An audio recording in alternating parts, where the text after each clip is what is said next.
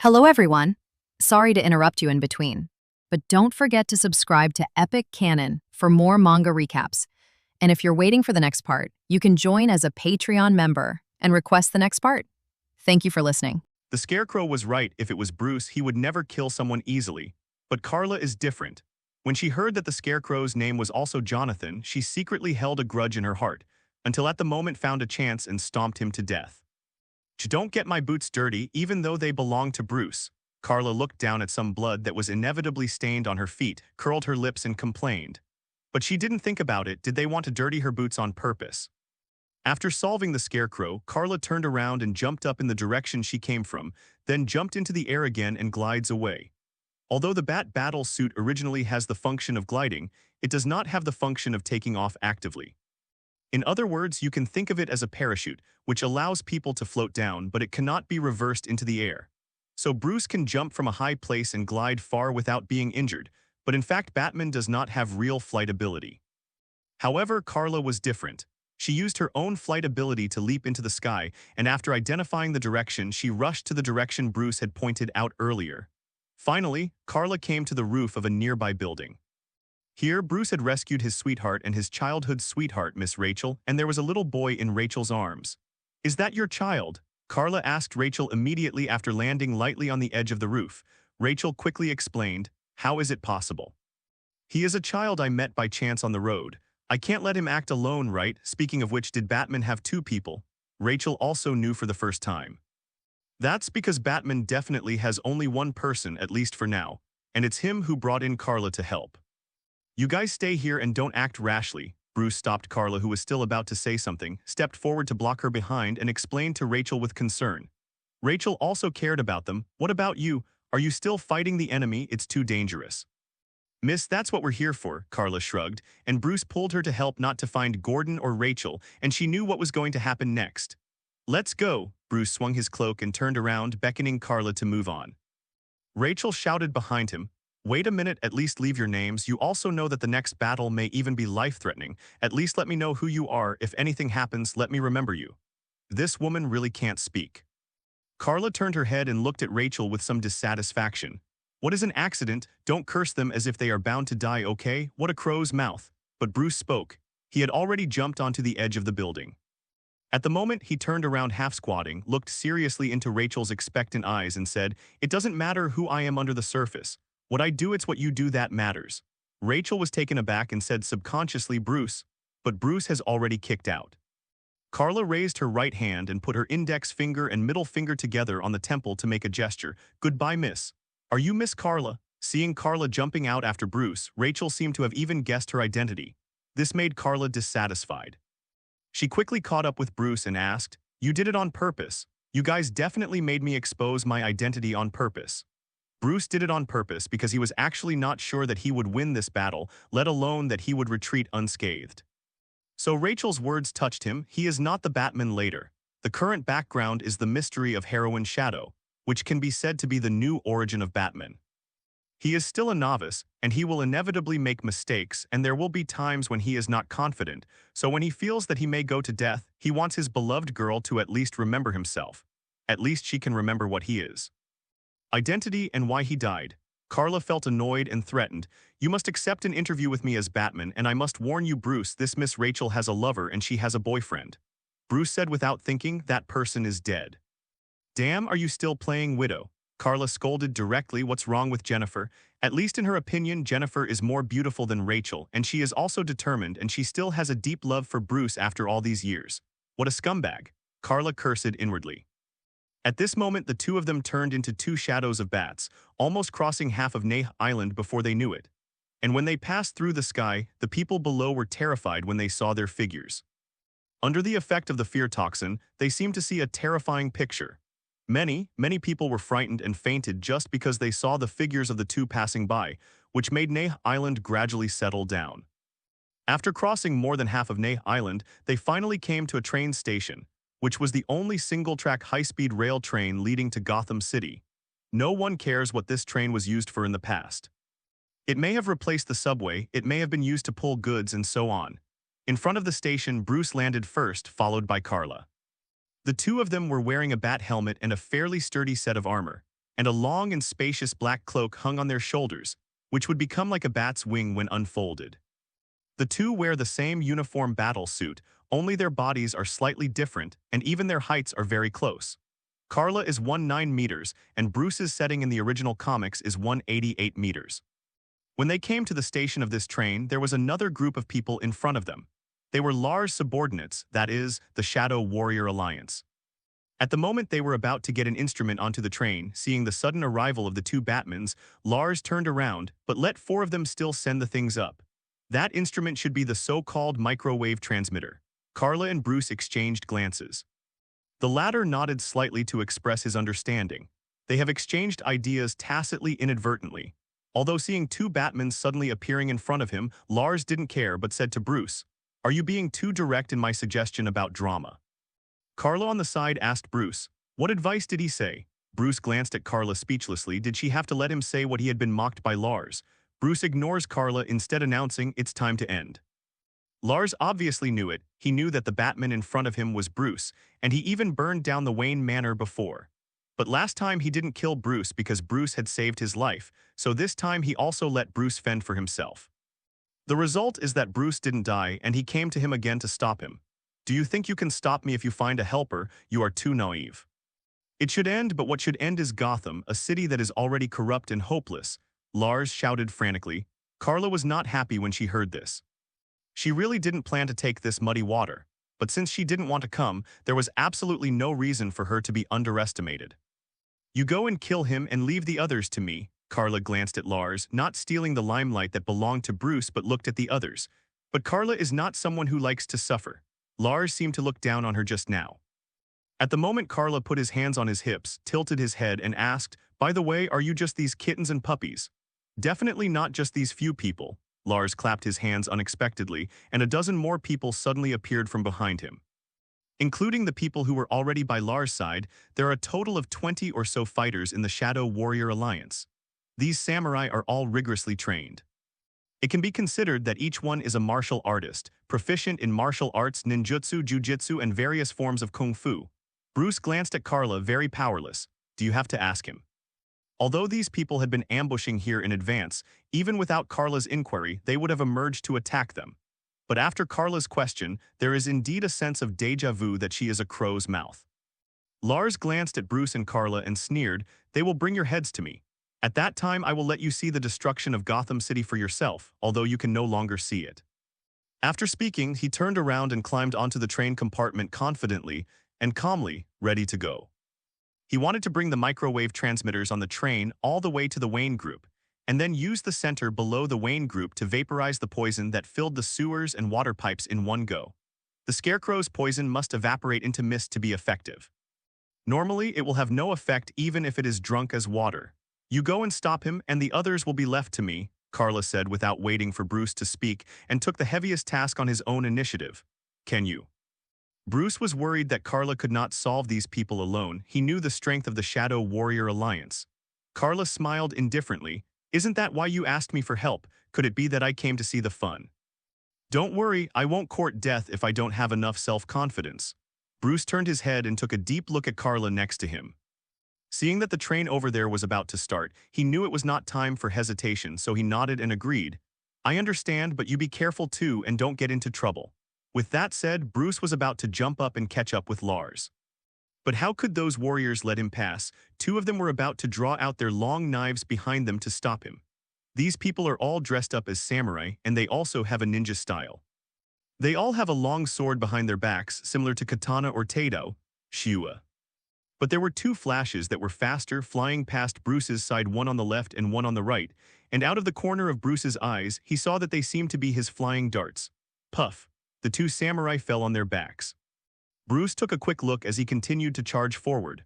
The heads of the two samurai were pierced, and it was two flying darts shaped like bats that caused the fatal injuries. That's right, it was his bat flying darts. At some point, Carla touched them and put them on his body before taking action. At the moment, he took them out and put them in his palms, grabbing several of them and looking at others with unkind faces.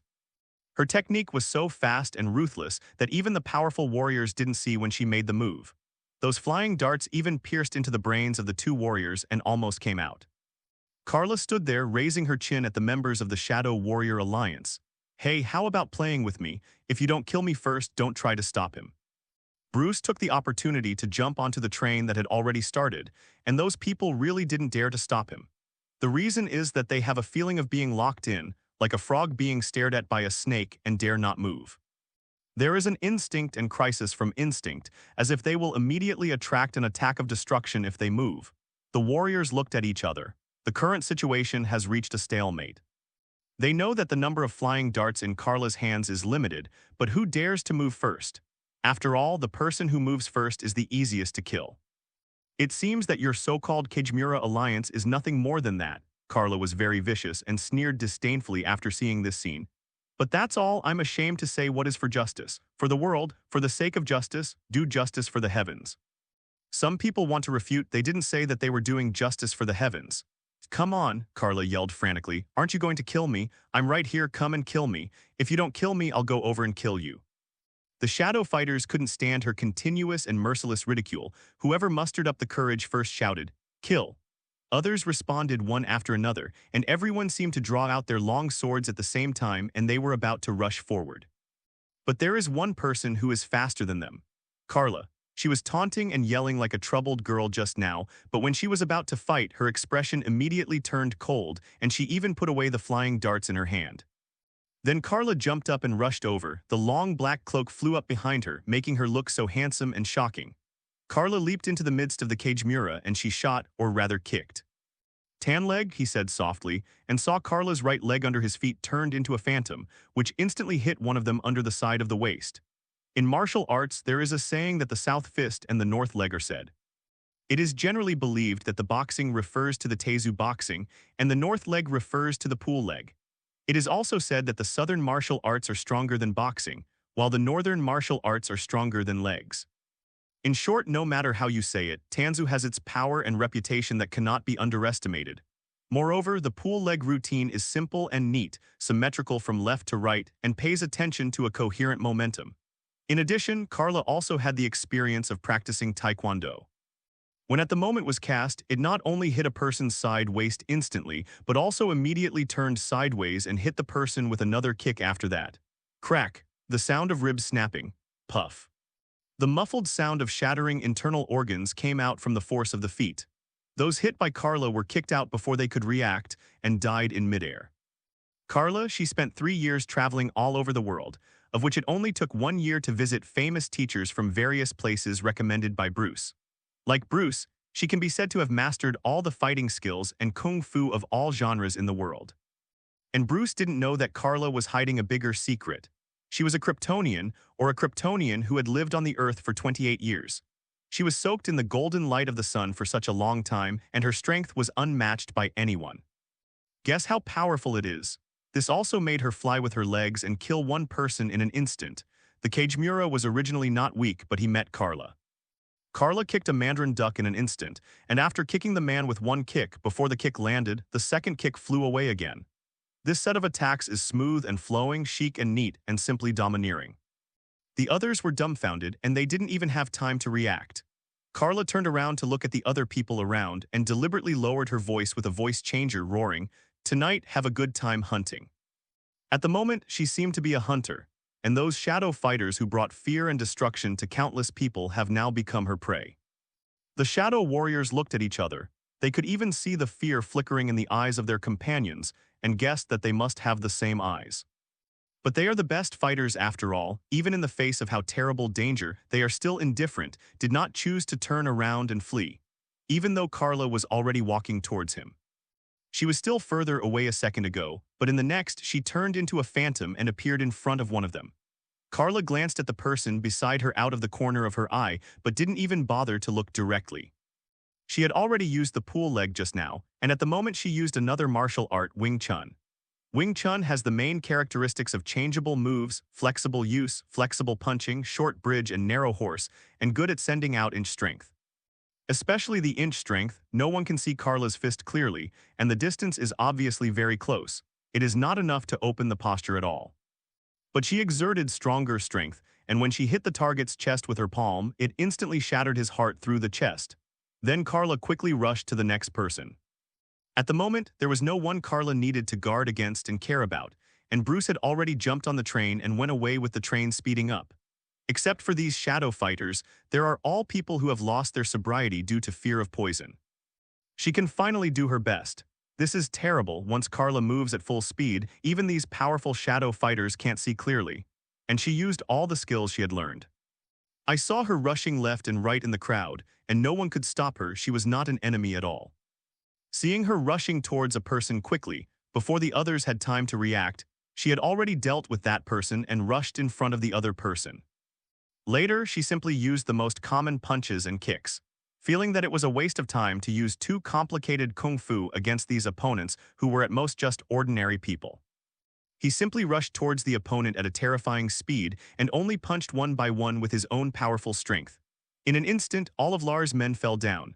When Carla came to the last person, the person finally couldn't bear the pressure and shouted, "Who are you? Your strength is definitely not what a human should have, and your speed, who are you?" He's right, Carla's strength is indeed at Superman level, but that doesn't make sense to him. "Tonight, all of you must die," Carla said with a terrifying aura, coupled with the low, hoarse voice from the voice changer, causing the will of the shadow fighter in front of him to fluctuate. But he finally stood firm. Lars Al Ghul is immortal and immortal. Carla immediately sneered. "There is no immortality in the world, even the legendary Shendu will fall. What do mere human beings know? How do you know the vastness of the universe? Have you heard of the apocalypse star? Have you heard of the origin wall? Have you heard of the infinite multi-universe? Have you heard of high-dimensional creatures? Have you heard of the origin of the universe and the oldest gods and even the monitor, anti-monitor, and master monitor? People who don't know anything dare to claiming to be immortal. Even the universe will perish, let alone a mere personal life." The man showed a surprised expression. It was indeed the first time he had heard of this. But he had no chance to listen anymore. Carla pinched her hand hard, and with a click, the man's neck was crushed by her. "Even a planet as powerful as Krypton will perish. No one will live forever unless you transcend everything." Carla narrowed her eyes slightly, revealing a shocking belief inadvertently. She wasn't worried about being heard, because there were no living people around her, including the Batman battle suit on her body, which she also checked, and there was no bug. Don't underestimate Carla's level of technology. She studied crazily for 4 years in college. If she wants, she can get all the most complete degrees in the world at any time. Definitely she is not willing to do that. One is that the knowledge she has learned is not for showing off. She is to enrich her knowledge so that she can face any unexpected situation that may occur at any time. For example, in this crisis in Gotham City, if there were no tactics arranged by Bruce, she would have found the best way to get rid of Lars and his gang. Even the microwave launcher, she just listened to a brief introduction, and she already noticed that there was something unreasonable in it, and made complaints about it many times. It stands to reason that human beings should be the first to be vaporized, especially Lars and the others. Those who dare to get close to the transmitter will have their blood evaporate immediately. Definitely, her complaints are of no use. It is precisely because Carla has a high level of knowledge that she is not afraid of Bruce making small moves in the battle suit. Otherwise, she would not be so free. Casually discarding the last enemy's body, Carla thought for a moment, then bent down to remove a man's long knife from the back. From Carla's previous flying darts technique, it can be seen that she has also practiced weapons. In addition to boxing skills, she has also dabbled in swords, guns, swords, halberds, axes, hooks, and forks. As for swords, she can skillfully use everything from ancient martial arts in the East to great swords in the West. Holding a long knife in her hand, Carla turned around and looked in the direction where the train had gone. Supervision allowed her to see the train in the distance, and even the situation inside the train clearly without being disturbed by the surrounding fog. Bruce has already fought with Lars and several of his men, but Bruce is alone and is being suppressed by Lars. He doesn't have the physicality of Carla's Superman after all. Carla flicked the long knife in her hand and said slowly, "The cycle of life and death is endless, and we live, they die." After saying the last word, Carla jumped forward, and then the whole person flew into the sky and quickly went straight to the train. The high-speed train has successfully left the blockade of Ney Island through the viaduct, and when the microwave transmitter entered Gotham City, all the water in the underground pipes entering the range was being evaporated. The sudden huge high pressure caused the sewer covers on the road to be lifted off one by one, and Gotham City began to be shrouded in the poisonous fog of those terrible fear toxins. At the moment, Bruce has chased after him, and he broke into the train to stop Lars' conspiracy and ambition. You just can't learn the lesson. Lars didn't expect him to follow, but he wasn't surprised. After all, Bruce was his disciple. At the same time, Lars was not afraid of Bruce's incarnation of Batman, and he waved his head to signal, and immediately four subordinates on the left and right automatically stopped in front of Bruce. Originally, I didn't plan to kill you, but if you keep looking for death, then I'll let you go, Lars said, clearly imposing the death penalty on Bruce. The four subordinates also heard what he meant, and murderous aura suddenly appeared on their bodies, and they rushed towards Bruce from left to right. Bruce was also unambiguous, displaying the skills he had learned and fighting with Lars' men. The road Carla walked was recommended by him, and what Carla learned he definitely also learned. It's just that Bruce doesn't have Carla's super strength, so he had to join the Shadow Warrior Alliance for the final training. But now, when he confronts other Shadow Warriors, he immediately judges against each other. Bruce is more powerful than those shadow fighters. The former fellow apprentice brothers are not Bruce's opponents at all. With 1 against 4, he solved them one by one in this narrow space. Will you just hide behind your subordinates? Bruce finally shouted to Lars. The four had already been knocked down by him, but Bruce didn't kill them. Lars snorted coldly and suddenly took out a knife. It was the knife he hid in the cane. It was usually invisible in the cane, but when the switch was turned on with a special technique, a sharp, straight blade would pop out. Then let you really see my horror. Lars swung the long knife in his hand and slashed at Bruce. Bruce didn't have a weapon in his hand, but he had 2 arm guards inlaid on the battle suit on his wrist. Facing Lars' attack, he just raised his right hand and blocked his attack with the arm guard on his wrist. There are even some sharp sawtooth-like blades on Bruce's arm guards, which are not used to hurt the enemy, but he's specially prepared to deal with Lars and the others. I saw Bruce didn't wait for Lars to retract the knife, clamped his blade with the arm guards of his arms, and then used those sharp serrations to form a scissors-like pinch and exerted more force. Crack. Lars' long knife made a crisp sound, and it immediately shattered into several pieces. Many people may not know that a knife seems to be good for chopping, as if it is very strong. But in fact, it can be easily cut off from the side of the knife. If it is difficult to cut off the knife against the blade, at most it will break off a piece of the blade. But now Bruce is exerting force from the side, easily destroying Lars' favorite knife. That's Lars' knife, definitely the best knife in the Shadow Warrior League, probably not one of them yet. Now it is destroyed. This is the combat style of Bruce and Batman. He is used to preparing everything before the battle and using a comprehensive countermeasure to catch the enemy by surprise. If Bruce is well prepared, even Superman and even Carla may be defeated by him or even killed. After all, the B******D had a warehouse of kryptonite in his craziest moments, and who could have guarded against that? Back to the present. Lars glanced at the broken knife in his hand but didn't care about it on his face. Don't forget that Bruce was his disciple. It can be said that Lars taught all the exercise and training Bruce received in the Shadow Warrior Alliance. How could he be afraid of his disciples? Do you think this will stop me? You underestimate me, Bruce. You can't stop this train. Gotham City is over. I'll let you watch it fall before your eyes. Lars said without any hesitation. He threw his bare hands at Bruce. Bruce is definitely not afraid, but when he actually played against Lars, he realized that he had made a big mistake. Lars is much older than Bruce, but Lars is stronger in speed and strength. Bang bang. The muffled sound of punches to the flesh came from Bruce's body, and Lars pounded on his body with punches and punches. His sophisticated moves and vigorous posture prevented Bruce from even touching the corner of his clothes. What's the matter? Is that all you have? Bruce, don't forget who taught you your skills, and don't forget that you have never defeated me once, Lars said while lecturing Bruce, while mocking and reprimanding loudly. Although Bruce is already trying his best to resist, he really has nothing to do with Lars, at least in a face-to-face one-on-one battle. The distance between him and Lars is still very large. If nothing else, Bruce has basically no chance of winning Lars, unless Gordon completes the plan assigned to him and blows up the viaduct to attract Lars' attention. But the bridge that Bruce asked Gordon to blow up before was the viaduct in front of the Wayne Group. Now the train has just left Neh Island and entered Gotham City, which is still far from the Wayne Group in the center of Gotham City. Maybe he's about to get beaten up again. At this moment, at this critical moment, a strange noise suddenly came from the train. Immediately afterwards, a beautiful black figure came in from the car window upside down. Hey, handsome guy, do you want me to help you? Carla was wearing a Batman battle suit in the same style as Bruce, standing there with her hands on her hips and joked leisurely. Bruce was suppressed miserably, but when he saw Carla, he immediately turned from worry to joy. Have you dealt with those people? Small idea, Carla tilted her head, revealing a long knife behind her back. Lars frowned. He knew what losing his sword meant to a samurai. Even though he didn't care about his favorite sword, he trained his subordinates very strictly, and he knew that those subordinates were likely to have been died. Speaking of Bruce, Carla seemed to have noticed something at this time. She turned her head and glanced at the microwave transmitter placed in the middle of the train. Don't tell me that your Wayne group is still planning to recycle this dangerous machine. Won't you destroy it? Bruce said weakly, do you think I have a chance to destroy it like this? Carla seemed to have just noticed that Bruce was being ridden under Lars, with one hand stuck around his neck and the other clenched into a fist. Before Carla arrived, Bruce was being repaired very badly.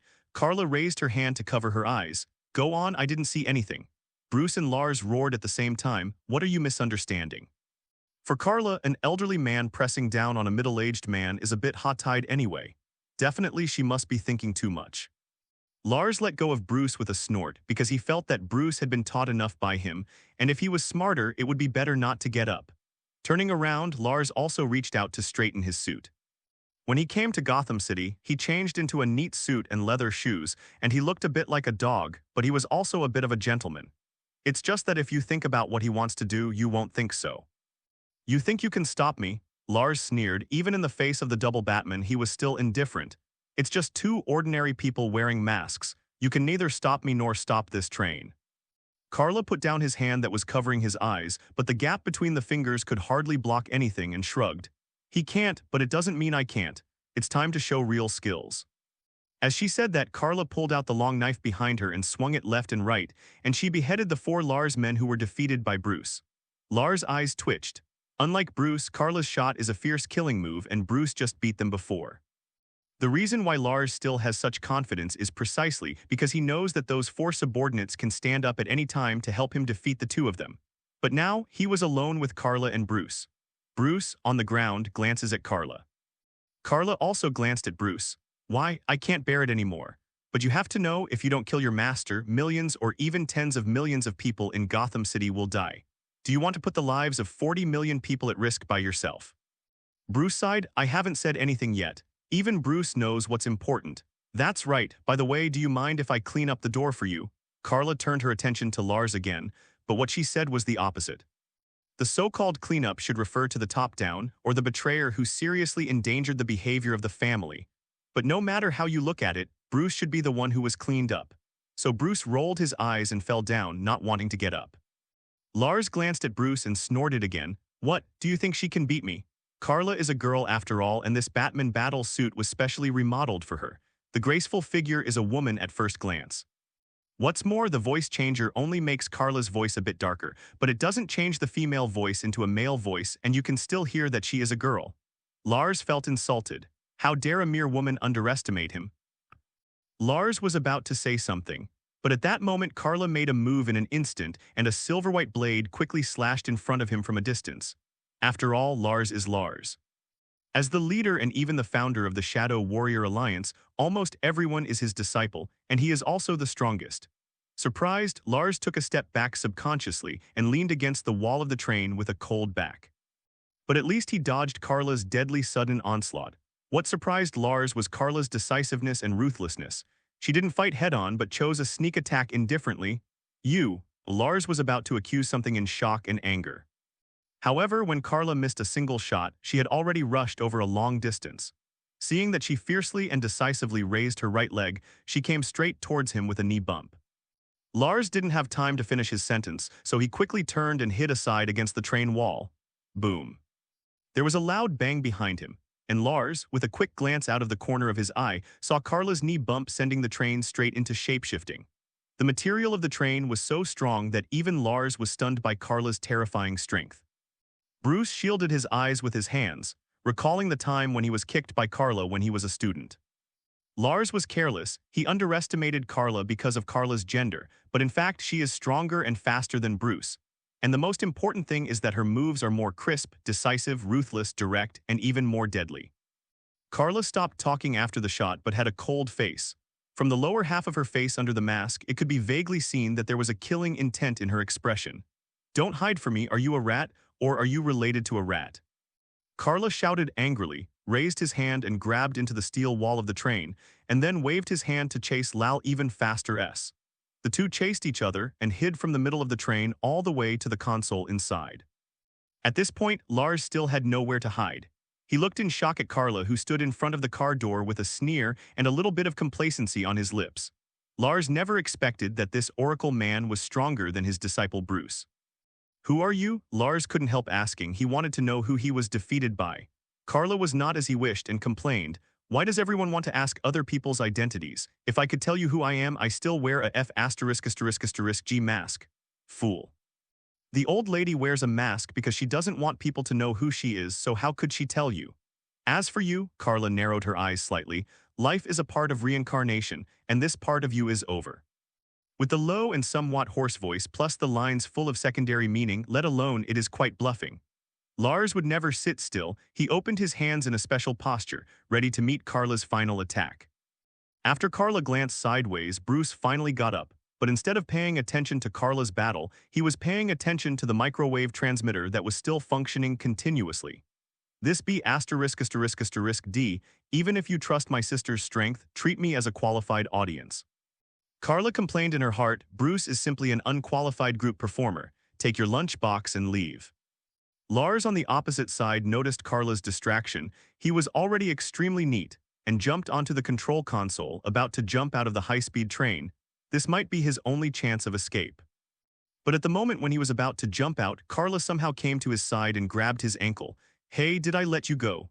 Lars turned back in horror. How did she do it? Carla gave him a sneer, lifted Lars up with terrifying strength, and hit the console in front of him hard. Boom. Lars, a living person, turned into a puddle of flesh in the end, stuck to the console and unable to get up and down. Lars here is just an ordinary person's physical fitness. He doesn't have the so-called regenerative healing factor in the comics. If it wasn't for Carla's fear that Bruce might discover her biggest secret, Lars couldn't even last the first round. Will be decapitated by her at supersonic speed. But in the end, when Lars mistakenly thought that Carla was distracted, he actually exposed the biggest flaw. Carla grabbed his foot and slapped it on the console like a whip or a school bag. Now I can't even recognize Lars's appearance, and I'm afraid it will be difficult to pick it out when dealing with the follow-up. Carla clapped her hands and turned back to the middle of the train, which was beside the dangerous machine, indifferently. Glancing at Bruce, who was busy looking for a way to turn off the machine, Carla complained, "So I just said this thing doesn't make sense at all." Where the train passed by, the water in the underground pipes more than 10 meters or tens of meters away from the viaduct was evaporated. As a result, she and Bruce were beside the machine, and the blood and water in their bodies were not affected at all. Influences. Also, Lars and the others should have died a long time ago when they were so close. Bruce rolled his eyes.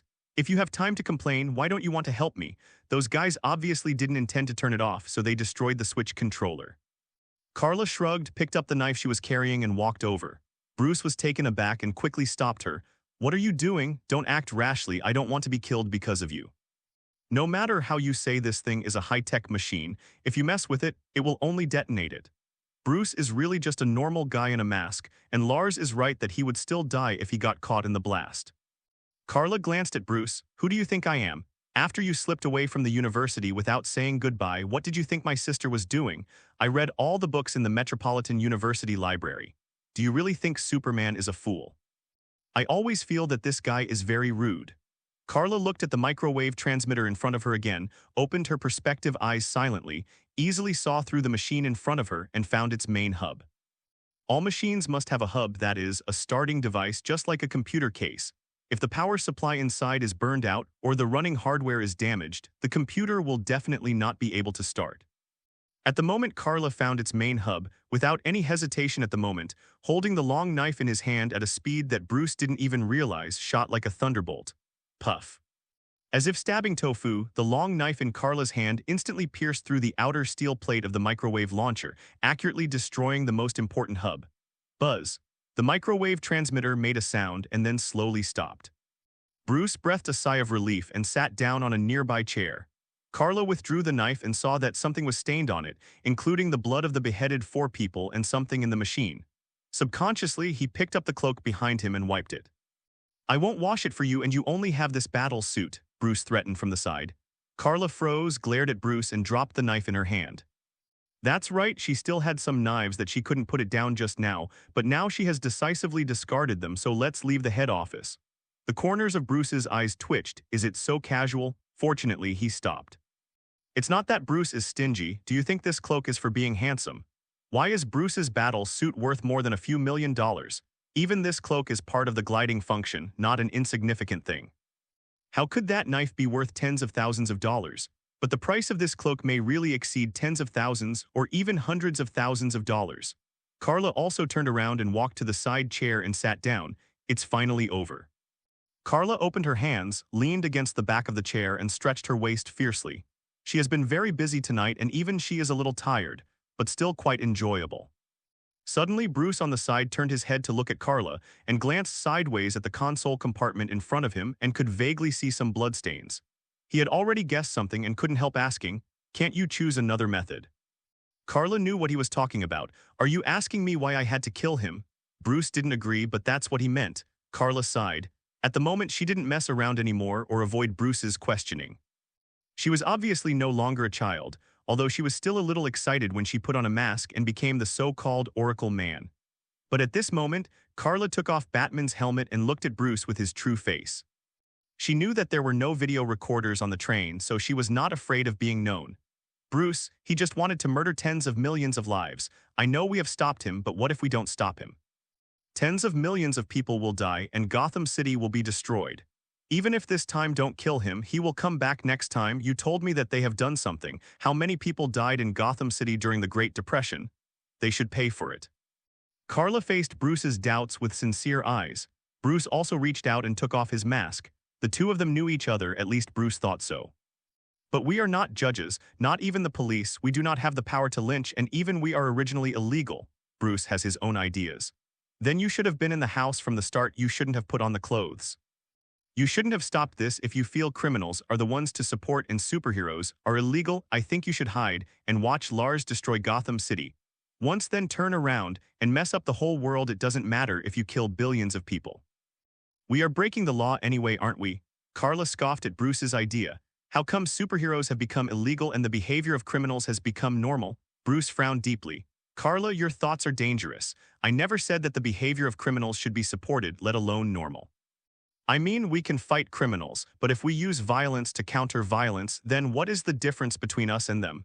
And you will only get deeper and deeper. When you realize that killing a criminal is much easier than arresting him and punishing him, in the end you and Lars have another. What's the difference?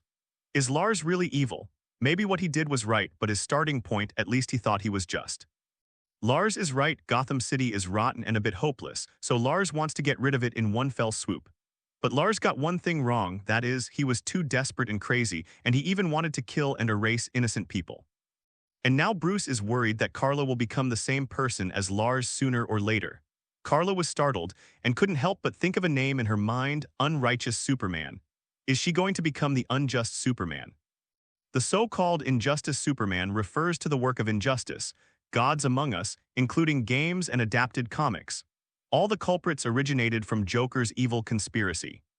He used illusions to make Superman accidentally kill his pregnant wife Louise, and also destroyed half of the metropolis with a certain bomb explosion and killed thousands of people. This time, Joker no longer wanted to drag Batman into the abyss. He turned Superman into his goal, tried everything, even took his own life to be killed by Superman. Joker succeeded. He made Superman paranoid and crazy. Since then, Superman has stopped restraining himself and began to act as judge, jury, and executioner at the same time. There was a time when the entire Justice League, except for Batman and a few others, was almost on Superman's side.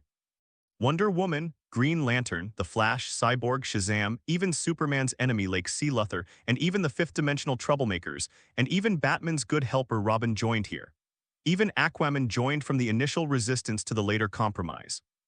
Superman set out to bring peace by solving criminals before they hurt others. It's just that slowly his team also began to change their taste. After tasting the simplicity and convenience of this method, they began to get out of hand. Even the world has been threatened and intimidated, and everyone is starting to feel insecure. After all, the so-called criminals are dealt with before the crime begins, who can guarantee that they will not be treated as criminals. Maybe the idea of Injustice Superman is good, but he is too extreme. Before the criminal actually commits the crime, he cannot be punished as a criminal. Are we wrong? Carla suddenly asked. She didn't doubt herself but questioned Bruce. So we are wrong, we shouldn't stop Lars in advance, we should wait until he killed tens of millions of people. Put him in a prison where he can escape at any time, and then arrest him after he continues to hurt tens of millions of other people, and even after he kills everyone in the world. We should be like this, do right, Bruce. Bruce looked at Carla deeply. He seemed to understand something. If Bruce knew the unjust Superman, he would definitely see that Carla was dangerous, and she might rise up and become the unjust Superman at any time. You're so extreme, Bruce snapped his helmet back on, inevitably disappointed with Carla. You're too weak, Bruce. Carla put on Batman's helmet again, her tone full of disdain. Have you ever seen the cruelty of nature? In order for hyenas to eat buffaloes, you know that the first place hyenas attack is where? I think being a man gives you a chill down your spine or your hips. At the end, Carla let out a burst of unreserved laughter. Because when a hyena besieges a buffalo, especially a male buffalo, the easiest and most convenient place to attack is the crotch. Do you know what the first thing a male lion does when he conquers a lioness pride? Kill all the offspring of the previous lion king, that is, the cubs. Do you think they are animals so they have no reference value at all? Maybe. I just want to say that I have seen more cruel and terrifying natural worlds, and human beings are also part of nature.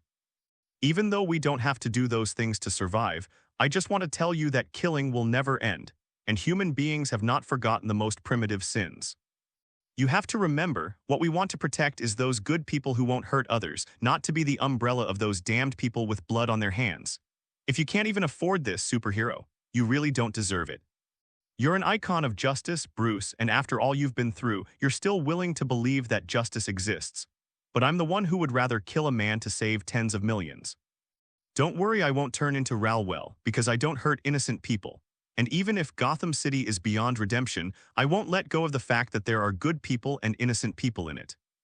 However, even if you give me another chance, even if you stop me, I will kill Lars again. I don't care if he is alive or not, and I don't care what you think of me. I only know that if we, without stopping him, tens of millions of people in Gotham City will all die. Aren't you afraid of what will happen if we don't stop him? Just now it was Bruce's ideas that prevailed, and now Carla is fighting back. It's a paradox that no one knows what the right choice is.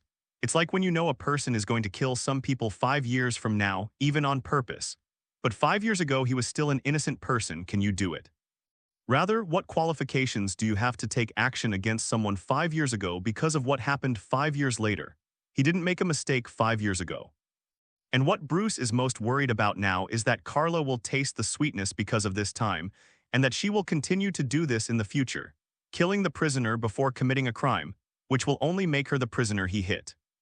Bruce's worry is not unfounded. He still doesn't know how powerful Carla is. If she really turns into an unrighteous Superman with the power of her female Superman, even the whole world will be threatened. For a while, although they defeated Lars, they successfully prevented the crisis. But the atmosphere between the two was a little stiff. Carla glared at Bruce. Bruce looks at Carla with concern too. The relationship between the two people had some cracks, and they knew that their ideas were in opposition. But Carla also recognized Bruce's philosophy, thinking that he was the benchmark of justice, but he couldn't do it himself, not for any other reason, but felt that this should be what superhero really had to bear. Bruce, do you really think it's right to throw them into prison? Carla still had some resentment after all, and she didn't even hesitate to say that. The criminal who killed your parents was only imprisoned for 14 years before being released. Released, it turns out that the lives of your parents are only worth 14 years. Gotham City doesn't seem to have the death penalty. I don't think it's unfair because I know you, and I don't view this matter from the perspective of personal grievances. I just simply feel that many times the so-called respect for human rights and life is actually the most disrespectful expression of human rights and life. If you kill 2 people, you only need to sit in prison for 14 years, but the person who was killed will never come back or wake up for the rest of his life.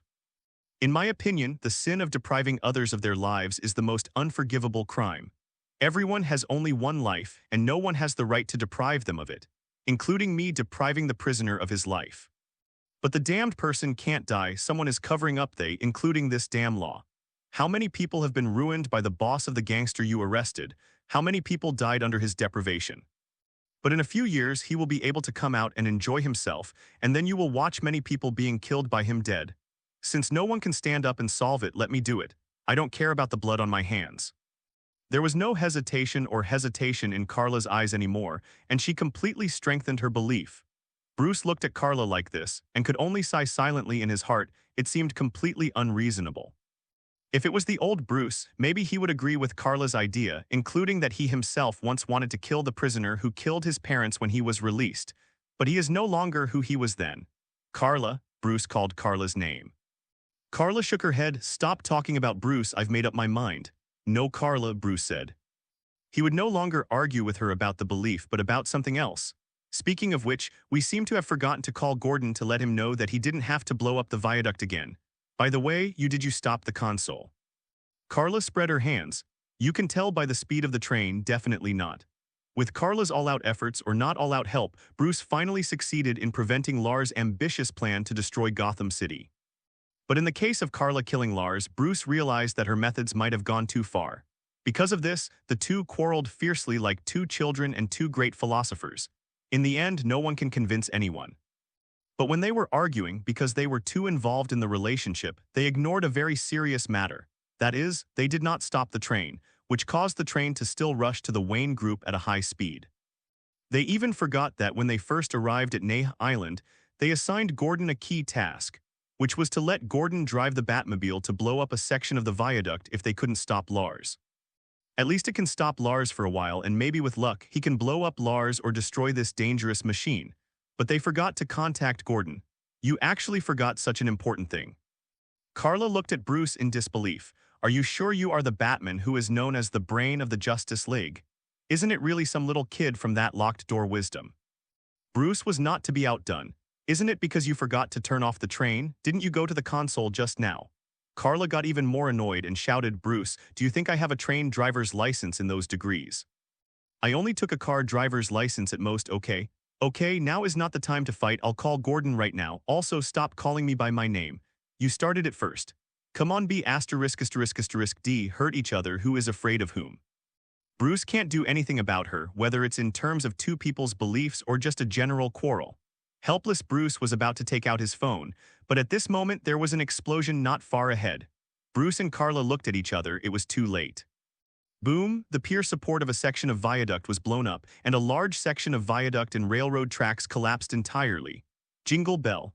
The phone in Bruce's hand rang instead. It was Ah Fu who called, and he asked excitedly, Master, please don't tell me that you are on that train. Fu, you guessed it. And me, Ah Fu, Carla reminded Ah Fu, don't just care about your young master, Miss Ben is here too. It's okay, Fu, we'll be fine. Bruce quickly reassured the worried Fu and nodded at Carla. We have to leave. With the gliding function on the Batman battle suit, they are not too dangerous, provided that they must leave the car before the train falls. So before the train was about to enter the collapsed bridge section, the two smashed the nearby glass one after the other and jumped out vigorously.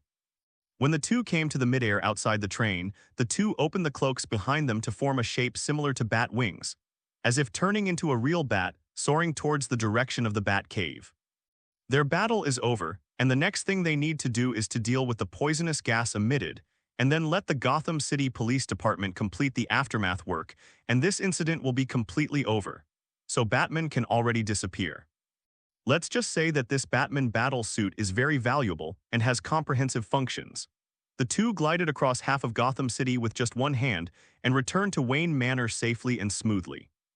Looking at the ruined Wayne Manor, Carla still couldn't help but said, if I knew your house would be burned down, I might as well have let me take some cultural relics away. It's a pity. Bruce glanced sideways at Carla. You think I'm willing to burn it? I really thought he was drinking too much to light it. Back at the Bat Cave behind Wayne Manor, Ah Fu was relieved to see the two men returning safely.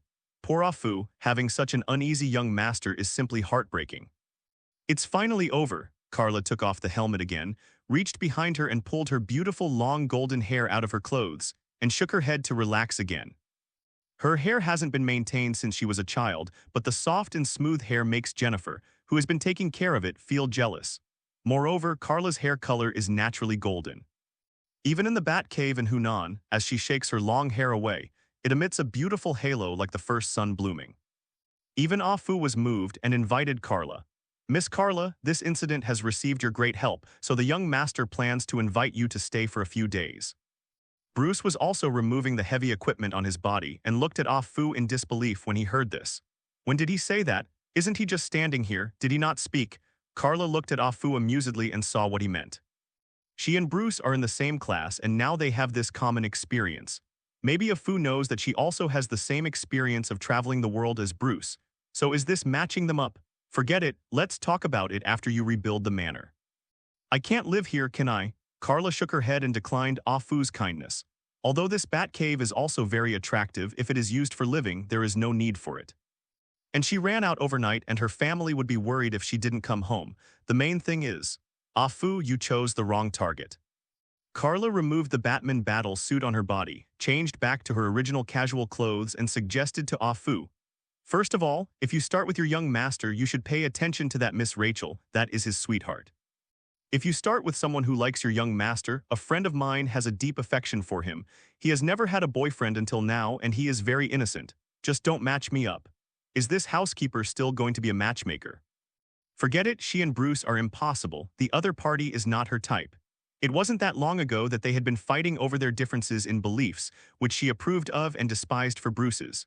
Bruce was also worried that Carla would end up being another Lars. Bruce, I'm going back. Carla quickly found her target in the Batcave after disarming the equipment. A motorcycle being modified with two huge amounts of wheels at the front and rear is the upcoming Batmobile. Because this is the origin stage of Batman, his equipment is not as comprehensive as later, and now only the Batman chariot is activated and the locomotive is still in the research and development stage. But even if it's not perfect, Carla's eyes shine. It's better to say that the current locomotive is more in line with her aesthetics. It's a pity that Bruce immediately refused after seeing what she meant. This car is still in the research and development stage. I don't want to hear that you had a car accident on the way home. Carla wanted to say that she didn't mind, but Bruce didn't dare to bear the consequences, mainly because he didn't want the beauty to disappear. Stingy, let's see how I arrange for you then. Dare to offend the reporter, you're done, Bruce. In the end, Afu drove her back in Bruce's private jet. Carla has been speculating that maybe this plane is the fighter after Batman, or maybe not. Because this plane is just an ordinary small private plane, after Wayne Manor was burned down when Bruce decided to ask Carla for help, Ah Fu urgently mobilized it. In order to be able to launch and land at the estate, this is actually a helicopter. The advantage of a helicopter is that it can go straight up and down without an airstrip. Before Carla went back, Ah Fu also tried to persuade her to take a bath first. After fighting all night, she couldn't help but feel a little sweaty. Carla is very helpless. It seems that Ah Fu is determined to want her to be the mistress of the Wayne family. No, please don't, she's not interested. What's more, she didn't bring a swimsuit, and with the current situation in Wayne Manor, she can only take a bath in the pool behind the Batcave, right? Fu, what are your intentions? This old and disrespectful guy really did everything he could to make his young master have a home sooner, and to have a grandson in his arms. Although Ah Fu is the housekeeper, he has taken care of Bruce since he was a child, and he almost regards Bruce as his own child. He also has no home of his own, no wife or children, so he has always regarded Bruce as his own. But Bruce is really not Carla's type. In the end, when Carla was sent back to her farm by Ah Fu, she found that her family members hadn't slept all the time but were worried about her condition and waiting for her to come back. After Carla bid farewell to Ah Fu, accompanied by her parents and younger brother Clark, she returned to the living room at home and saw her family members watching the news on TV. Such a big situation suddenly happened in Gotham City, and the news has been reporting it for a long time. But the reporters in Gotham City didn't dare to get close to the fog, so they could only hide from a distance and report on the scene. This has always been the case in many superhero movies, and the efficiency of news broadcast and relay is very fast. Even Carla appeared on the screen. Therefore, there was a query on the TV news. Gotham City surprised Oracle Man, what is her relationship with Batman? The family watches Carla together. Although Carla didn't want to admit it, she revealed from the beginning that she was going to help Batman and she could only shrug her shoulders. It's me. She still confessed to her family anyway. The biggest secret is the identity of the Kryptonian, which is nothing at all. But the family still looked at Carla with that suspicious look. Carla was finally surprised. Didn't she admit it? Why is there still this look? Why are you looking at me like that? Carla thought they were worried about revealing her own strength and continued to comfort her. Don't worry, I haven't revealed too unbelievable strength. Carla, who is that Batman? As a result, Martha was even more curious about Batman's identity. He is your boyfriend, Puff. Carla almost vomited blood who said that, seeing that Martha and Jonathan were looking at her expectantly. Even Clark seemed to think so they were expecting this. No, Carla immediately vetoed it with all her strength, and she also understood why Bruce showed a helpless expression when facing off Fu's urging marriage. Once the elders urge marriage, it is really scary. Carla angrily ran to the yard outside the house, took out her mobile phone and dialed Perry's number.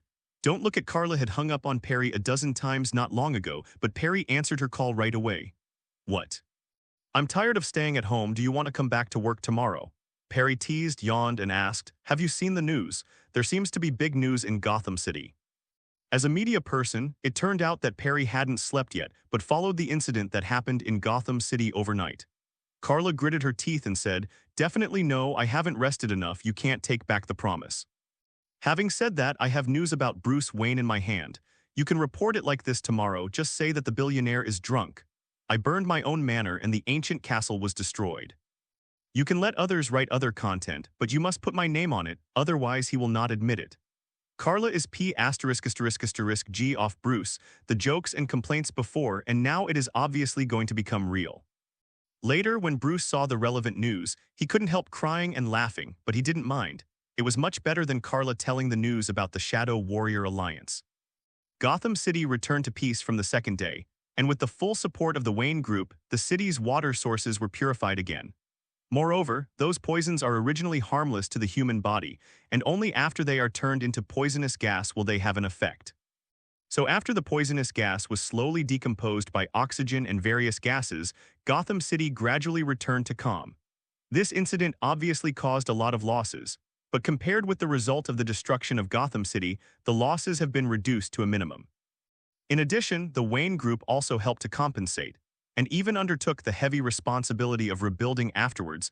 The mayor of Gotham finally heaved a sigh of relief. Later, in order to keep Perry from bothering herself, Carla also asked Bruce to fulfill his promise and conduct an exclusive interview with him in Batman, or in fact only took a few photos and mailed it. Bruce, a black-bellied B*****, had clearly agreed to be interviewed by her, but in the end he sent her away with only a few pictures of his looks, and the whole set of Batman equipment that was promised is gone. If I had known she would have worn that Batman battle suit home, damn it, totally fooled. Carla was very angry and had no choice but to send Batman's photo to Perry. Unexpectedly, Perry was very excited and satisfied, saying that Carla has made great contributions and she will be given more bonuses this month. Carla blinked, meow meow, that's okay too. It seems that there is a way to stabilize the money. Carla showed a thoughtful expression. Maybe she really wanted to bring back that Batman battle suit. And when she had no inspiration to write a column, wouldn't she be able to send Perry away by taking a photo of herself? If Perry knew what she was thinking, he might vomit blood. But whether it's a little Spider-Man or Clark, it seems that they have done this kind of thing. Poor Daily Planet and Daily Bugle. After that, Gotham City also had many follow-up events with large file size and small size. For example, Carla interviewed Bruce before and mentioned that the current executive chairman of Wayne Group wants to list Wayne Group and sell shares to cash out. As a result, Bruce used a lot of money to buy his company back under the alias of many organizations, and being rich is self-willed. Another night, Gordon, now sheriff, signals Batman with a searchlight, causing Bruce to emerge as Batman. Bruce thought that Gotham City was completely peaceful now and he could rest. As a result, Sheriff Gordon took out a playing card and announced the existence of Joker. Everything seems to have passed. Gotham City avoided a huge crisis. With the efforts of Batman before, the underground underworld is falling apart, and Gotham City seems to have restored peace. As for Carla, let alone, she didn't even bother to watch the news of Gotham City recently and only concentrated on resting at home. Now she also starts to put on her sportswear every morning and evening and go out for a run and walks her dog along the way. You're not old enough yet, Clark said, hitting Carla's minefield one day. Carla is 10 years older than Clark. Unlike many Supergirl origin stories, Carla did not stay in the Phantom Zone for decades because of the impact of a meteorite, but came to Earth with Clark. Clark is 18 now, Carla is 28 and she's turning 30 soon. You mean I'm already a middle-aged woman? Carla put her hands on her hips and looked at Clark with cold eyes. Clark quickly raised his hands in a gesture of surrender. If it was before, Carla might have spared him, but today is different. Crack clack. Carla clenched her fists, making a series of bone and joint collision sounds which was terrifying. Sister, Clark started to back away.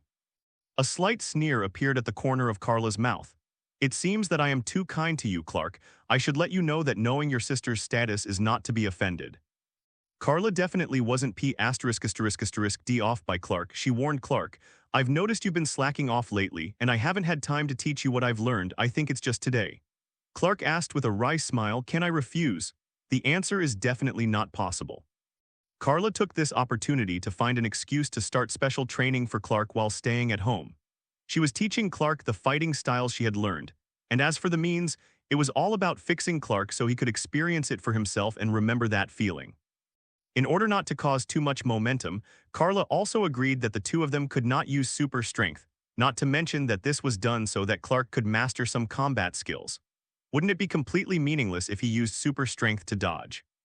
Carla even taught Clark about psychokinesis, or the control of mental power from the original magic book. Clark, we are not invincible. Although we are indeed strong enough now, there are also weaknesses that restrain us, such as the red sun rays. Carla began to popularize the knowledge and weaknesses of Kryptonians for Clark. He must clearly know what he is afraid of, and even what things and means can kill him. Carla was very worried whether Clark would be careless because of his own strength. If the golden sun's rays can strengthen our strength, then the red sun's rays can weaken our strength. You must remember this if one day when you have a chance to go into outer space. Be sure to stay away from those red suns. In addition, Carla also warned Clark, there is also a kind of ore from our home planet Krypton which can be called kryptonite, and that kind of ore will also threaten us. All super abilities, even kryptonite, become deadly threats and even toxins. Kryptonite is too harmful to Kryptonians. Except that Superman in the Silver Age can ignore it after reaching a certain level, it has always been the deadliest weapon and threat of the Superman family. Even the so-called undead monsters like Doomsday. So I'm going to teach you the control of mental power now. When your psychokinesis is strong enough, you can open a protective shield on your body before the kryptonite approaches. Although the effect of kryptonite is powerful, as long as the minerals emitted by kryptonite or even the position or magnetic field are not affected by itself, I guess there should be no problem. This is the conclusion Carla came to after participating in the Battle of Gotham City this time. At that time, she used psychokinesis as a shield to resist the poisonous mist. Although she could hold her breath, don't forget that there are pores on the human body, and she would be poisoned if she was in the mist for a long time. And under the protection of psychokinesis, Carla has been unaffected. Now she is also going to teach psychokinesis to Clark, hoping to become an important force to protect Clark someday. To be honest, Carla is too kind to this younger brother because of the age gap between the two, even if they are not raised as their own sons. After all, they have their adoptive mother Martha. But at least Carla and Clark are the only Kryptonians. No matter where Carla's original soul came from, she can only live with Clark now. So Carla had to be fully prepared and didn't want to regret it when Clark was really in danger. Clark also knew that Carla was doing it for his own good, so he followed his sister to train hard, trying to learn all these things before going to college. And don't forget that Superman has super learning abilities, those super abilities of Carla awakening, and Clark is gradually awakening later. They're both Kryptonians and they're cousins of the same family. It doesn't make sense that what Carla has, Clark doesn't have. In this way, Carla's 1-month vacation was very fulfilling, and it was so fast that she didn't realize it, and it passed in a blink of an eye. No matter how unwilling Carla is, she will go back to work in Metropolis next. And Clark, he actually went to the Metropolis to go to school a few days ago, and Carla drove him in his own car at that time. Jonathan also wants to send Clark off, but now that his children have grown up, he doesn't have to bother him to do everything by himself. Clark didn't want to see his adoptive mother Martha tearful when they were separated, so he begged his father to stay at home with his mother, and promised that he would come home every week or every month. As a result, Martha immediately glared at Carla with a complaining look. Your sister promised so at the beginning, but then she disappeared for 3 years in one breath. Carla stuck out her tongue and hurriedly beckoned Clark to flee. Later, after Carla sent Clark off, she returned home for a few days. But after the 1-month vacation was over, she would leave home and go to work again as a female white-collar worker. It was on this morning that Carla was driving her car, which had not yet paid off the loan, with a lot of vegetables at home in the trunk. If she hadn't stopped her, the rear seats would have been filled by Martha and Jonathan. The bustling life of the city. The road she was going to take next was the road where the tornado incident happened, but it didn't happen again today. It's not so unlucky every time. How can such natural disasters happen every day? Carla turned on the radio and listened to the song It Was Fun to Be Alone. At this moment, a series of phone rings rang and the inexplicable Carla had a bad premonition. She picked up the flip phone. There are still no smartphones in this era. Even if it has a prototype, she doesn't want to buy a machine with an old system. Moreover, can you imagine how slow it is to open a web page with a 2G network? Sorry, it's not yet the 3G era. When Carla answered the phone, Jennifer's voice came from the opposite side. Her tone was very excited, shouting, "Carla, I have good news for you. I will be transferred to Gotham soon. Congratulations me." Carla slammed on the brakes and almost ejected himself. "Congratulations, you banana balla. Are you going to F***K in Gotham City?" Jennifer perfectly interprets what is called surprise. No, it is shock. The shock was that she actually asked to be transferred to Gotham City. In fact, not long ago, actually a month later, Gotham City had an honest chief prosecutor at that time, and he was Rachel's boyfriend at the time. But according to Bruce, the chief prosecutor is dead tilde. At that time, Carla complained that Bruce wanted to play the widow's plot, which is definitely just a complaint, and Rachel is not the wife of the chief prosecutor, so she is not a widow. And now, a month later, because of Jennifer's voluntary application and the fact that Gotham City really needs a new chief prosecutor, she has been approved. Because Jennifer is also the chief prosecutor in Metropolis now, she can take office directly after she goes. After Carla got the news, she rushed to Jennifer's house that night without caring about her work. "Are you crazy?" Carla rushed to Jennifer's house after opening the door and shouted. She has keys to Jennifer's house, including Danny's. Definitely the keys to her house were also given to them respectively. But Carla didn't see Jennifer. It wasn't that Jennifer was not at home. Carla immediately realized that she was in the kitchen with her super hearing. Carla held back her anger temporarily and rushed into the kitchen. In addition to Jennifer, Danny is also there and the two are busy preparing dinner. It seems that they want to celebrate. Carla yelled again, "Jane, are you crazy?" Jennifer glanced at Carla, then raised her finger to her feet. Carla came in with her shoes on. Carla was very angry, but still bent down and took off the sneakers and carried them in her hands. "Really? At such an old age, you are still so hot. Also, you should try wearing high heels and skirts, right?" Jennifer didn't give Carla a chance, and she was sarcasm when she opened her mouth. You see, she was wearing a beautiful blue dress, and she turned it around so that the skirt floated like a flower. But Jennifer didn't notice that Danny's already black face was even darker. I'm really sorry that I don't wear skirts," Danny reprimanded angrily. "Because of work reasons, it's not convenient for her to look as pretty as Jennifer." Jennifer knew that she had accidentally affected innocent people, so she quickly hugged Danny and said deliberately, "Don't be angry, you know I'm targeting that person." Carla sneered. She was the one. "Don't change the subject for me, Jane. Do you know what you're doing? Do you have anything else on your mind besides that scumbag? Do you have to go to Gotham City? You didn't see what happened before Gotham City, what?" Carla was not distracted by Jennifer and brought up the topic that made her angry again. Jennifer sighed helplessly. "I know you must have mistakenly thought that I went to Gotham City because of Bruce. You really misunderstood me, Carla. The Metropolis is so peaceful. What do you think my daily work is? Sitting in the office drinking coffee and reading the newspaper, that's all. Sometimes I even envy the articles you write in the column and want to go out and take a look. Just because Gotham City needs me, that's why I'm going." Carla looked at Jennifer, and Jennifer looked directly into her eyes. After a while, she showed a wry smile. "Please, I am also a woman who is almost 30 years old. Do you really think I am just a nympho girl? I know Gotham City, it's a lot worse than the Mets, but that's where I can make a difference and that's where I can play. And you didn't hear me on the phone, did you?" "What?" Carla was curious because what Jennifer said was right. When she heard that Jennifer was going to be transferred to Gotham City, she slammed on the brakes because of shock and almost ejected herself, completely missing her words, all words. Jennifer shrugged. "Actually, my going to Gotham City is equivalent to airborne plus promotion. I was promoted to Carla. I went to Gotham City not as a prosecutor but as a chief judge." How to explain the difference between prosecutors and judges?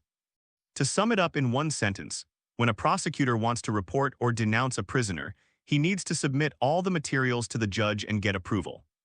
Although prosecutors and judges are not a system, it is judges rather than prosecutors who really decide whether a prisoner is guilty or not. So at the beginning of the second part, Harvey Dante, as the new chief prosecutor, needed to submit materials to the chief judge, but it was the judge who made the final judgment. Let's put it this way, even if she is not the head of the department, Jennifer's political status is already very high. She is not yet 30 years old. If Carla didn't know her well, Carla would have wondered if she used some kind of woman's tricks to climb so fast. Black Circle ask for flowers.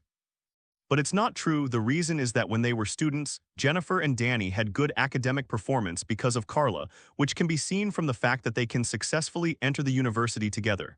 They are genuinely talented. Do you have to go? Carla asked again. Jennifer shrugged. The application has been approved and I will move in a few days. And it would be nice if I could meet someone or something.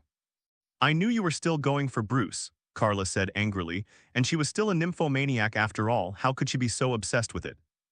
Jennifer showed an aggrieved expression. You don't like it, but it doesn't mean others don't like it, and you can't deny that he is really attractive. I don't want to just find a man for the rest of my life, Carla. You can't use your standards. See what I'm thinking? You're not married, we're not.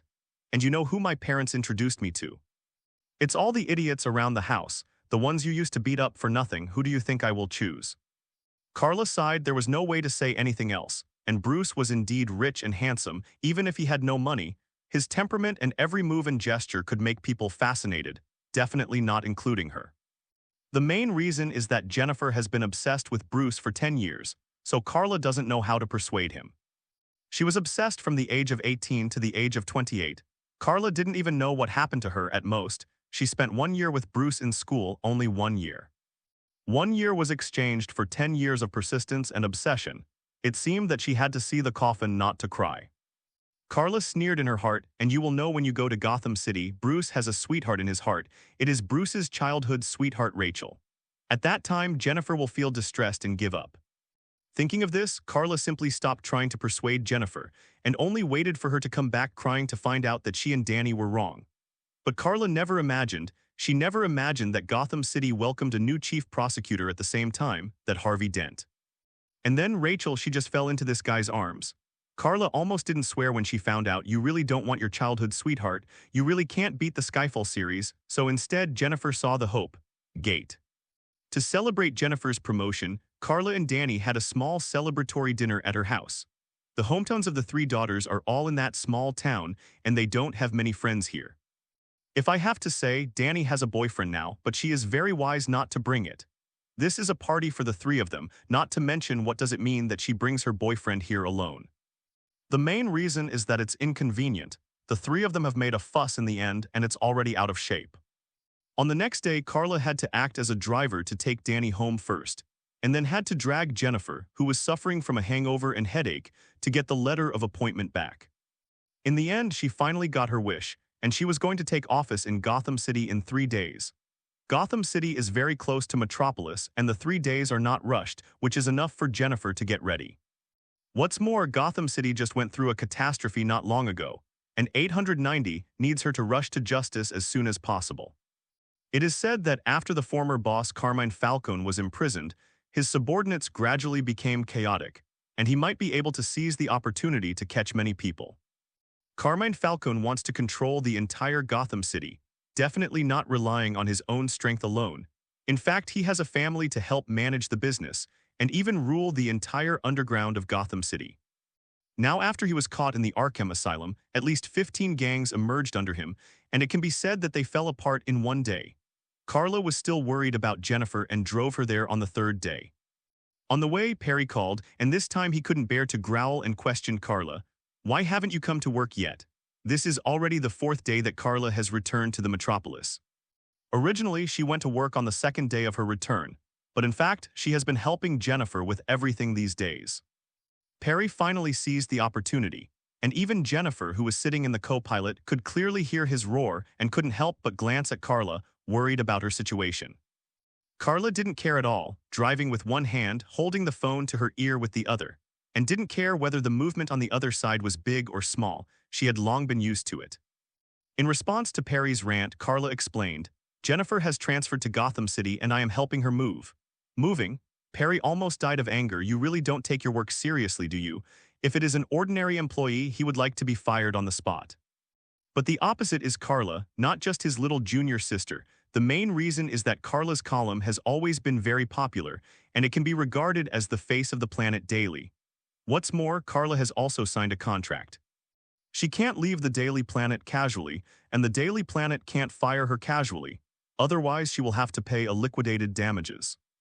Don't worry, Carla said, not wanting to embarrass Perry, let alone being yelled at by him. I will find time to interview Bruce or find a chance to help you get back a set of Batman photos, so that there will be no "is there a problem?" By the way, I'm about to become a reporter, but I remember that I wrote a column. Perry glanced at the one on the table. Carla sent it to him by courier this morning. The article to be published in the next issue, with a grin on the corner of his mouth, snorted softly and said, "This is your usual laziness. Punish." Carla yelled and put the phone away. Brother Perry still takes good care of you. Jennifer on the side took the opportunity to joke. Could it be because he likes you? I remember when he was in school, he always took good care of you. Carla glared at Jennifer, knew she was unmarried and still made fun of her. As for Perry's words, Brother Perry, you still don't know there is only one old man and he is self-aware. Jennifer sticks out her tongue. Brother Perry is so pitiful. He actually said he has self-knowledge. Does that mean he knows it's hard for him to lick toad and eat swan meat? It's not that Perry is not good, but there are too many people who are better than Perry. Among other things, if Carla winks at Bruce, he will forget who Rachel is. In fact, Carla has too many suitors. Once she was too popular because of the column, and the company also wanted to train her as a face and let her participate in a talk show. It was also because of that talk show later. For a period of time, many well-known wealthy people went to the planet to declare that they wanted to invite her to dinner. The retirement of the previous editor-in-chief may not have been due to the exhaustion of dealing with those rich people. Because Carla never shows up, you solve the troubles you provoke yourself. Carla has been a figure of the day since middle school. Maybe she's the only one who always thinks she's relatively low-key. The two drove while chatting and soon came to Jalian City. During these few days, Carla also accompanied Jennifer to find a place to live in advance, an apartment with a high safety factor, and the corresponding costs are not low. Zero, but with Jennifer's current salary, this payment is still very easy. In fact, with Jennifer's current position, she can be regarded as a little rich woman with at least tens of millions of deposits on the card. Doesn't feel like a lot, but you know this is pre-millennium and that's a lot of money. What's more, it's not about comparing with those billionaires. Compared with the income of the bottom of Gotham City, this is also astronomical. If Jennifer dared to accept bribes unscrupulously, she would only get more. Definitely she is not that kind of person.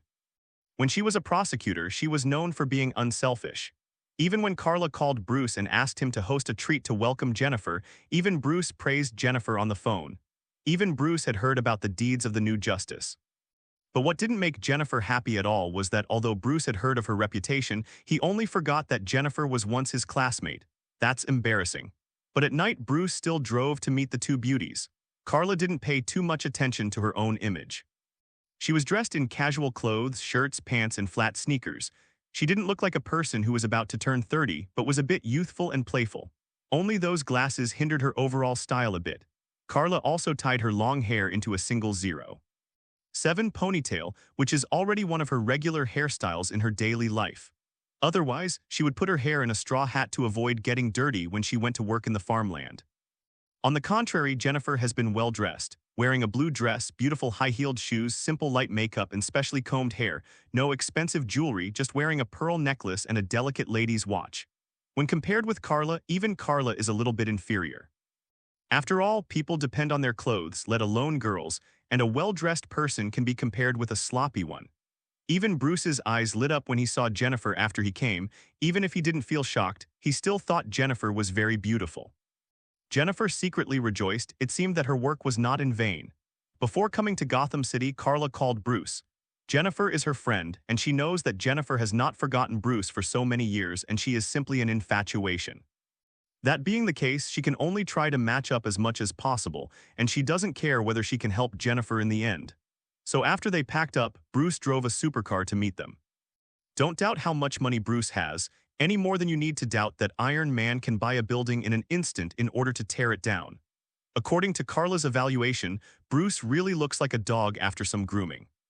Moreover, this B******D would also play the role of a bohemian swinger during the day, rich, handsome, and exuding a deadly aura.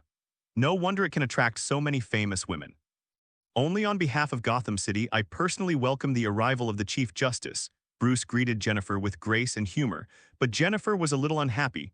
I hope you can call me by my name and welcome me as an old classmate. Bruce glances at Carla aside.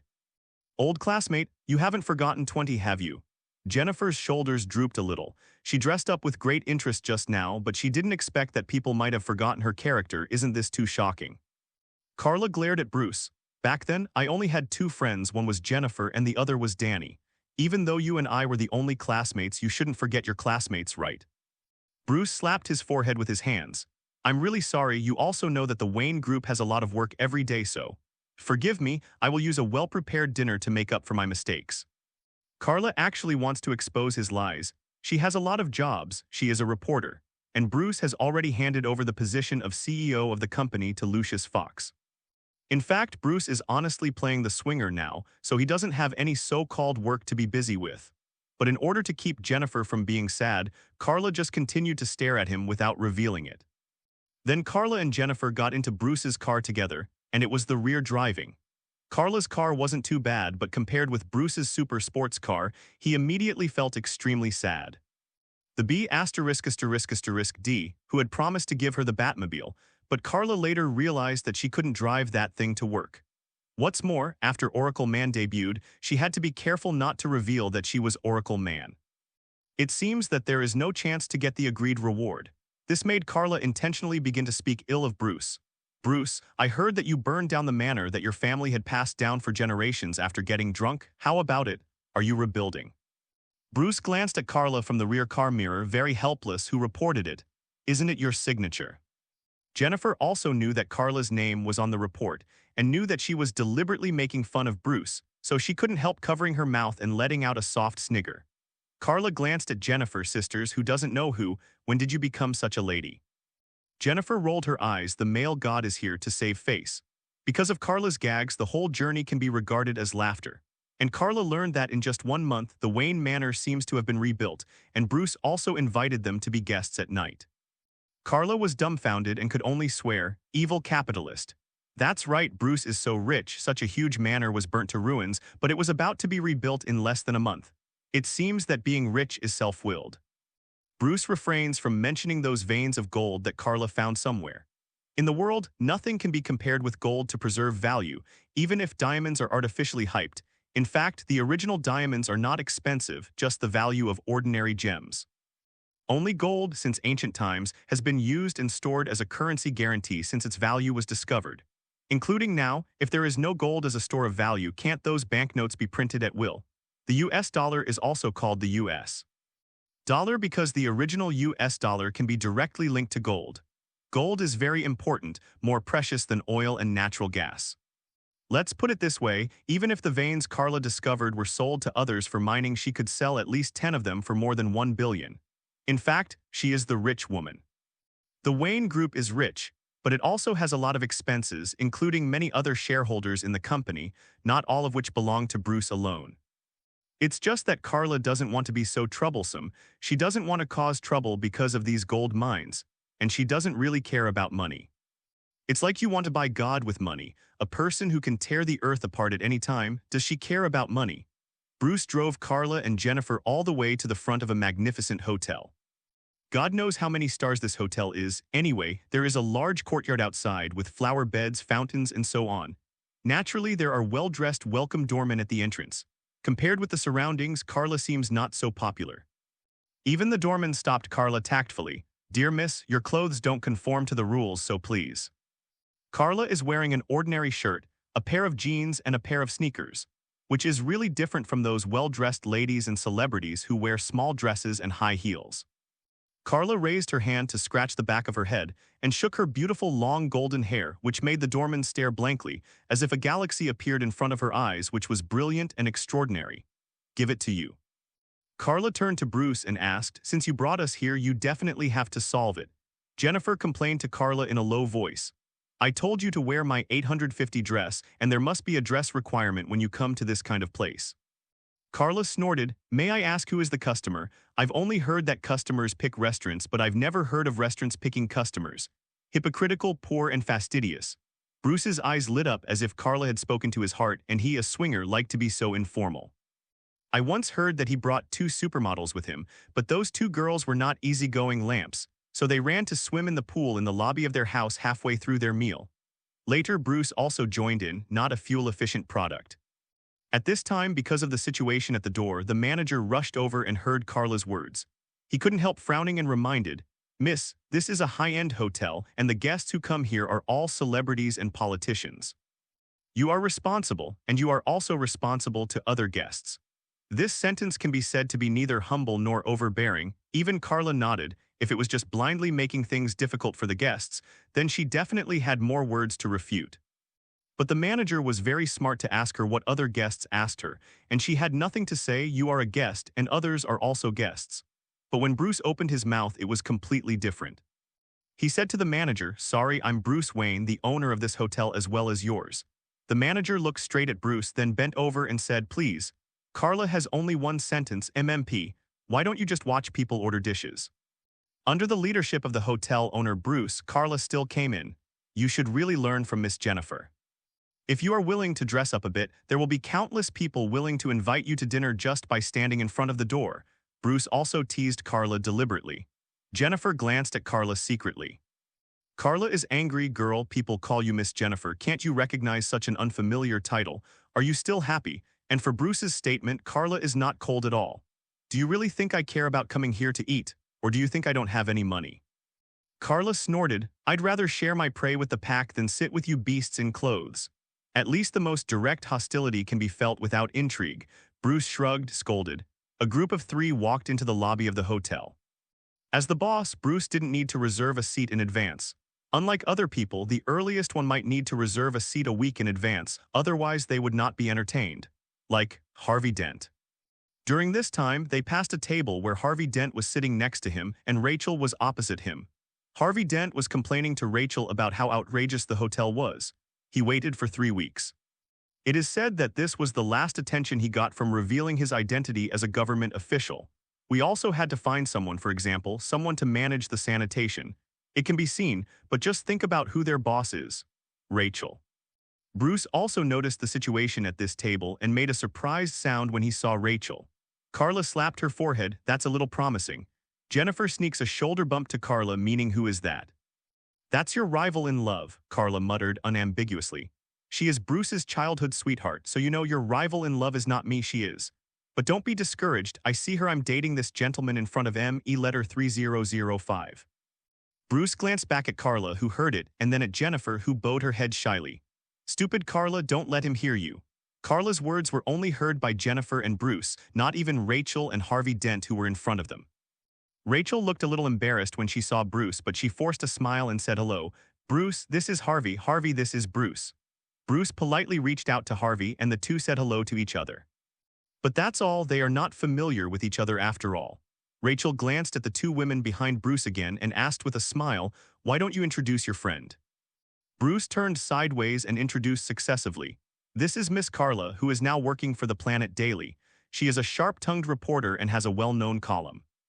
This is Miss Jennifer, who used to be the Metropolitan Ding-Ding, a well-known prosecutor who was recently transferred to Gotham City as Chief Justice."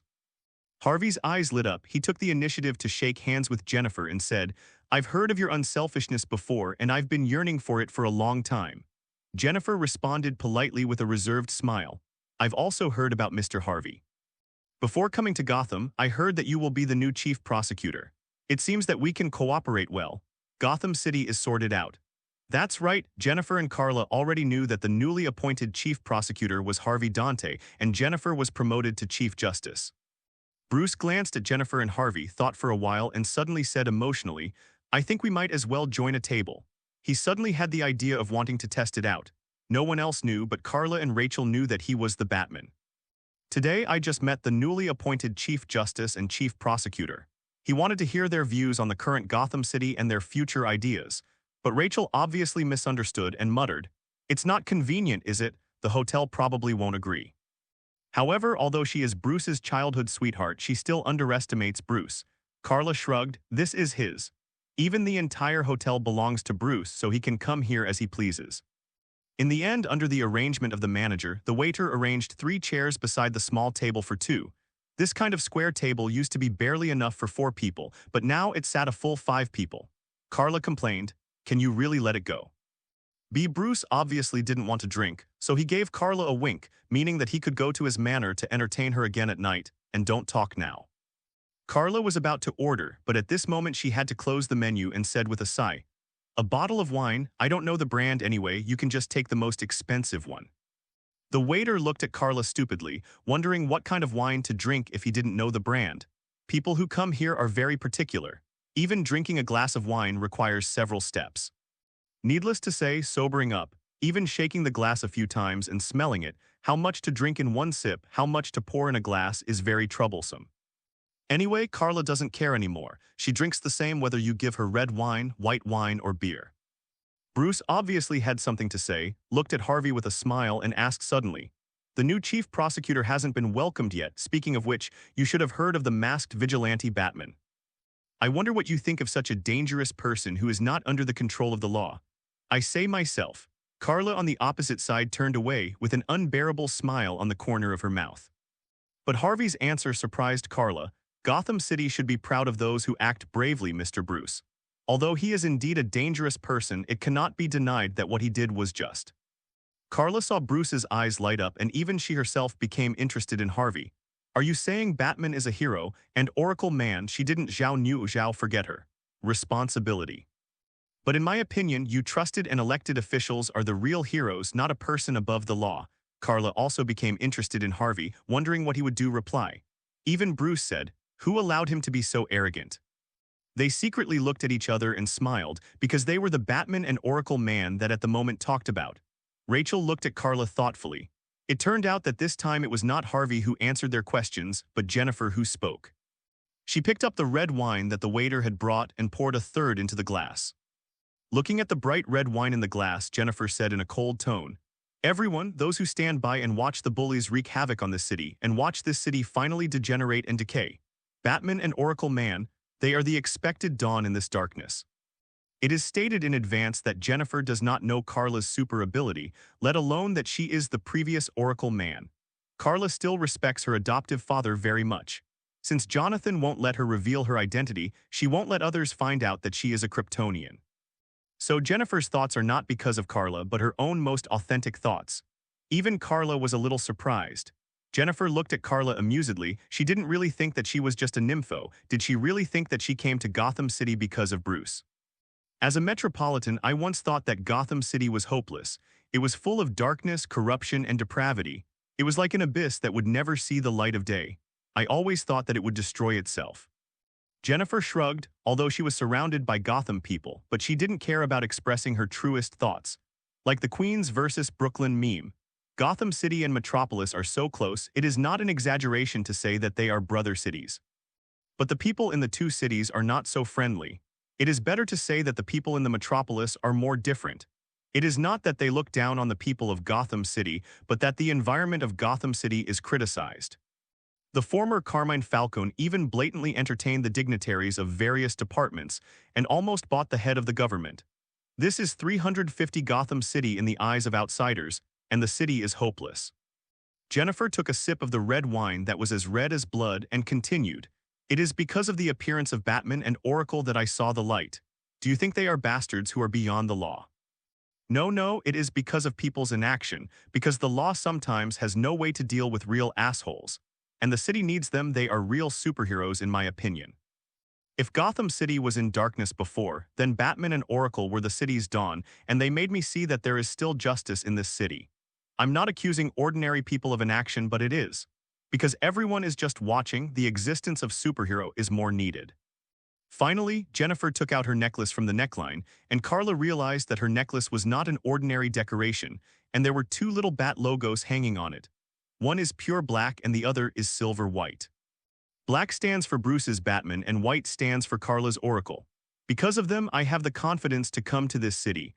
I believe that with their help, coupled with the efforts of Mr.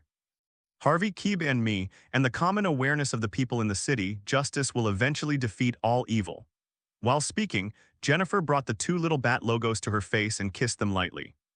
Carla didn't start again, wondering how Jennifer would feel when she knew that one of the idols she admired was her.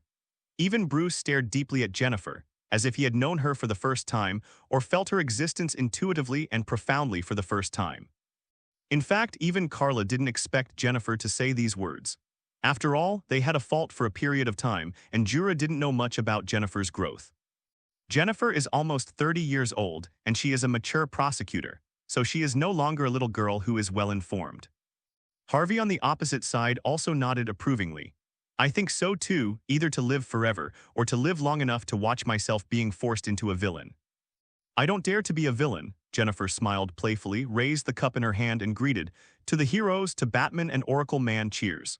Harvey raised his glass decisively and touched Jennifer. Then the two clinked glasses with other people respectively, but when Harvey was about to clink glasses with Bruce, Carla reached out and held Bruce's hand. Hey man, you still have to drive us back, are you sure? Bruce had to put down his glass and show Harvey an apologetic expression. In fact, Carla knows that Bruce does not drink, including when he invites her to dinner. He quit alcohol after becoming Batman so that he can meet the challenge at any time. If it is really unavoidable, he will also replace it with ginger juice. As for Carla herself, don't worry about it. It is very difficult for her to be poisoned in the world. Alcohol is generally called ethanol, which is a common name for ethanol aqueous solution. The purity is definitely higher than that of ordinary wine, and it must not be drunk directly. Therefore, drinking too much or getting drunk can also be called alcohol poisoning or alcohol poisoning, but it is only a mild and severe relationship.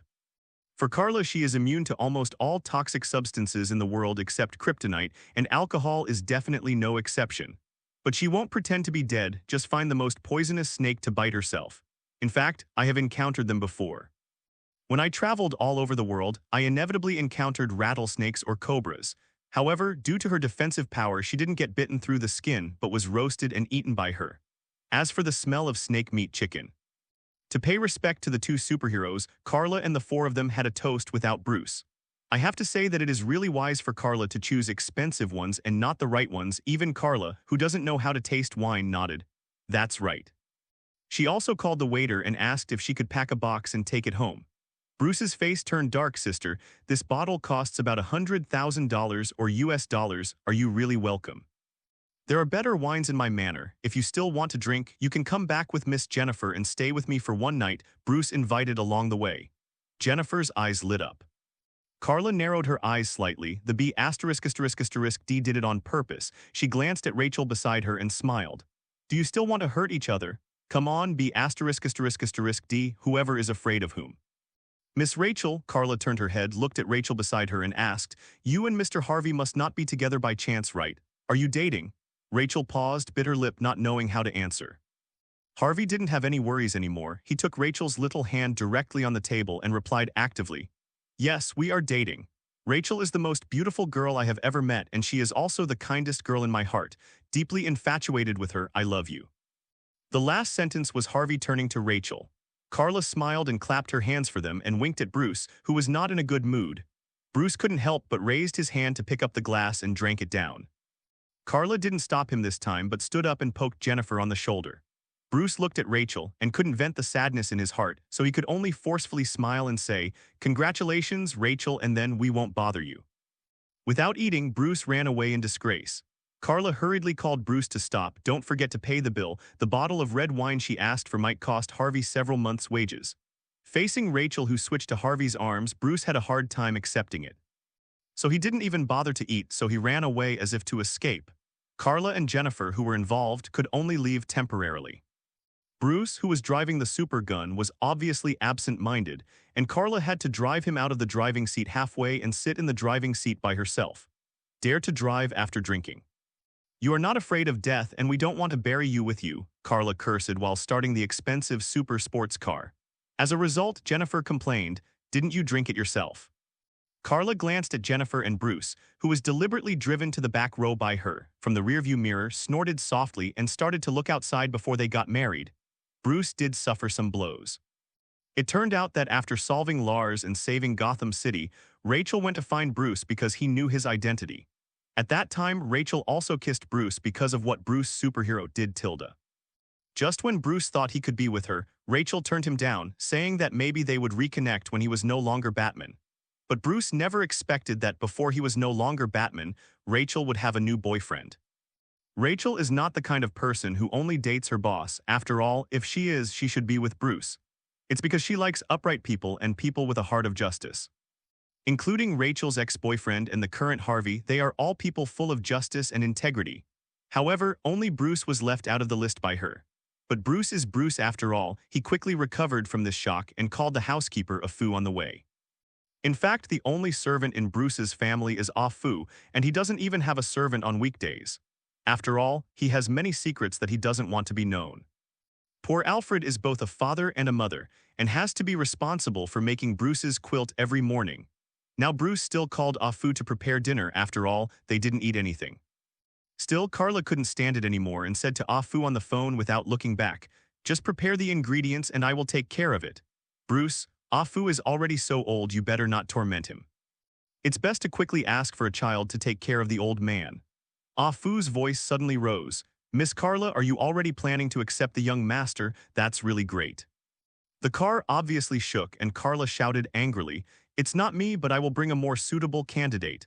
This is already an indication. Jennifer couldn't care less about being shy anymore and looked at Bruce affectionately. Bruce smiled wryly. He just found out that his beloved childhood sweetheart had a new love. In a blink of an eye, he met a new relationship here. I just thought it was too dramatic. And the one in front of him and the other on the phone have been urging him to marry. They are not his parents. Bruce smartly didn't answer anything, but changed the subject and explained to Ah Fu, "Then just prepare the ingredients as Carla said. I remember there should be a lot of things in the refrigerator at home." Ah Fu agreed. "There are some ingredients. You said you wanted to eat Wagyu beef a while ago, so you specially airlifted over a dozen of them." Carla cursed silently. Evil capitalist. Airlift more than a dozen Wagyu cows directly. Don't go too far, Master Bruce. In this way, Carla and the others started to rush to the Wayne estate of the Bruce family. Carla has been there once before and now she still knows the road. She slammed on the gas pedal and the super sports car roared and rushed quickly on the road. It was getting late now and there were not many pedestrians and vehicles on the road. It was a rare opportunity to let the sports car run in the city, and she would not give up. Instead, the two people in the back row held each other's hands involuntarily, with cold sweat on their foreheads. "Big sister, slow down." Bruce glanced at the pointer inadvertently and found that she ran at a terrifying speed of nearly 300 at the highest. This was in the city, and she definitely did not run over the speed limit.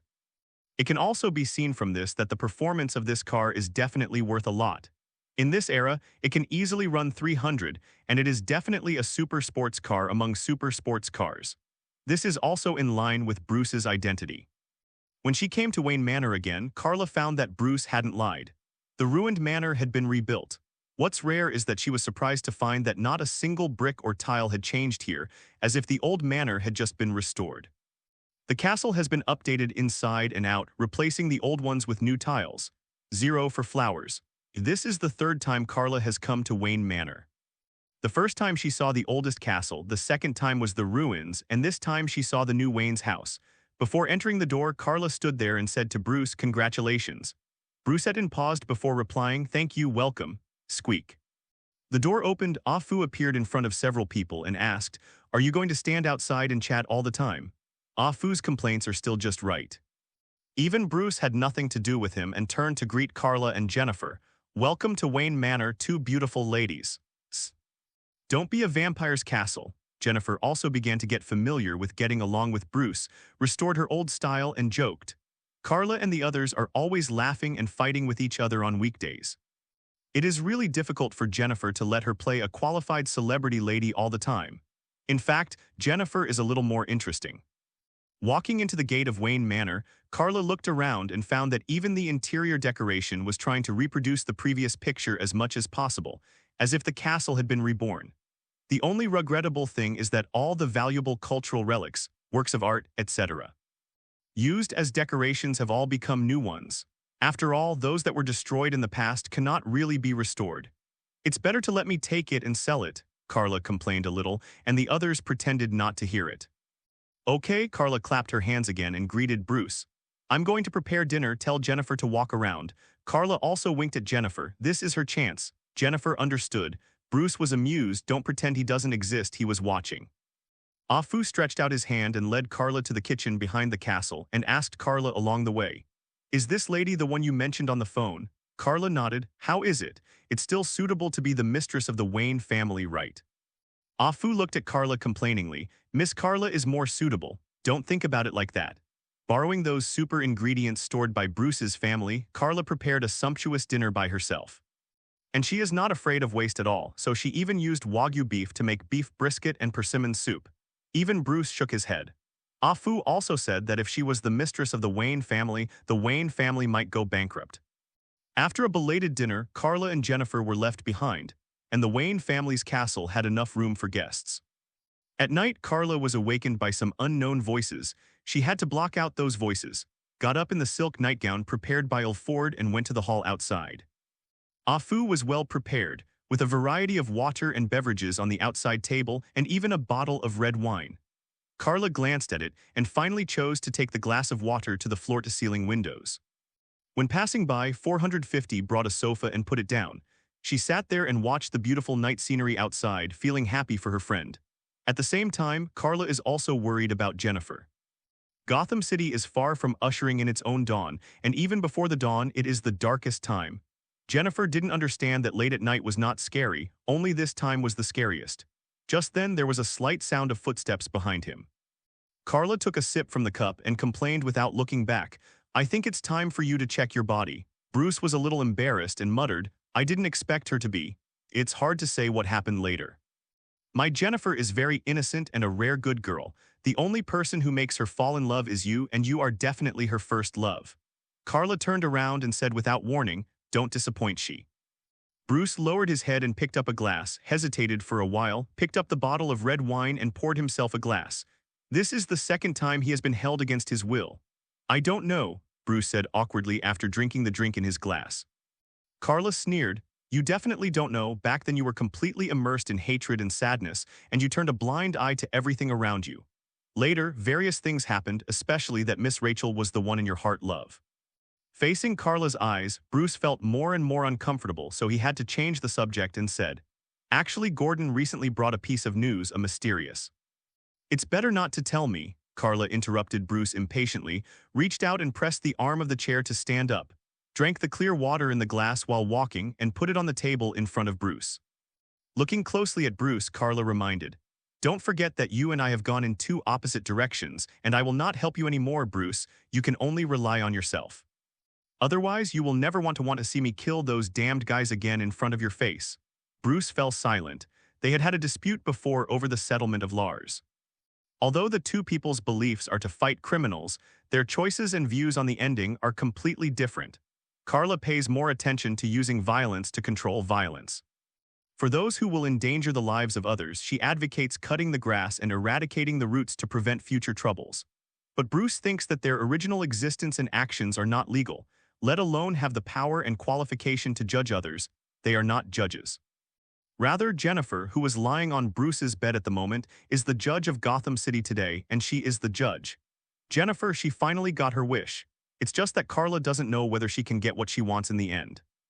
The B*****D Bruce was obviously stimulated by Rachel, and then, although Carla also contributed to the flames, she was still worried that Jennifer would be hurt. It cannot be said that Carla's ideas are too extreme, nor that Bruce's approach is too cowardly. They each have their own reasons and principles of conduct. Even Carla said that Bruce is the benchmark of justice, and she admires Bruce's character and principles. But she couldn't do it, and even despised him while admiring him, so the two can no longer cooperate, and she will no longer put on Batman's battle suit and discredit Batman. So Carla didn't give Bruce a chance to finish speaking, turned around and was about to leave gracefully. "By the way," Carla suddenly remembered something, turned around and said to Bruce, "Before I go back to Metropolis tomorrow, you still have to ask me to take a few photos, otherwise I won't be able to explain. In order to get my best girlfriend, I sent one of them to you, but I missed work, and I can't explain it when I go back." Bruce is powerless to refute. Is this the shortest way to eat people? Carla went back to the room again, and she had nothing to say all night, but she planned to sleep until dawn, but she was woken up early in the morning. Carla looked at Jennifer, who was sitting sideways beside her and was already fully dressed, and rolled her eyes. "Even if you have become the mistress of the Wayne family, you don't have such hospitality, do you?"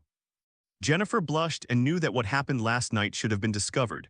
But the women of the Wayne family, what the hell, talking nonsense, hurry up, we should go back. I'm supposed to take office tomorrow, and I still have a lot of information to hand in and make preparations in advance. I also need to know who I'm going to trial for the first time. Who is it? It seems to be from the Falcone family. I heard that the previous patriarch, Carmine Falcone, was once the biggest underworld boss in Gotham City. Shouldn't the Falcone family be destroyed after he entered? After waking Carla up, Jennifer immediately talked a lot, and it's all about her work. Carla sat up and looked at Jennifer in surprise. Jennifer rolled her eyes amusedly. What, you really think I'm here to be in charge? I'm not here to be the mistress of the Wayne family. I'm here to be a judge in Gotham City. Don't look at me like that, as you and Dan have been worrying about, the 0-0 relationship should come to an end. Well, it feels good to fall in love with a male god. Carla can't laugh or cry. Don't you just treat Master Bruce as a master for nothing? You put it down, Carla exclaimed. Isn't that white? Blind? Jennifer shrugged. I don't want to be called an old nun by Dan, that guy. By the way, you should also find a chance to taste this taste. Actually, it's not bad. Carla shook her head. Suddenly she didn't know Jennifer. Jennifer smiled nonchalantly. This way I can concentrate on my work more. And I knew it after I met Miss Rachel last night. His heart had already been given to someone else, so I gave it up. Carla sighed and put her arms around Jennifer. It wasn't Carla who slept through the middle of the day, it was Bruce. Master Bruce, I think you really should check your body. Afu just walked into Bruce's room with coffee and milk. Bruce sat up and complained helplessly, don't eavesdrop on my conversation with Carla. Afu shrugged. You guys almost had an argument last night. Even if I didn't want to hear it, I would hear it. But the meme about the body check is the original conversation. Bruce didn't poke Afu but asked, what about them? Although Bruce didn't name them, Afu still knew who he was asking, nothing more than Carla and Jennifer, and they were the only guests other than them yesterday. Already gone, Afu said their whereabouts, and also drove away your Lamborghini. Bruce didn't care about this but cared about another thing. Did Miss Jennifer leave anything? She just asked me to pass this to you. Afu put the tray on the table beside him and took out a small black thing from it. It was a bat decoration, and it was that black bat. Does she already know who you are? 20? Afu picked up the black bat and asked. No, Bruce shook his head, knowing that Jennifer didn't know his and Carla's other identities but had other symbols. The black bat represents Batman, and the white bat represents Oracle Man. Ordinary people may mistakenly think that Oracle Man and Batman, who appeared just once before, are lovers, right? This is just a token. There is another letter. Suddenly, Afu took out another letter and handed it to Bruce. Bruce has nothing to do with him. Is such an important thing brought out last? Open the envelope. It was Jennifer who wrote to him. Bruce, Mr.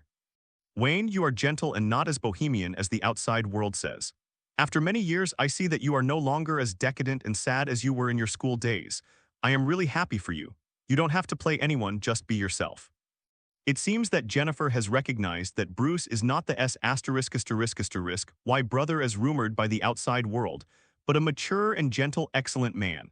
And that's Bruce's acting skills to disguise another identity. Later, Jennifer also wrote, Carla once asked me to bravely pursue my own happiness and love, and I have done it. Now I give this sentence to you. Since you like that Miss Rachel, you must bravely pursue it.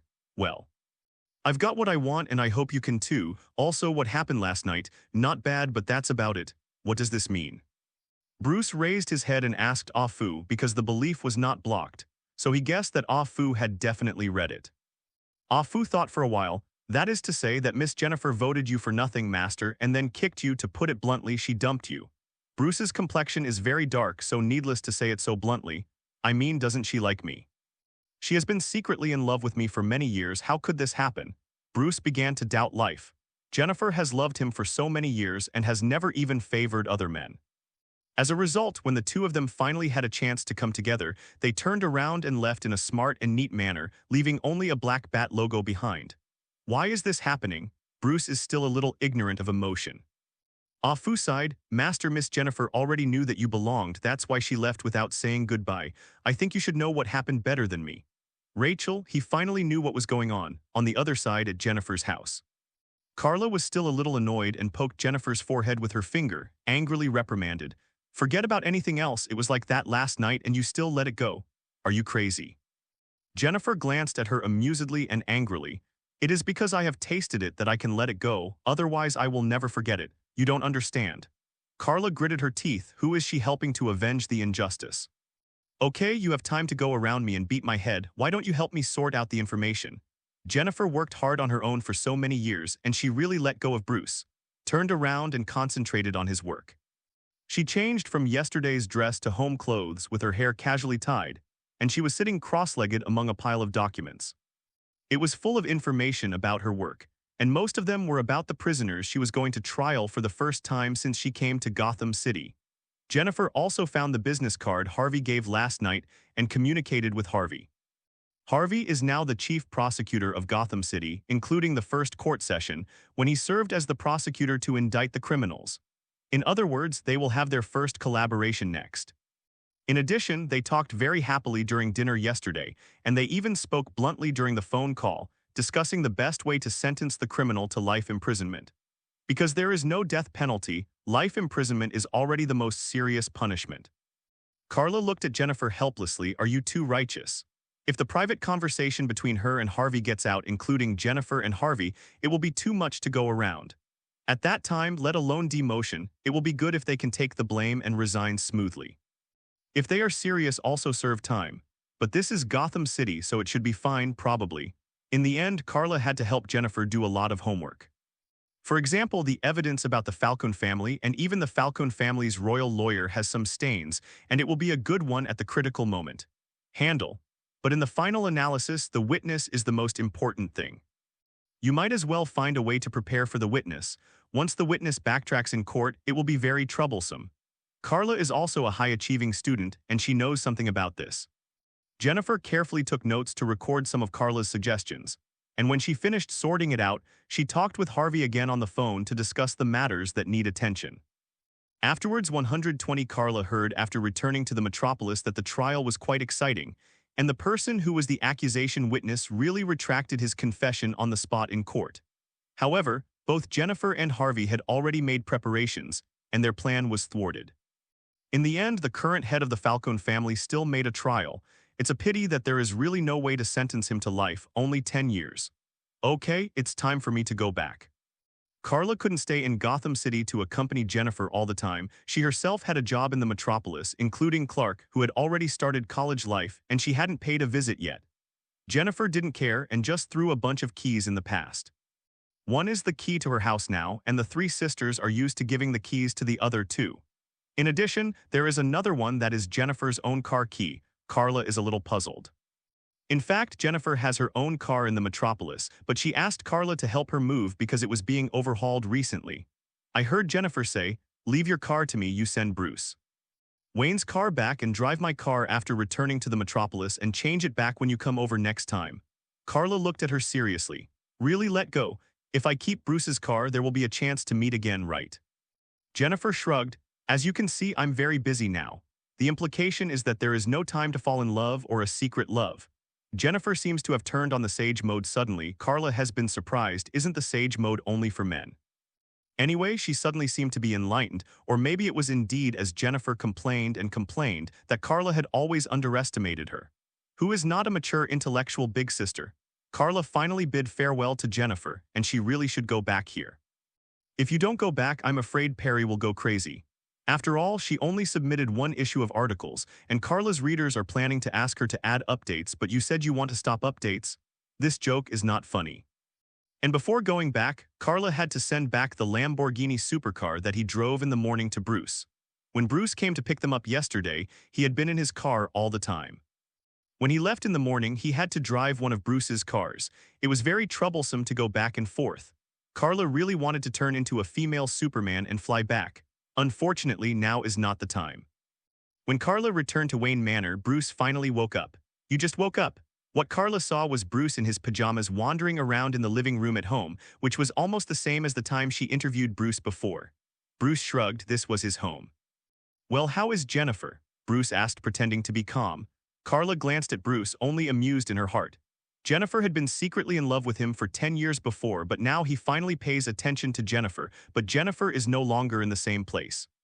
"Forget about her," Carla, who had told Bruce not to let Jennifer down last night, said abruptly. "She's let it go." Bruce was dumbfounded. "She just wiped it out and left, so she doesn't care about my feelings." Bruce met this kind of person for the first time, and hasn't she always liked me? How did it happen? Is it reversed? Generally, isn't it that a man is irresponsible to a girl? Why is everything different after coming to him? He was abandoned. Carla sneered. "What's going on you don't know yet? Just because Jennifer could see Bruce's attitude towards Rachel, especially the look in his eyes, she knew that this man's heart was already occupied by other women. "Forget it, Bruce, you should focus on your Miss Rachel. By the way, quickly put on your battle suit and take a photo. By the way, maybe I have to take a group of photos, otherwise it will be difficult to explain when I go back." Carla didn't forget the excuse she used to fool Perry. She either had to bring back a copy of Bruce's interview or she had to bring back a set of photos of Batman. In today's world, maybe Batman is the first and only superhero. Carla has been to the deep sea and traveled all over the world. She once met Aquaman Arthur by chance. That kid's age is actually not young, probably not too much different from Carla and Bruce's age, and maybe in the same grade as Clark. Then at that time he was training with a man named Vico. Carla also learned a little about Atlantis Fork tactics and defeated Arthur in less than a day. Carla once also noticed that there is a female Superman who is deeply hidden, not a Kryptonian, but a woman with strength beyond ordinary people. She is Diana, who came to the human world from Paradise Island. That is Wonder Woman. However, none of them reveal their existence but are either hiding among humans or are not yet ready to debut as heroes. In fact, Carla and Clark are not the same. Carla is hidden among humans like Diana, and Clark is not ready yet. This also led to the trend of the Batman family dominating, and various reports focused on him. It's not the time for every city to have its own superhero. This also makes Batman's photos precious, especially the photo of Batman and Oracle Man, enough to gag Perry's mouth. Under Carla's urging and request, Bruce had no choice but to be pushed by her to the newly built study room, where there was a piano. As Bruce pressed some specific notes in sequence, a secret door was opened, and behind it was the mysterious Batcave. Bruce's full gear is there, including the second battle suit he built and perfected for Carla. The previous battle suit of Oracle Man was temporarily changed, but it was actually a battle suit that Bruce made for himself, and it was not suitable for Carla. I don't know when he secretly prepared a battle suit specially made for Carla. Carla even noticed that Afu had come here one step earlier and was painting Carla's battle suit. The color that would be harmful, that is silver gray. It's not white after all, it's Batman, the Asgardian of Gotham City in the night, and the Dark Knight of Gotham City, so white can't be the main color. Silver gray, although not as stealthy as black, it will not be too conspicuous when moving in the dark. Carla seemed to understand something. It was because of Jennifer's necklace pendant. The color of the two bats was black and the other silvery white. Here it's just changed to silver gray. The two were happy friends, and Carla began to wonder if they were really destined for each other. I even thought of the title, and it's called Oracle Man Opens a New Era. Carla showed a satisfied expression, and the silver gray battle suit and cloak were still very impressive. "Are you going to help me?" Bruce asked. Carla looked at him sideways, the kind that can kill people casually. "Forget it." Bruce shook his head decisively, the only thing he couldn't accept. Carla snorted softly, "Then don't ask, didn't I say that last night?" A few steps forward, Jula took over the new battle suit from Afu. The dye he used is not only harmless to the human body, but also completed very quickly. Carla started to wear it on her body and noticed that Bruce was still in a daze, so she couldn't help urging, "Quickly move me. I have to go back before night after I finish my work." Really think how much time she has. Having just returned from a month-long break and missing work for several days after returning, Perry couldn't be more crazy. Even Carla herself felt embarrassed. So Carla and Bruce put on the battle suit together and asked Alfred to take pictures of the two of them. Carla also made up a little script, such as asking Bruce to cooperate with the two as if they were training, or the two sat on the Batmobile to rest. During the period, Carla also noticed that although Bruce has always been the most black-bellied one in the Justice League, his promises are still very good. So Bruce is building her own Batmobile for Carla, and it also incorporates the Batmobile that was under development before. Once the Batmobile is damaged, just can change four-wheel vehicle into two-wheel vehicle. After receiving a set of photo books completed in cooperation with Bruce, Carla bid farewell to Gotham City and embarked on the road to return to the metropolis. As for Jennifer, I hope she can take good care of herself and handle this relationship well. There should be no problem. That night, Carla came home in the evening, and before she had time to rest, Perry called and warned her that she should come to work tomorrow. Carla quickly agreed and mentioned that she had got Batman's photo and would even prepare tomorrow's manuscript overnight, so Perry let her go. Then Carla called Clark and asked how he was doing at school, whether it was going well, and agreed to have dinner together in the evening. In the end, he was rejected by Clark. He actually rejected his sister's dinner invitation. It turned out that after Clark went to college, he finally made friends with a boy named Lex Luthor who lived in the same dormitory with him. After all, the people of the metropolis don't know Clark's weirdness since he was a child, and now that he can control his power, Jonathan will no longer prevent him from interacting with others. So Clark finally stopped being alone, and he made his first friend. The reason why Clark rejected Carla's invitation was also because he had an appointment with that friend. Carla, who heard the news, was also happy for the carrot 907 grams. Just a look of surprise after she hung up the phone. Wait, who? Lex Luthor? No kidding. Isn't that one of Superman's main enemies? Carla was speechless, never thought that the first friend Clark made would be his future enemy. But at least for now, Lex Luthor is not Clark's enemy, let alone a bad guy.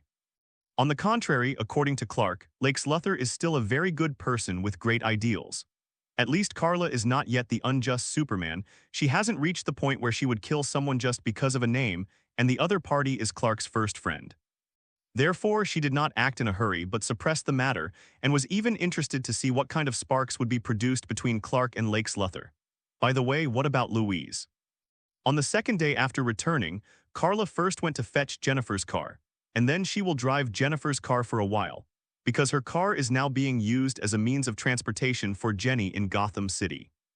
In fact, Jennifer's car is better than Carla's and she is making money. Driving to the long-lost planet daily, Carla couldn't help but feel dazed. She always felt that she hadn't come to work for a long time. To be honest, she felt very happy. Some familiar colleagues also showed surprised expressions when they saw Carla, as if they were surprised to see that she was not fired but dared to come back. In fact, if ordinary people did this, they would have been fired long ago. But Carla's status in the Planetary Daily is not low, and she has prepared the archives of each issue in advance before starting her vacation, which means that she is resting. But the column she is in charge of has never stopped updating. Only these 2 days she really delayed the time. But when Carla found Perry and sent up the prepared photos and even the written copy, Perry was almost unhappy. The reason is also very simple. Carla also knows what's going on. Not only did she take a photo of the long-disappeared Oracle Man, but Oracle Man also replaced a new battle suit, which alone is worth a lot. Nice job, Perry said, not blaming Carla but praising her productivity. Carla asked, aren't you going to fire me? Perry didn't admit it. I never said I would fire you. By the way, during your vacation I recruited an assistant. You come to get to know him. Perry cleverly changed the subject and greeted a blonde beauty to meet Carla. Carla, she is Kate Grant. Grant, she is Carla, and now she is in charge of a column. You can ask me if you don't understand anything, Perry said, throwing Kate to Carla, and he wants to temporarily check whether the copy written by Carla has any deficiencies, or whether there are any places that are out of line. Carla rolls her eyes at Perry's back and asks her to bring someone new. Are you kidding? Are you serious? Cad, however, Carla turned around and looked at the newcomer in front of her. She stood there with her head down and her hands were still clasped together, looking very nervous. That's right, Carla is more or less a celebrity of the Daily Planet. As a novice, how could she not be nervous? Carla did not reject Perry but looked Kate up and down. She has a good face and a good temperament. To be honest, if she is willing to go to sugar daddy, even marrying into a wealthy family should not be a problem. She came here to be a newcomer. She seems to be a girl with her own ideas. Carla nodded and greeted. Since Perry wants you to follow me, you can be my assistant first. Perry raised his head and reminded, I remember what I said just now. She is still my assistant now. I asked you to take charge of a column after training her because her writing is not bad. He's not an assistant for Carla, think too much. Carla grumbled pettily, then left with Kate first. Perry pretended not to hear. As long as Carla is not too out of line, in fact, Perry can be said to be spoiled by her. If it is someone else, let alone a month of paid vacation, you can take a vacation and try it, and you will not be sprayed. Definitely he is not bad, as long as you can successfully complete the task, then even if you go to the lounge to smoke and drink water or drink coffee and snacks, he doesn't care. The premise is that you can complete the task, which is very important. Perry likes talents and cherishes talents. He seems to be ruthless and selfless, but in fact there is no rain if there is too much thunder. As long as it is not too much, he will not fire anyone easily. This is why he can quickly become the new editor-in-chief, and is loved and supported by everyone. Afterwards, Carla returned to her original life, going to and from get off work every day as before, with at most a small follower, and the new Kate was following her to learn how to make a column. Carla doesn't hide her secrets, and she doesn't play big names or pretend to be seniors to show off her qualifications.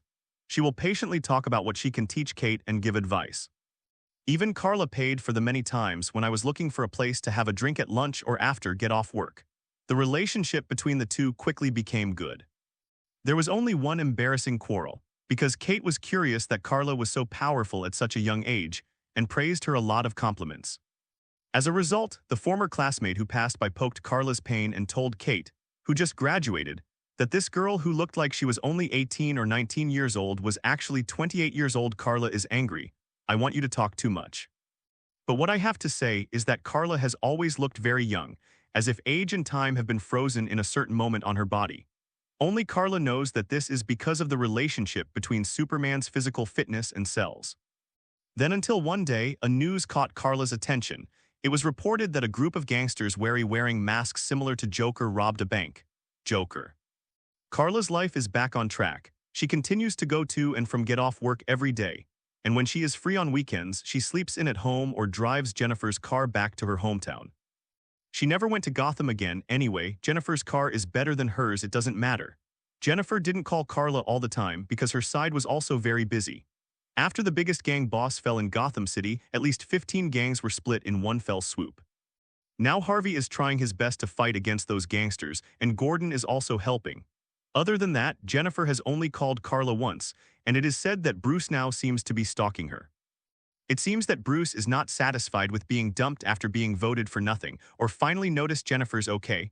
It's a pity for Bruce. Once a girl is cruel, she will be more thorough than a boy. Say no more love, no more love.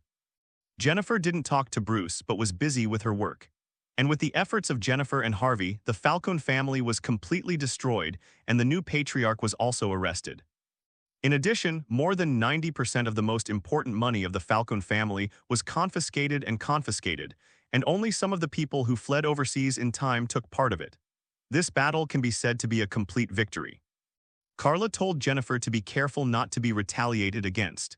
Jennifer is also very experienced, and in order to protect her, Gordon and Harvey will send many people to escort her every day. But Carla reminded Jennifer, Harvey and Gordon are credible, but their subordinates may not be. In short, you should be careful. Don't worry, Carla, it's not that I haven't received threats before. I bought the car you're driving not long ago and the last one was blown up. But it can't scare me, Jennifer said once she became strong. Carla felt strange. She was no longer the weak girl who needed Carla's protection back then. Then Carla stopped paying attention to the situation in Gotham City. After all, she had made up her mind not to act as Oracle Man again. There is only one reason: she and Bruce have different ideas. The reason why she can still be friends now is because she no longer acts. Otherwise, they should have fought by now. Having said that, on the other side, Carla is now more concerned about Clark's recent situation. Why did this brat suddenly become friends with that Lex Luthor? Because Carla was so curious, she quietly came to Metropolitan University this weekend. She came from here, so she didn't encounter any obstacles when she returned to her alma mater. The alma mater is still the same as before, but it is a bit strange to Carla, because she only cared about stuffing knowledge in her head and had no time to go around the school at all. But at least she won't get lost. Together with supervision, she quickly found Clark's whereabouts. Carla raised her eyebrows, a little surprised by Clark's current position, and walked forward with her arms crossed, and finally came to the edge of a field in the playground. Looking forward, Clark was running on the basketball court, chasing the only basketball with others. This is rare, because their adoptive father was strictly forbidden to participate in any sports activities in order to prevent the siblings from revealing their biggest secrets. I also know that if they participate in the sports meeting with their strength, no one else will have anything to do. But now Clark is playing basketball with his friends, and he has a big smile on his face, which Carla has never seen before. Sure enough, he still needs friends and an unfettered life. Seeing this, Carla didn't disturb Clark but turned around and was about to leave. Seeing Clark's smile made her feel relieved, and it didn't matter who Lex was. But at this moment, there was a gust of wind behind him and many people exclaimed, "Be careful." Carla stopped in her tracks, turned around abruptly. Her long blonde hair drew a bright circle of light. Carla raised her right hand to block in front of her. The next moment, with a bang, a basketball appeared in her hand. It turned out that someone accidentally threw the basketball over. Only then did Clark realize Carla's existence. "Sister, why are you here?" On the court, other people looked over, and a group of brats were amazed by Carla's peerless beauty. Carla held the basketball in one hand, pushed the glasses with the other, laughing, and asked, "Why can't I come and see my brother?" By the way, it's too difficult for you to invite, right? How many times have I asked you for dinner? Dare to let me dove. Clark scratched the back of his head, giggling. Someone next to him bumped Clark with his shoulder and whispered, "Hey Clark, it's so embarrassing you never told us that you have such a beautiful sister." Zero looking for flowers. Clark also muttered, "She's 10 years older than me, so don't even think about it." Huh? Carla tilted her head and her long hair behind her tilted like a galaxy. Carla looked at Clark unkindly. "It's not a gentleman's act to reveal a lady's age casually, mister. Kent, be careful, I'll go home and file a complaint." "Okay, speaking of which," Carla turned her head to look at the basketball in her hand and said intentionally, "The movement of a dozen people chasing a ball is really incomprehensible. Can't we buy a few more, one for each person?" "Miss Kent, basketball is not that kind of sport," someone said dumbfounded, following Clark's surname. It was always correct to call Carla this way. Carla shrugged, raised her head and looked at the basketball hoop in the distance. Suddenly she jumped up lightly, threw the basketball forward with her hands in her hands, and threw the basketball gracefully, and after drawing an arc it went hollow into the net. "Don't think I really don't understand, I'm just making fun of it," Carla said, winking at Clark. Clark was a little helpless, bid farewell to his companions, walked out of the stadium quickly, and complained in a low voice when he came to Carla. "Sister, your performance is too exaggerated, it will affect me." Carla didn't care and took a towel from someone from the side and went up to wipe the sweat off Clark's head. Originally, Clark wouldn't sweat, he made himself sweat on purpose, so as not to look too different from others. "Let me do it myself, I can," Clark protested sheepishly to Carla. Carla sneered, "Little kid, I used to change your diapers and breastfeed you, now you hate me." Clark has nothing to do with her. When siblings, or when the age gap between brothers and sisters is too large, the dominant relationship in status is unshakable. There's no way, as long as Carla casually mentions a few black histories from his childhood, Clark can only submit obediently. "Okay, Clark, go and call your good friend Luther, let's find a restaurant nearby to have some food. If I let my parents know that I haven't seen you since you came to the metropolis, I will suffer because I am hungry second." Outside the Metropolitan University, in a nearby Western restaurant, Carla and the others didn't go in, but sat down by the window outside. It is not that there is no cafeteria in the school, and Metropolitan University is a famous university, the food in the restaurant is still good, and the price is definitely not cheap. A university in a certain country is different from us. Their canteens are not cheap at all, but very expensive. Some unscrupulous universities even require you to eat in the cafeteria in the first year, and the most ruthless ones may require you to eat in the cafeteria for 4 years. The cheapest hamburger on the outside is only $3 and the inside costs $5 or $8. What's more, Carla wants to treat guests, so she can't go to the cafeteria to treat guests. At the moment Carla they are 3 people, she finally saw that Luther. Carla didn't know why, but Lakes and Clark were in the same grade, and even happened to be assigned to a dormitory in 347. Moreover, Lakes was not bald when he was young, but his hair was still very dense, and it was deliberately left to the point where it passed the ears. Carla has been staring at Lakes, wondering why he turned bald afterwards. Lakes was a little embarrassed being stared at by such a beautiful woman, and Carla had already entered the society. Even if her eyes were not sharp, it would make people feel unnatural. Most importantly, Lakes is too young right now. After some understanding, Carla found that Lakes was not evil when he was young. It can also be said that he was not a bad person until he did bad things. Even Lakes has a sense of justice. The Luther family is also a business family. If there is a Wayne family in Gotham City, then Metropolis is the Luther family. In fact, there are many rich families in the DC world, such as the Quinn family in Green Arrow, not to mention the business empire created by the Pharaoh in Asgardian. In other words, the Wayne family is not the only one, and the Wayne family is just a facade consortium in Gotham City. Metropolis has its own consortium, which is the Luther family, and Lakes is the heir of the Luther family. During the meal, Lakes talked a lot about his views on society and his understanding of class. He believes that the poor are poor because they have no chance to rise, because wealth is held in the hands of a few. In particular, many children are not given a good environment and even learning opportunities from birth, and there is even less possibility of improvement. So he wanted to start charity first after inheriting the family business. In fact, Lakes has indeed appeared as a philanthropist many times and has held many charity galas and established institutions himself. Carla was very relieved and said, "It's a good idea to take from the people and use it for the people." Lakes savored that sentence carefully and thought it was very good. If this is the case, Lakes, Carla believes that he will not lead Clark badly, and if Lakes can't help Blacken, he can become Clark's best friend and the biggest reliance. So Carla left with peace of mind. The biggest purpose of her visit this time was to test Lakes, and the second was to visit her younger brother. After all, she knows that Lakes is likely to be one of Superman's biggest and toughest opponents. I didn't expect them to become friends.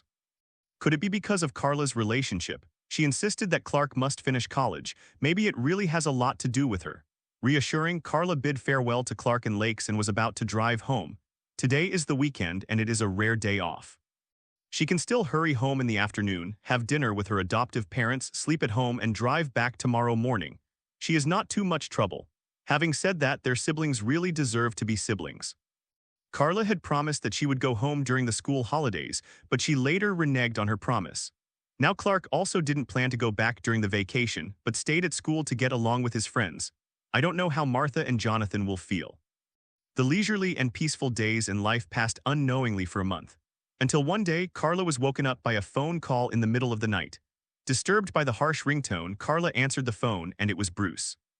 Before Carla threatens Bruce, if he wakes himself up because of some silly little thing, he will definitely go over and kick his asterisk. Carla, Jennifer is hurt. Bruce's voice came first, which shocked Carla and immediately woke up. What did you say? Carla raised her voice and shouted angrily, what's going on? It was her car that was planted with a bomb. But don't worry, Jennifer didn't get too seriously injured because she noticed something was wrong in advance but was slightly scratched, Bruce quickly explained to Carla. 0. Just before midnight, Jennifer was coming home from get off work after working on a case. Gordon and Harvey provided Jennifer with 2 teams as usual. But when Jennifer opened the car door, she intuitively sensed something was wrong, immediately closed the car door and fell backwards. As a result, the car exploded, and huge amounts of impact and heat waves pushed Jennifer far away, causing many scratches on her body. Fortunately, Jennifer was not seriously injured, and Bruce has rushed to the hospital now, observing and protecting Jennifer. At least she won't be hurt twice. Who is it? Carla asked coldly. Bruce replied, Joker, a B******D criminal who calls himself Joker. If you know anything about Gotham City's recent news, you should have heard of him. It's a pity that Carla really doesn't understand. But this does not prevent Carla from knowing who Joker is. Even if she doesn't know Joker's real identity, she still knows the existence of Joker. Squinting her eyes slightly, Carla hung up the phone directly. Although Bruce didn't ask Carla for help directly, how could Carla be indifferent after hearing the news of Jennifer's injury? So Carla didn't care about anything else and drove to Gotham overnight. 5-6 on the way, Carla also called Perry. Perry, I want to ask for leave. Perry was already asleep, but she was not only woken up by a phone call but also asked for leave. How could he agree? But before he could refuse, Carla continued. Jennifer is injured, it's a terrorist attack, I have to go there. Perry paused, held back what he was about to blurt out just now, and changed his rhetoric. But what can you do when you go? Carla sneered like silver bells on the phone. Perry, why do you think I can get the photo of Batman so easily? Why do you think I can get the information of Oracle Man's new battle suit in the first place? Don't silly. You. No, when I don't know anything, go and do what you like. But don't forget to bring back a new set of photos, otherwise we won't talk about it. Carla is not impulsive, although she has made it clear to Perry that she is the Oracle Man, but there is a reason for this. The first is that she must go to Gotham City next, otherwise Jennifer is likely to be in danger at any time. Secondly, Bruce and her identity are already known, and that is Rachel. If Bruce can tell Rachel, why can't she tell anyone else? And Perry is a smart person. He knows what he should know and what he shouldn't know, so when Carla is going to ask him to say, "You are Oracle Man," he still chooses to refuse. He didn't know, so Carla felt more at ease. Throwing the mobile phone on the co-pilot seat, Carla slammed on the accelerator and did not hesitate to use psychokinesis to reduce the weight of the car, so that this ordinary car, which is not a sports car, soared to 400 mph in an instant.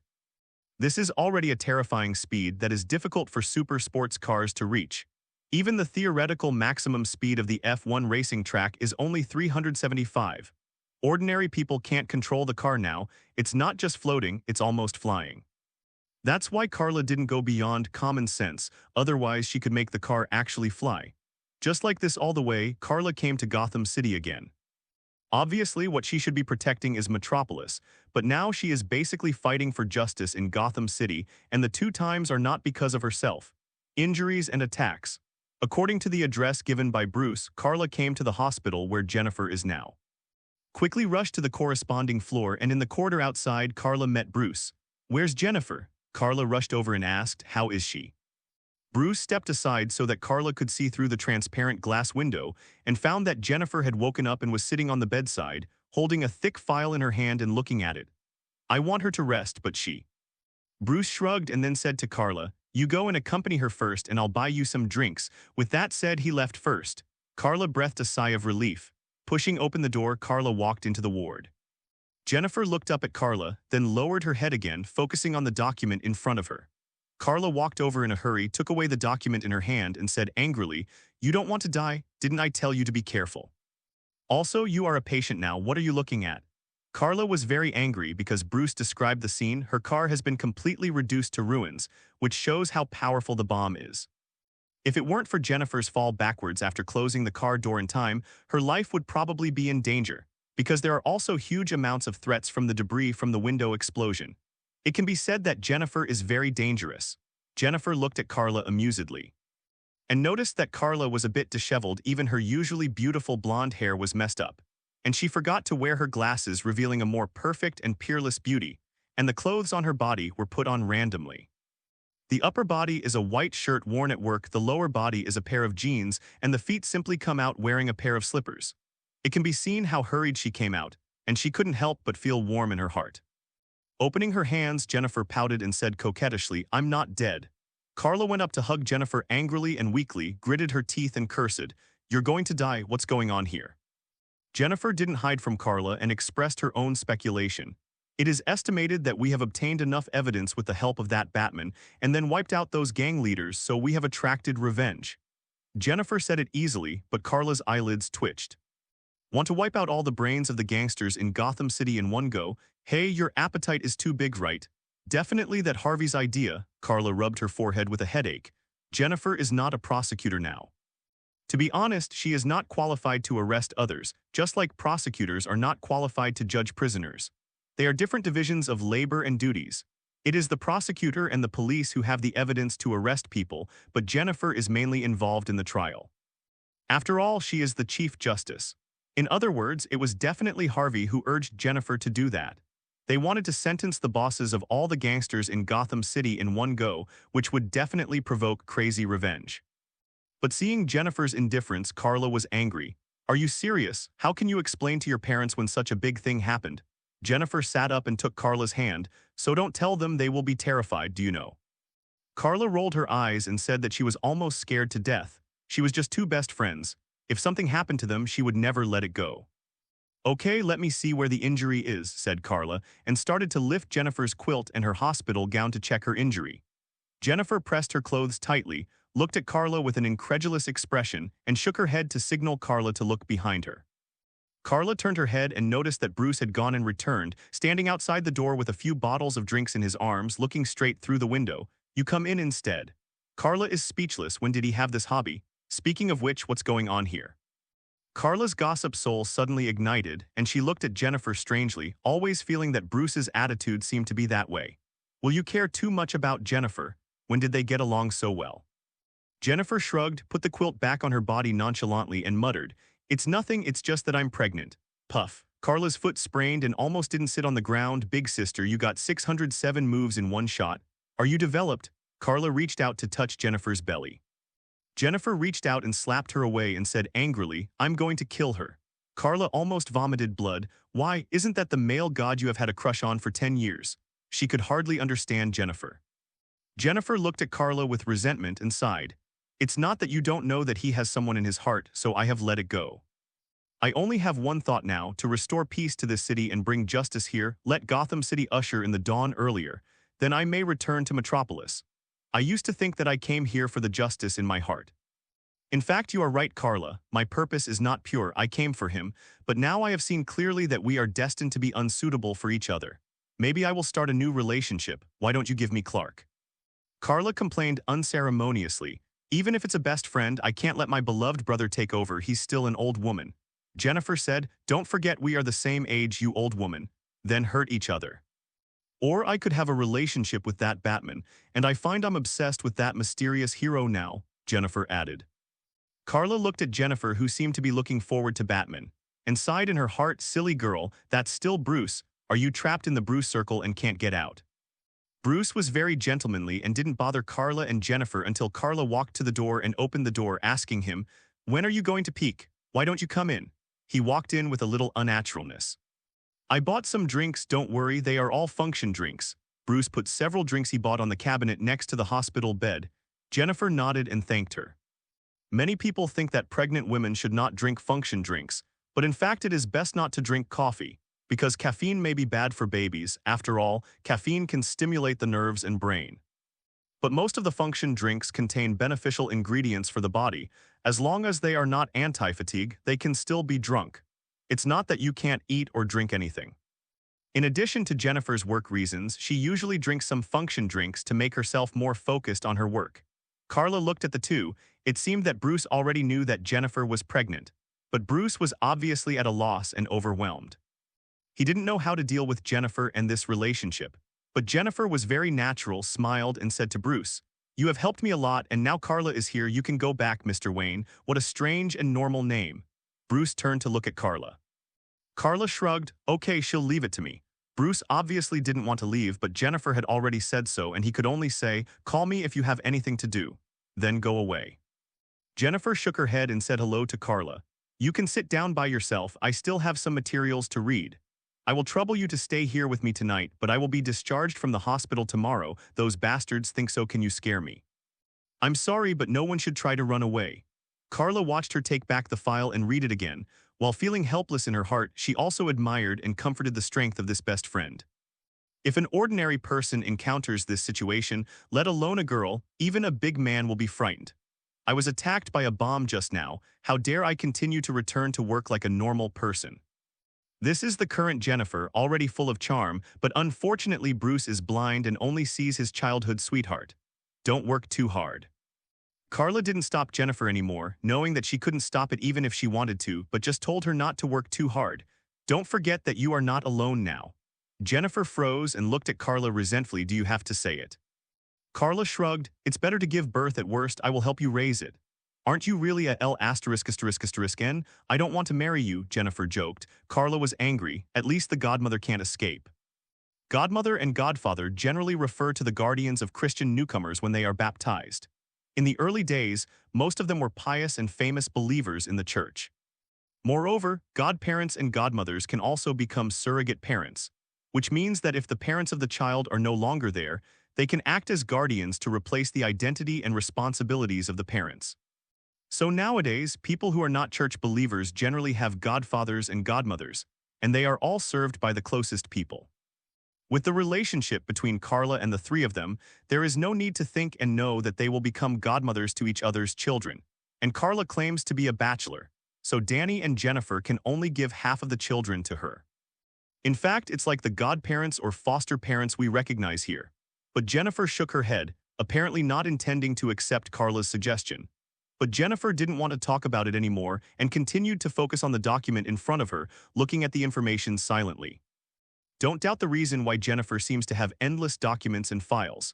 In fact, Jennifer and Harvey plan to list 800, 900, or even more than 1,000 crimes to try those gang leaders. You heard me right, there are hundreds of crimes listed alone. So definitely do your homework. What's more, there are tens of hundreds of prisoners to be tried, which is so simple and easy. Don't you really think that the judge just needs to sit there with a wooden hammer and give it a go? Carla didn't bother Jennifer either and took a bottle of drink and pulled a chair to sit aside. Later, when she got tired, she got into a small hospital bed. It was no problem for two girls with good figures to squeeze into one bed. Carla hugged Jennifer's waist like this and she fell asleep peacefully. Jennifer is very helpless. One is that she is in the way and the other is, what are you doing here? Are you just here to sleep? Also, Carla hugged her belly tightly. Didn't she think she was going to take the baby out in the middle of the night? But she just shook her head dumbfounded and didn't say anything, knowing that it was hard for Carla to come all night, so she had to work harder. Speaking of which, Jennifer suddenly felt like going back to her girlhood. When they were young, the three of them often lay on the ground side by side, chatting about young girls. When I was in college, I always crowded on the same bed and chatted. Obviously, each had its own bed. It's a pity that Carla gradually alienated the two of them, and finally they left for 3 years. Jennifer pinched Carla's face with her hand, gritted her teeth and muttered in a low voice, "Hard-hearted guy." She and Danny have worried and feared for Carla a lot, and imagined countless miserable endings that she may encounter, such as whether she will be torn to pieces and eaten by beast, whether she will be robbed to be the wife of the village, and so on. Sometimes I will be awakened by nightmares, worrying that I will never see this good sister again. Shaking her head, Jennifer took back the distracting thoughts in her heart and finally took a look at the thick document, then put it aside, patted Carla's arm, moved it down after Carla opened her hand, and put their heads together. Just like that, he fell asleep. But suddenly Carla opened her eyes, looked at Jennifer, who was familiar, so good sleeping, and then turned her head to look out the window where the dawn was approaching, and quietly turned and got out of bed and stood on the ground. Her expression was extremely cold and terrifying, and she walked slowly to the door. If you look closely, you will find that Carla's feet are actually about 1 centimeter above the ground. She is not really walking but floating. She didn't want to disturb Jennifer and even opened the door with a layer of psychokinesis to prevent it from making a sound. Carla left the hospital just like that and flew straight into the clouds. Condescending, Carla looked at the Gotham City that fell into silence, slowly closed her eyes and listened attentively.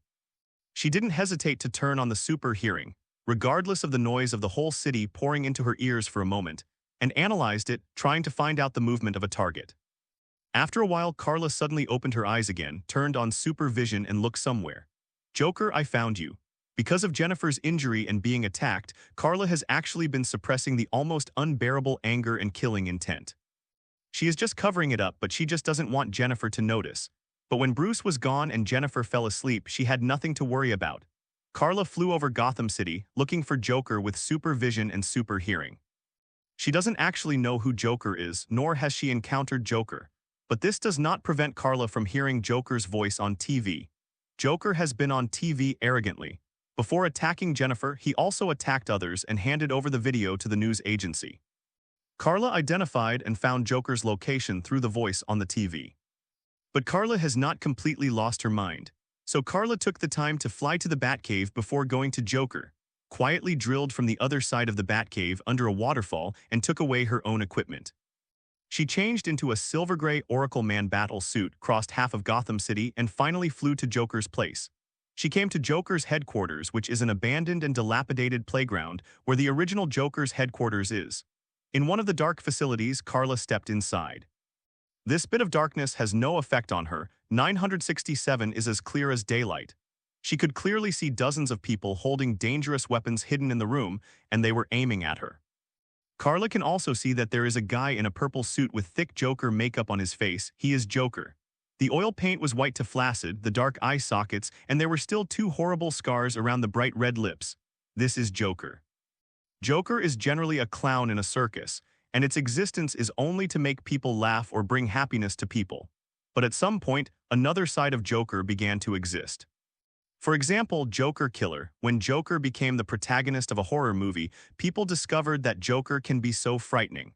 And at the moment, the Joker in front of him has become the haze of Gotham City. In fact, when Jennifer was attacked, Joker also attacked the director of Gotham City, who was Gordon's immediate boss after he became the sheriff, and the highest position in the Gotham City Police Department.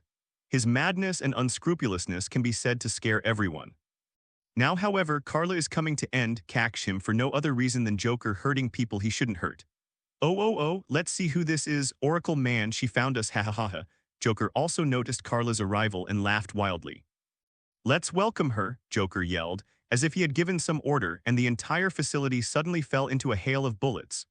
Numerous bullets surrounded Carla from all directions, and most people didn't even know the enemy's location, and they couldn't survive such intensive attacks at all.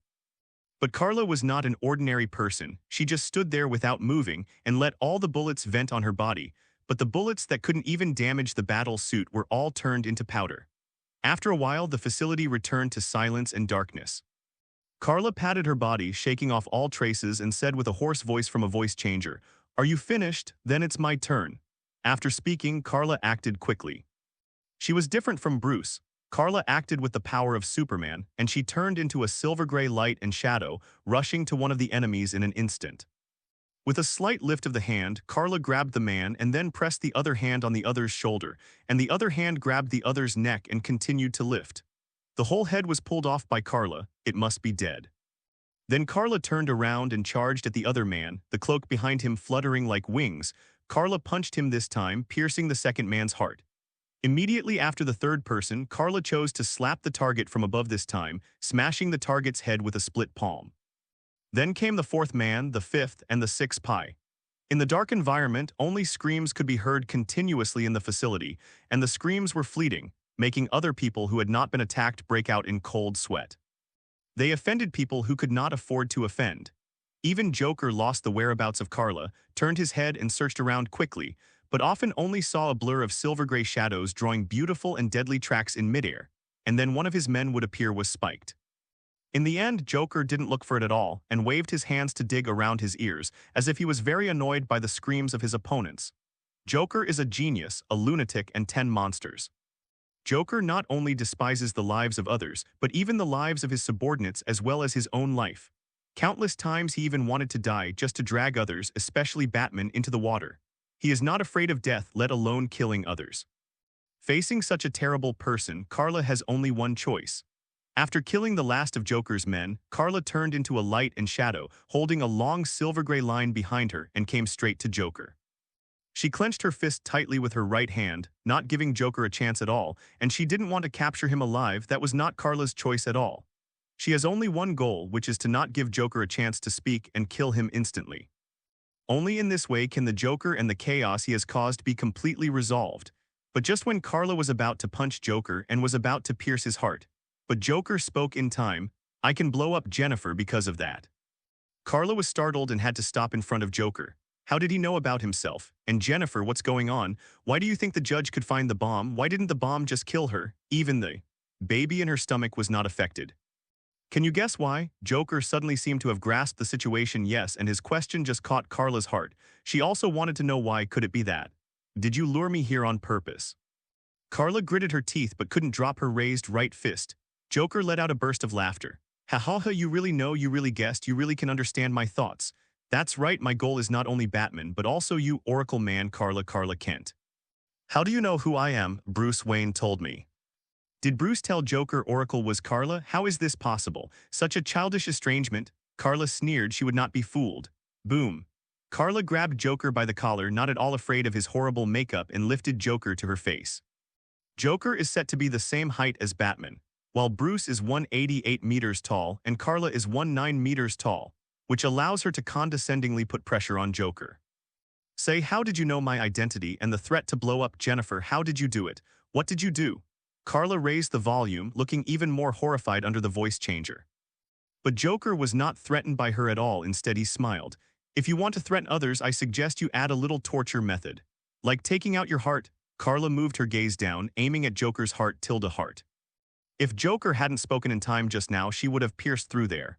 As a result, Joker shook his head. No, that's too easy. I mean that you can use some methods to torture your opponent crazy, kill his most important people in front of him. Or physical torture. It was as if he didn't know that what he said could happen to him at any time, or he just didn't mind or didn't care. Carla only felt that she had nowhere to use her strength.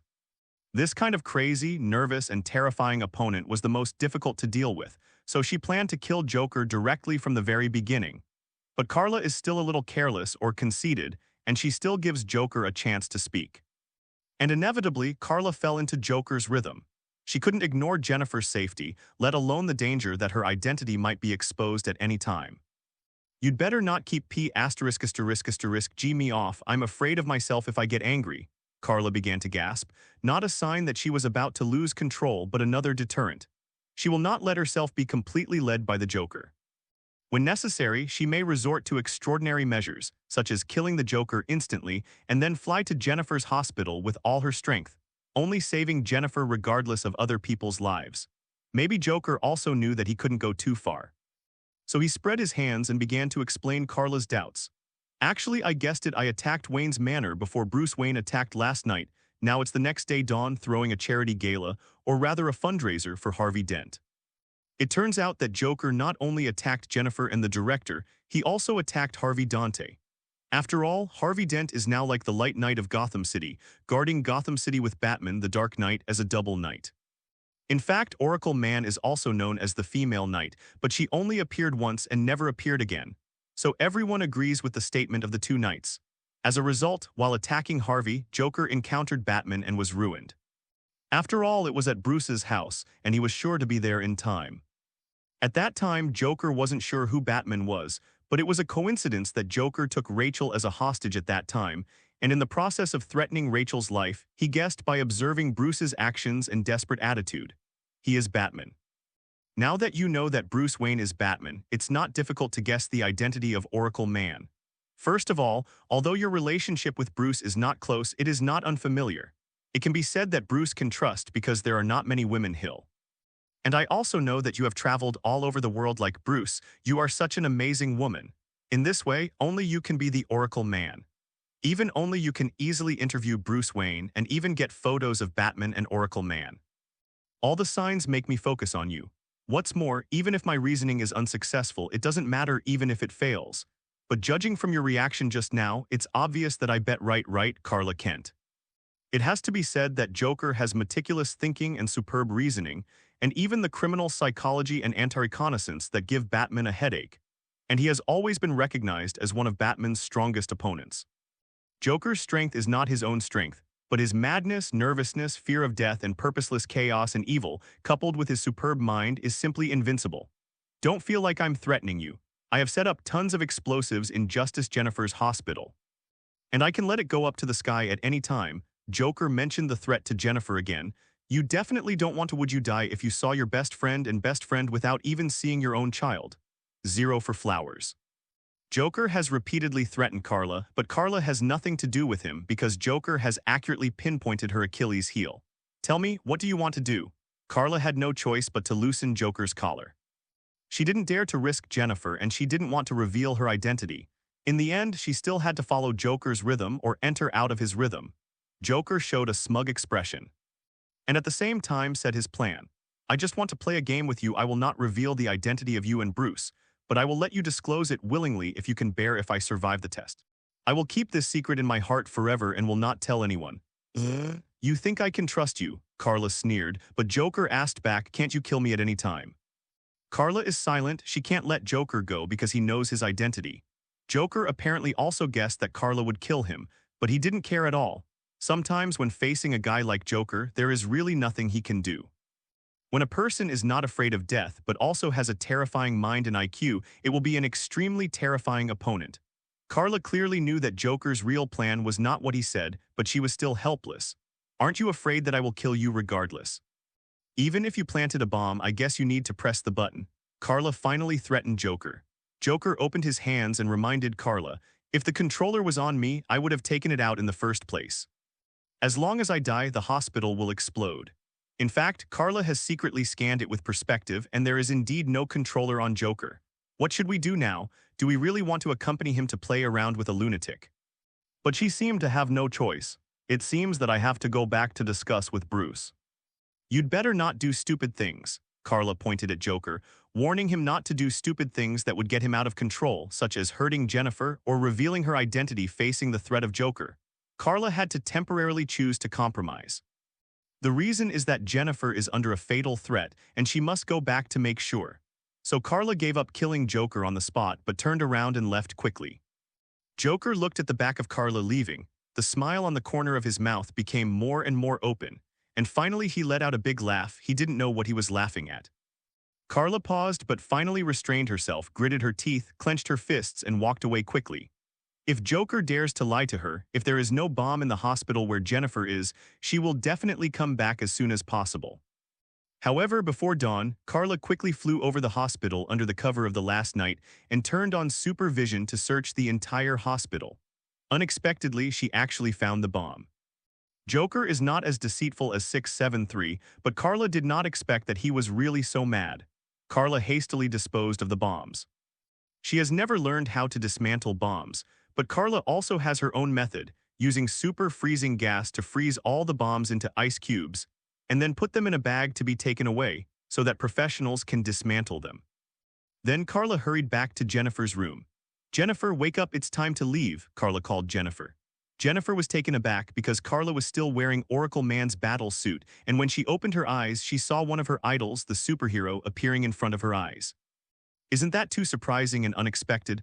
Oracle Man, I'm not dreaming, am I? Jennifer suddenly turned into a little fangirl, looking at Carla in surprise. Carla raised her hand dumbfoundingly and lifted her hood.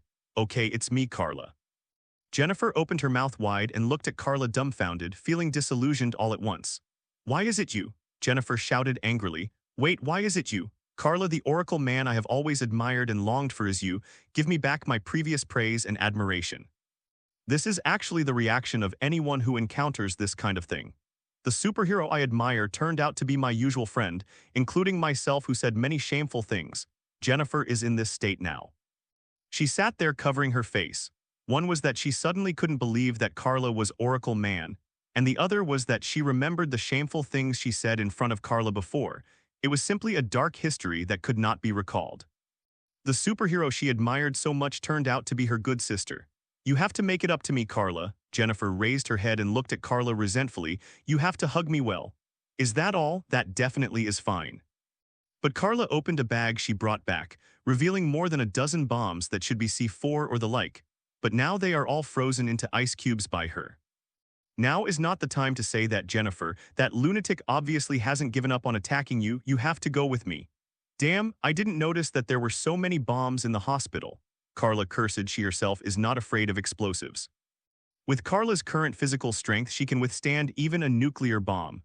Clark wasn't even close. But what about others? Even if Carla can protect Jennifer in the first place, can the child in her stomach withstand the shock? Even if Carla can separate psychokinesis and her biological stance to protect Jennifer and her unborn child, what about the others? Does anyone else in the hospital care? I have to say that Carla was really careless. She should have scanned the hospital as soon as possible. Otherwise, Joker could have been killed just now. Carla believes that Joker has not confirmed that she is Carla Kent before meeting her, and if Joker is killed at that time, nothing will happen. But because of her own carelessness, she was not only led by the nose by Joker, but also confirmed by him. Now, even if Joker is killed, he may have told others about Carla's identity. Once Joker is dead, his men may reveal Carla's identity to the world. That was a picture Carla never wanted to see. So she could only hold back her temper and go to meet Bruce and discuss it later. As for exposing her identity to Jennifer, one is that she believes in her best friend, and the other is that Jennifer is obviously not out of danger yet, and she will even become one of Joker's breakthroughs. In order to protect Jennifer, Carla must take her to Wayne Manor, which will be the safest safe house. It is absolutely impossible for Bruce to watch his children be in danger, right? Jennifer is the only man. This child is obviously the next generation of the Wayne family. Hearing that Alfred is going crazy, he has been urging Bruce to bring him back. But Afu didn't understand Bruce's difficulties, and now Bruce was chasing Jennifer around. Jennifer, Bruce is Batman, and I'm going to take you to Wayne Manor, which is the safest place, Carla said, helping Jennifer up, help her change clothes for going out. Jennifer stood there stupidly, ha. I want to die, Carla, let me be blown to death. Jennifer knelt down, covering her face. Carla looked at her friend amusedly. Didn't she say it before? She had given up on Bruce and wanted to have a relationship with Batman and said that Batman was her idol. Turns out Batman is Bruce. I'm not going. Jennifer shook her head vigorously, ashamed to go to Wayne Manor to face Bruce again. Carla persuaded, now is not the time to joke, Jane. Do you know why I suddenly confessed my identity to you? Because that lunatic, that B*******D, has already guessed the identity of me and Bruce. Now his goal is just in Gotham City, but what if he sends someone to our hometown? My parents, your parents, even Dan's parents, our family is being implicated by us. Now is not the time to be petty. What's more, whether it's Bruce or Batman, aren't they both your male gods? Your idol and male god has become the father of your child. What else do you have to resist? Carla said intentionally. Jennifer covered her heart with her hands and stared at Carla resentfully. Are you still stimulating me? Carla shook her head amusedly, picked up the bag of bombs with one hand, and put her other arm around Jennifer's shoulder to make her stand up. I really can't hold you and leave, so stop being coquettish. By the way, help me put on the headgear, Carla said to Jennifer Nunu, and put on the headgear she just took off. Jennifer obediently picked up the hood and helped Carla cover her perfect face. Come on, I called Bruce. I guess his car is here. When Carla came downstairs to the hospital with Jennifer in his arms, there was indeed a pure black armored combat vehicle parked there on the street outside. It was a Batmobile, and it had been used last time against the Shadow Warrior Alliance. However, Bruce has recently started to develop a new type of tank. I don't know if this is it. It is said that a locomotive is placed in the tank so that when the tank is seriously damaged, it is easier to change the locomotive. Carla also has her own chariot, but the color is different, it is silver gray. It was because of Jennifer's change that a certain stubborn man unilaterally changed her battle suit and equipment to silver gray without asking Carla's wishes. Although Carla doesn't mind either. The jerk meaning Joker, definitely not. The doors opened automatically as Carla and Jennifer approached, one from the co-pilot and one from the rear. As a result, Jennifer unceremoniously grabbed the co-pilot's door and slammed it hard and followed Carla to the back seat. Carla shrugged just because she could protect Jennifer more easily. Bruce didn't know that his identity had been exposed, so he asked in the 20 voice of the voice changer, "Has the bomb been defused?" Carla simply threw the package to the co-pilot. "Look." Bruce was taken aback. Didn't he know that Carla brought all the bombs out and even threw them over? But he was relieved after opening the package. Although he didn't know how Carla managed to freeze them, at least now he didn't have to worry about blowing up the three of them. "Are you sure it's safe to go to Wayne Manor?" Bruce was still acting, pretending he wasn't Bruce but someone else. Jennifer behind her looked at Bruce with her arms folded and said with a sneer, "Fake it, keep pretending. I already know everything, Bruce."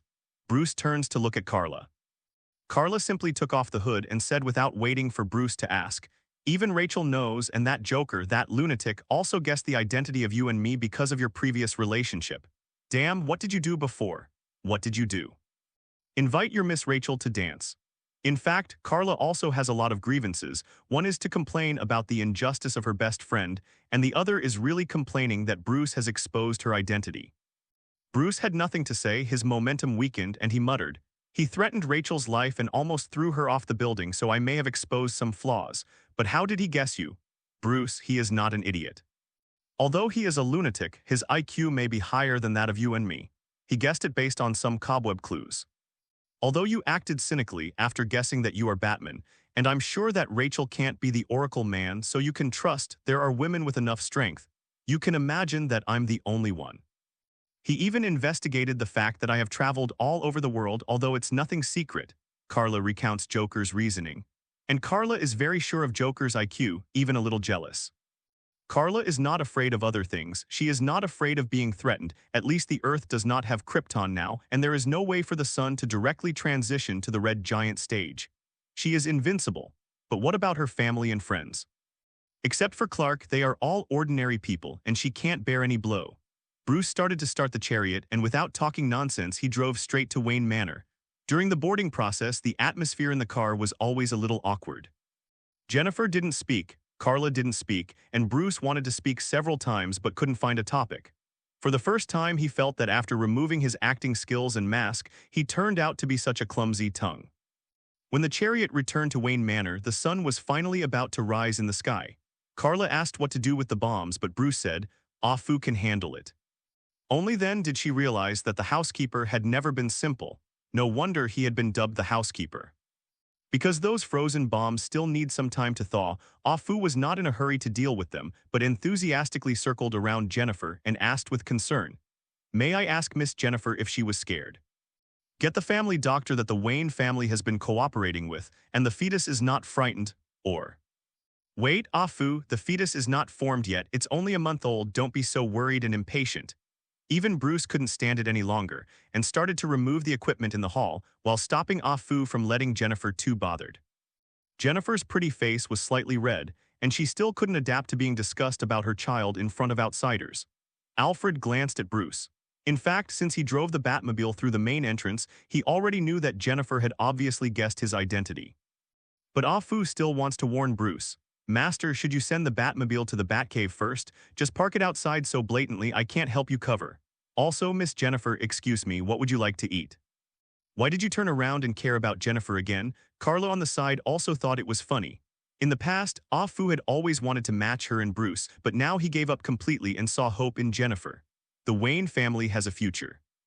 But Afu never knew that Jennifer was ready to get rid of the child at any time. But she didn't know if she would do that when she knew that Bruce was Batman, and the Batman she was thinking of was Bruce, who is also the father of her child. Carla also went to the Batcave with Bruce, and she also had to change her equipment. When they came back, they found that Afu had already prepared breakfast and there was a rich breakfast on the table. Definitely means that the breakfast in front of Jennifer was rich, and in front of Bruce, there was only one piece of bread, a glass of milk, 3 strips of bacon, and a fried egg. Carla wisely pulled the chair and came to Jennifer's side since she couldn't finish eating anyway. Jennifer sighed with a headache on her face. In fact, she had told Afu not to be so enthusiastic, and she couldn't bear it. She didn't intend to come to this house to be the hostess, and she even let go of her feelings for Bruce. If she didn't suddenly know that Bruce was Batman, she might have taken the child away when she was discharged from the hospital. In other words, she planned to be discharged from the hospital today when the time comes. The surgery will be completed. But now Jennifer glanced at Bruce opposite with a complicated face, and then quickly turned her head to look at Carla beside her, not letting Bruce catch her small movements. So, what do you guys do now? Will that lunatic really keep his word? Jennifer was also worried about Carla's situation. Carla sighed, can only hope he keeps his word. At this time, Bruce on the opposite side finally found an opportunity and quickly opened his mouth to join the discussion between the two women. Carla, you don't really think that the game he wants to play is just our identities, do you? I don't think it's that simple. In fact, Bruce's worry is the most correct. Joker has made so many preparations just to reveal the identity of Batman and Oracle Man. How could it be that simple? Even Carla herself understands this truth, but Carla reminds Bruce, but we're being held hostage. How? Bruce and Jennifer looked at Carla together. Carla took a sip of the milk in front of him and explained the current situation to the two. Bruce, even if we know that Joker's real purpose is not this, we can't be careless. Because the reason is very simple, our identities must not be revealed. In fact, it is very simple for Joker to kill us. He doesn't even need to take action. As long as our identities are exposed, countless people naturally want us to die. You'll say we can protect ourselves and not be afraid of the gangsters you've offended. But what if the enemy is the police department you've been helping? If Gordon brings someone to arrest you, if Harvey and Rachel send a subpoena, what if Jennifer puts you on trial? Even when the time comes, all the citizens of Gotham City will want to arrest you, definitely including me.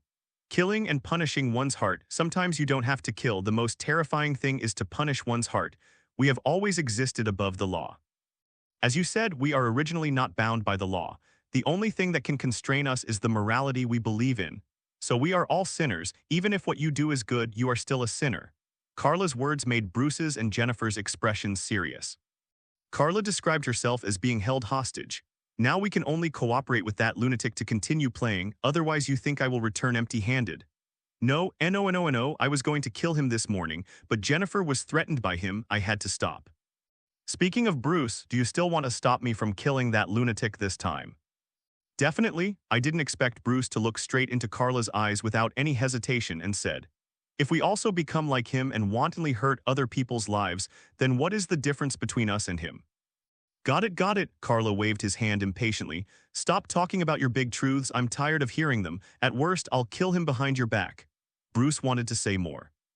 Carla turned her head to Jennifer's stomach and said deliberately, Smelly boy, I can't do anything with your father, but I won't let you become that kind of rigid and pedantic person. Wait for me to train you to be an executioner. Jennifer quickly covered her stomach with her hand and glared at Carla. Executioner is not a nice word. Bruce even reminded, that is my child, he is destined to become the heir of the Wayne family and the Wayne group, don't even think about it. Jennifer looked at the two amusedly. I haven't said I'm going to give birth yet, have I? You're overthinking it. She is the one who has the most decision-making power. Well, sorry, she may still firmly plan that this child should not be born. Bruce's face sank immediately. He knew where the problem was. Just like Joker took the opportunity to see through his identity when he showed his flaws before, he still couldn't let it go. It's okay to save Rachel, but he cares too much about Rachel. You can see the difference in his eyes and attitude towards Rachel. Especially for girls, this feeling is the most uncomfortable and unacceptable. No one would like the person they love to have another person in their heart, especially the one they have loved for 10 years. This child was an accident, and the biggest accident was knowing that Bruce was Batman, which made Jennifer feel headache and tangled. Leave me alone for a while, I want to be quiet. Jennifer said goodbye to Carla and Bruce at the same time, turned and left the restaurant. Carla asked from behind, Jane, who is Jingjing? Jennifer was not in the mood to pay attention to Carla's joke and left quickly. With Afu taking care of Jennifer, Carla and Bruce don't have to worry about her. Then there were only two people left face to face. Carla looked around. picked up a piece of bread that neither she nor Jennifer had touched and handed it over. I don't know if Afu is complaining or Bruce doesn't eat much in the morning. His breakfast is obviously not enough for Bruce to eat. Bruce was not polite, and it was even more impossible to dislike it, so he chewed it in his mouth. Carla laughed and picked up what she hadn't finished eating and took a big gulp of the milk that Jennifer had only drank. Bruce raised an eyebrow. Hey, she doesn't seem to have anything to do with you right now, Carla glared at Bruce. They have nothing to do with each other yet. On the contrary, she and Jennifer have been close friends for many years, so this little thing is nothing. In the past, the three of them would buy 3 kinds of ice cream and eat each other. Definitely the kind to eat with a spoon.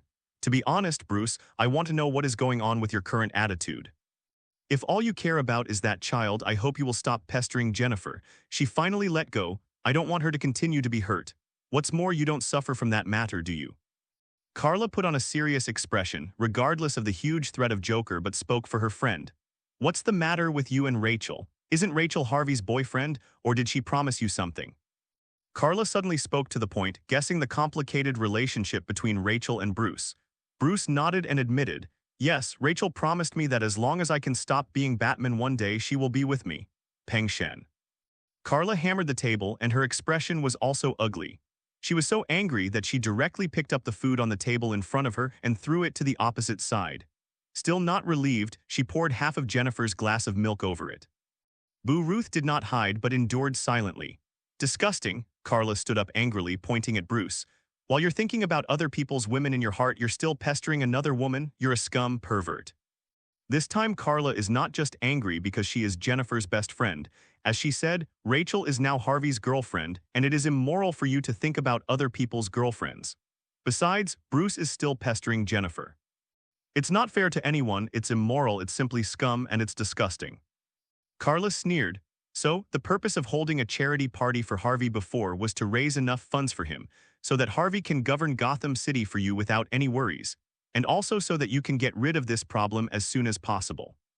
Wearing a battle suit so that you can sleep together with your Miss Rachel, I really want to slap your size 36 shoes on your face. It's hard to say whether Bruce is affectionate or thin or promiscuous. He has a deep love for Rachel, just like Jennifer has been secretly in love with him for 10 years. Bruce's feelings for Rachel may have been there since he understood the concept of love. This is nothing, and Carla will not accuse Bruce of loving Rachel instead of Jennifer. As for Jennifer's choice, it is her freedom, and she cannot force Bruce to take responsibility. Jennifer even planned to take this opportunity to let go, but the child came unexpectedly and suddenly. But what Bruce did later made Carla unacceptable. Even Bruce's support for Harvey is probably for his conspiracy. Bruce said that Rachel promised him that as long as he wasn't Batman, they would be together. But you can't ignore that Rachel is Harvey's girlfriend now. You've been thinking about the girlfriend of someone you keep saying you want to support. Is that okay? Co-author, are you the big brother who you made friends with because your sister-in-law is pretty? What about basic moral values? And he was pestering Rachel. What did Carla think he cared about? It turned out it was just a child. Then why didn't you let Rachel give birth to you? Damn, I'm still talking so much for you. I'm really blind. Carla waved her hand, turned around and left. Bye, please don't bother us. Bruce, who was reprimanded angrily, looked at the back of Carla leaving angrily, wanted to say something but couldn't say anything. After a while, Ah Fu came in and glanced at Bruce, who was in a mess. If Miss Jennifer was my child, I might be worse than Miss Carla, but he ended up delivering a towel. Bruce shrugged, took a towel to wipe off his things, and asked, did they leave in a fit of anger? Bruce is worried that Carla and Jennifer will drive his sports car back to Jennifer's house like the previous time. Ah Fu shook his head. They are upstairs. But they don't want you to go there, otherwise they will leave. And Miss Carla also warned you, if you want her to help, at least for the time being, she has the right to control the room in this house. Carla thought about it. This is Bruce's home, yes, but Bruce needs her help now. That's good, she doesn't have to feel indebted. She just uses the temporary room usage right as the price and bargaining chip for helping. She won't take advantage of it. Bruce can only let her go. Upstairs, Carla finds Jennifer, who she's calling. Jennifer made a wait gesture and said to the phone, Harvey, my side is ready and the court can be reopened at any time. Those bastards must be brought to justice. What? You said my injury. It's okay, it's just a few scratches. Zio Liu is fine, right? As long as he is willing to continue testifying in court, none of those people can escape. Okay, then you can come to pick me up anytime. My location, I'm at Mr. Wayne's Manor now and I have some things to discuss. Okay, I'll wait for your notice. After Jennifer finished speaking the last sentence, she hung up the phone and turned around, motioning to the phone in her hand. Talk about work a little bit. And I have to tell Harvey that I'm safe, but the people he sent didn't protect me, as if I feel a little guilty. Carla looked at Jennifer like this, stepped forward and embraced her in her arms. Jennifer felt strange. What's wrong? Carla shook her head and muttered. Now I support you to remove the child just before the child is formed. It is not considered to have murdered a life. It is only a month, and the damage to you is not too great. Then fine, get a boyfriend, or I'll introduce Clark to you. She would rather cheat her younger brother. Jennifer couldn't laugh or cry. Dan and I both regard Clark as our younger brother. We used to play with him around when we were young. You let me and Clark be together? Don't be kidding. What's wrong with you? Don't you still want to be the child's godmother? Carla raised her head and looked at Jennifer, feeling worthless for her. That B***** D is still obsessed with Rachel, and even made promises or something, whether he is evil or not. Cack. Jennifer thought what was wrong with her, but it turned out to be this. She couldn't help but smiled and reached out to help Carla fix a strand of messy hair, and said in a mature tone, Carla, I'm the latecomer. Even if you want to despise me, I'm also a third party. At the restaurant, I had already seen that Miss Rachel was the only one he had in his eyes, so I planned to withdraw and let it go completely, so it doesn't matter. Jennifer didn't evade, let alone quibble, but clearly stated that she knew it. She knew that Bruce only had Miss Rachel in her heart, but she did it in the end because she's not reconciled. She needs to do that to let go. So I have been telling Mr. Wayne that I hope he will not have any psychological burden, and there is no need to be responsible to me. That is my choice, and don't you also say that I voted for him for nothing, so you are still thinking about it. What? Jennifer smiled at Carla. It was a relieved, relaxed, and calm smile without any resentment or resentment. It turned out that she had thought everything through from the very beginning, and it was Carla who had been worrying that she hadn't let go. So, it seems that the Wayne family is going to lose this descendant. Ah Fu's voice sounded behind the two of them. He didn't know how many times he heard it and how long he came, carrying a tray with black tea and pastries in it. Ah Fu's eyes were a little red. He had been at Wayne's house for a long time, and he also regarded Bruce as his own. Just imagine the disappointment of Grandpa, who is about to hold his grandson but hope for nothing, and you can know how disappointed he is. But it is definitely impossible for Jennifer to compromise, at least not for him. Ah Fu also knows it well, and he heard the conversation between the two women just now. There is no right or wrong in this matter. In fact, Bruce is right and Jennifer is also right. There is nothing wrong with one wishing to fight and the other wishing to suffer. Everyone is an adult. The only thing to criticize is the shitty things Bruce did. Miss Jennifer, I'm sorry. Ah Fu still apologized to Jennifer for Bruce and said, I used to think that Miss Carla is very suitable for synthesis as the mistress of the Wayne family, but now it seems that maybe Jennifer Miss is more suitable. Jennifer smiled and lifted Ah Fu's shoulders. I don't have that kind of luck. She was not at all reluctant, and the smile on her face made Carla understand that she had completely returned to the state Carla had always been familiar with. The two of them raised their cups and touched each other tacitly. Carla said, Congratulations on being single again. Haven't I always been single? Jennifer muttered, dissatisfied. Seeing the two of them like this, Ah Fu could only sigh in his heart. Young master, both of them are rare women in the world. Why didn't you get either? Carla and Jennifer stayed at Wayne Manor until around noon when they got a call from Harvey, who was on his way. The general court time is mostly in the morning, which is to allow Jennifer to prepare in advance for the court session tomorrow or next week. More information about crimes is still stored in the serious crime team, and they will go there for investigation. When Carla was preparing to leave with Jennifer, Bruce followed them to the door, watching them, wanting to keep them but not knowing what to say. Because Harvey was still on his way, Bruce tentatively asked, Why don't you stay and finish your lunch before leaving? I'll let Ah Fu prepare. Ah Fu also quickly said, I'm going to prepare now. Jennifer shook her head and declined his kindness with a smile. Mr. Wayne, we are already very disturbed, and you have a lot of things to do. Gotham City needs you now, so don't waste time on me. Go help more people. There was a certain light in Jennifer's eyes. She already knew that Bruce was the Batman, and she couldn't help saying, Maybe it's a little different from that, Miss Rachel. I prefer the Dark Knight to this dude's mask. Brucetta nodded, and when he wanted to say something again, Harvey's car had already entered from the outside. Jennifer, are you okay? Harvey was still concerned about Jennifer's physical condition when he came over. Jennifer was amused that everyone was starting to care about her. But she also understands that the only one who really cares about her is Carla, including Bruce for the unexpected new life in her belly. As for Harvey, he was even more innocent. He was worried about whether she would be competent for the next trial. Only Carla is the purest, just pure concern and care about her health. Jennifer took a deep breath and her expression gradually became serious. She glanced at Harvey and nodded. "It's okay, let's go." Just like that, Jennifer followed Harvey into his car without looking back. Master Green. Carla looked back at Bruce, snorted softly, and naturally followed Jennifer's footsteps quickly.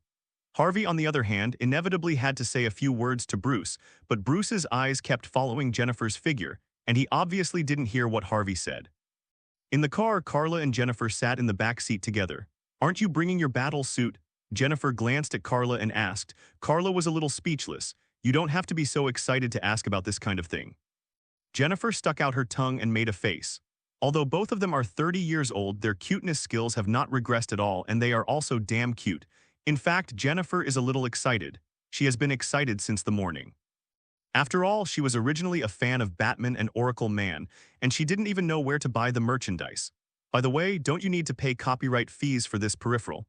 Carla complained secretly in her heart should she collect money. So Jennifer has been chatting around the topic of Batman. As she said just now, if what Rachel promised was that Bruce would accept him after giving up his Batman identity, then Jennifer now prefers the superhero who is Batman Bruce. It's not the Bruce after putting on the mask. On the contrary, Jennifer thinks that the Bruce in the eyes of others is his mask. Should it be a woman's intuition, or is it true love? Jennifer pointed directly to Bruce's heart. His unrestrained playboy appearance is indeed just an illusion, just to cover his figure under the night. No one doubts that the swinger dude will be the hero of justice fighting criminals at night. To say that she prefers Jennifer, what Rachel likes is Bruce's appearance, but what Jennifer loves is Bruce's heart and true face. Ever since Bruce put on the Batman battle suit, he is no longer that idle and ignorant nobleman. After traveling all over the world and returning to Gotham City, he just wants to save this already decayed city. But Rachel wanted him to let go of Batman, but how could she know that Batman was Bruce's true face? That was his true self. There was once a comic in which Wonder Woman Diana tied herself, Superman and Batman with a lasso of truth, in this way to let each of them tell their true identities. Wonder Woman said her name was Diana. Superman is also not immune to the effect of the mantra lasso, so he has to reveal his true identity. His name is Clark, and the Kryptonian's name is Carl. Zero looking for flowers. But when it came to Batman, he said he was Batman. You asked him to give up his identity as Batman. Isn't it equivalent to asking Bruce to give up all of himself? Justice, the goals, ideals, and future he pursued. What was he working so hard for all these years? Just to torture himself and come back and be a swinger. Only Jennifer notices that Batman is Bruce's real body, but damn, she's in love with Batman again. He just got out of Bruce's pit, turned around and fell into it again. Jennifer turned and lay in Carla's arms as she left Wayne Manor. Carla sighed. There are only a few people in the world who can blatantly take advantage of her. "Going to the hospital?" Carla asked. Jennifer knew what she was talking about and just shook her head silently. Harvey thought that Jennifer's injury was still not healed, so he persuaded worriedly. "There is no rush for work. If there is anything that has not been dealt with, it is best to go to the hospital." Carla patted Jennifer on the head. "The hospital can't cure it, Harvey. If the heart is hurt, no one can heal it." It was only then that Harvey realized what was going on. He looked at the two women through the rearview mirror and couldn't help but feel admiration and disdain for Mr. Wayne. What he admired was that there seemed to be no shortage of women around him, even such a good woman. The disdain is that he can't keep any woman, including such a good woman. Harvey secretly alerted himself in his heart he would never be like Bruce. He would definitely cherish his girlfriend, that is, Rachel. Because Carla and Jennifer both had concerns and didn't want to talk, they were silent all the way. The car stopped in front of the serious crime unit of the police station. As a judge, Jennifer didn't need to check the case in person. If she met an ordinary judge, she would leave it to the prosecutor to do it herself. But Jennifer was different. After getting off the car, she adjusted her breathing and state, and immediately returned to the unselfish justice. "Come on, Harvey, let's find enough evidence to put those bastards in jail forever." Jennifer began to re-enter the busy work, and Carla was always by her side, worrying about her relationship status and worrying that she was too tired. Even Carla was surprised that there were too many criminal records and materials, but before that, Gotham City had nothing to do with those gangsters. This is why Gotham City has always been called rotten to the root. If Carmine Falcone hadn't been attacked and arrested before, the previous Gotham City could be said to be dominated by gangsters. That Carmine was even arrogant and blatantly entertaining politicians in his restaurant. So in fact, it's just after the autumn to settle accounts now, and none of the fish that slipped through the net before can't escape. That's why there is a lot of information. If the prosecution is successful, the longest person may be sentenced to hundreds of years in prison. Don't tell me he still owes hundreds of years of punishment after all. A person's 890 life is limited after all. Carla is also very worried about Jennifer's state. Don't forget, you haven't removed the child yet. If you don't want to remove it, you should pay attention to rest. Jennifer froze all over, and then pretended she didn't hear Carla's words, but when she was thirsty, she silently replaced the coffee with water. As mentioned earlier, on the night Jennifer was attacked, the director of Gotham City was also attacked. That director was not as lucky and intuitive as Jennifer, and Joker succeeded in killing the director of Gotham City. Not to mention that his death gave Gordon a place. The chief was originally an upright and righteous man. His death is a loss for Gotham City. And the director has always been very popular. So the chief, she planned to make an obituary and hold a parade ceremony for the chief this week. Therefore, the trial originally scheduled for this week may have to be postponed to next week. This is the conspiracy and plan of that lunatic, Carla guessed. It must be Joker's careful plan. He calculated that the chief would arrange a grand funeral for the chief, so he attacked the chief. As for the reason, it is also very simple. Joker is not alone, and he cannot complete his crazy plan alone. Don't forget that when Carla went to kill Joker before, he met dozens of his men. Not all of those people were recruited by Joker. Almost all of them were people he borrowed from other mob bosses. In other words, Joker is now cooperating with those gang leaders, and he must protect those bosses, at least for the time being, so that he has enough manpower and financial resources to play games with Batman and Oracle. Joker is a lunatic, but he is by no means a fool. Even Carla has to follow his rhythm with his mind and IQ, and even Bruce has nothing to do with him. Carla has to admit, Joker is more difficult to deal with than the Shadow Warrior Alliance. The plan of the Shadow Warrior Alliance is not difficult to stop, but Joker is good at playing with people's hearts. He even wants to drive everyone crazy. He wants to bring everyone into the abyss. For this reason, at the expense of his own life, he does not think it is evil, but he is righteous. Carla also has a degree in psychology, criminal psychology. At least her knowledge can get a degree, so it's not hard to guess what Joker is thinking. Actually, Joker's goal is very simple. He wants to turn Bruce. He wants to turn Batman into the next Joker, and even me. Carla narrowed his eyes slightly. Joker's purpose is very dangerous and crazy. He is creating a laughter world. Manta is even laughing Superman. Joker definitely doesn't know Carla's real identity, but Joker doesn't care. He just drags Bruce and Carla into the abyss, trades 1 for 2, sacrifices one Joker but creates 2 new Jokers, and he wins. And his bargaining chip, or his reliance, is the real identity of everyone in Gotham City whom he kidnapped, as well as Carla and Bruce. After hearing Carla's analysis, Jennifer gritted her teeth tightly, saying that it was impossible not to worry about Carla, and it would be false to say that she didn't care about Bruce. So, as long as Harvey and I can send all those gangsters to prison in the shortest possible time, Joker will lose his helper, and you and Bruce can only target him alone. Jennifer reinvested in the adult among the piles of data. Although Jennifer already wanted to do her best to help Carla and Bruce, but Joker's plan was superior. On the same night, he caused another murder. 2 police officers were killed, one surnamed Harvey and the other surnamed Dante. Harvey Dent, he's the Joker's target again. Not only that, but a newspaper was found next to the bodies of the 2 police officers, with a picture of the mayor giving a speech. At that time, the police found that the newspaper had been graffitied by Joker. The picture of Chief, she was graffitied to look like a Joker, and it was written in large black letters. If Chief, she was killed in front of the citizens, what would happen? Ha ha ha ha ha ha. That series of ha ha ha has the crazy style of Joker and also makes people shudder. This B***** D not only wants to attack other people, but now he even has his eyes on Chief She. What made the atmosphere even more tense was that tomorrow would be a parade for the sacrificed chief, and it was impossible to change what had been decided. Even if the chief now knew that he was the next target, he had to announce the obituary as scheduled. If he was afraid of death, wouldn't it seem that the director's sacrifice was not worth it?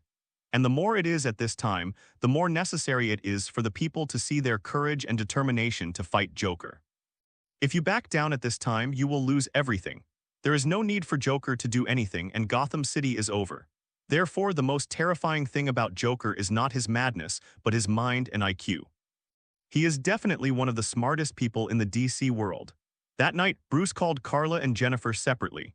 He called Carla first, and Carla didn't know how many times she was awakened from sleep by this B asterisk asterisk asterisk D, and she could guess what he wanted to say. So she directly pulled out the battery and threw the phone away, almost losing her strength throwing it out the window. In that case, she would definitely ask Bruce to buy herself a new mobile phone. Why? Later, Bruce had no choice but to call Jennifer. 4.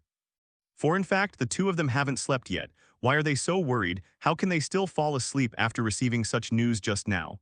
Jennifer looked at Carla helplessly, knowing that she definitely did it on purpose. But Jennifer didn't make up her mind to hang up but picked it up. "Hi, Mr. Bruce, what's the matter?" Bruce on the other side felt sad at first. From the time when he was secretly loved by a girl who took the initiative to court him, to now he was called a distant address in a lukewarm way, and he always felt uncomfortable. But he did not forget the purpose of his call. "Jennifer, tomorrow's parade is very dangerous. I hope you don't go."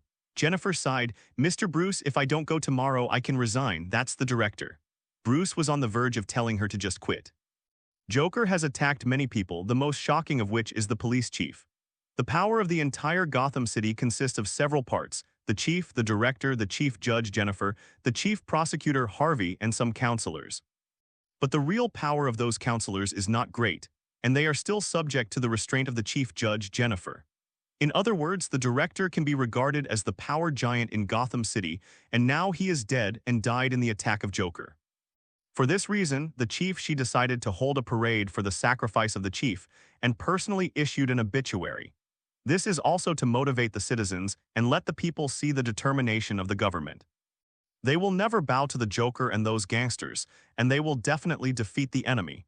But there are huge hidden dangers hidden in this activity.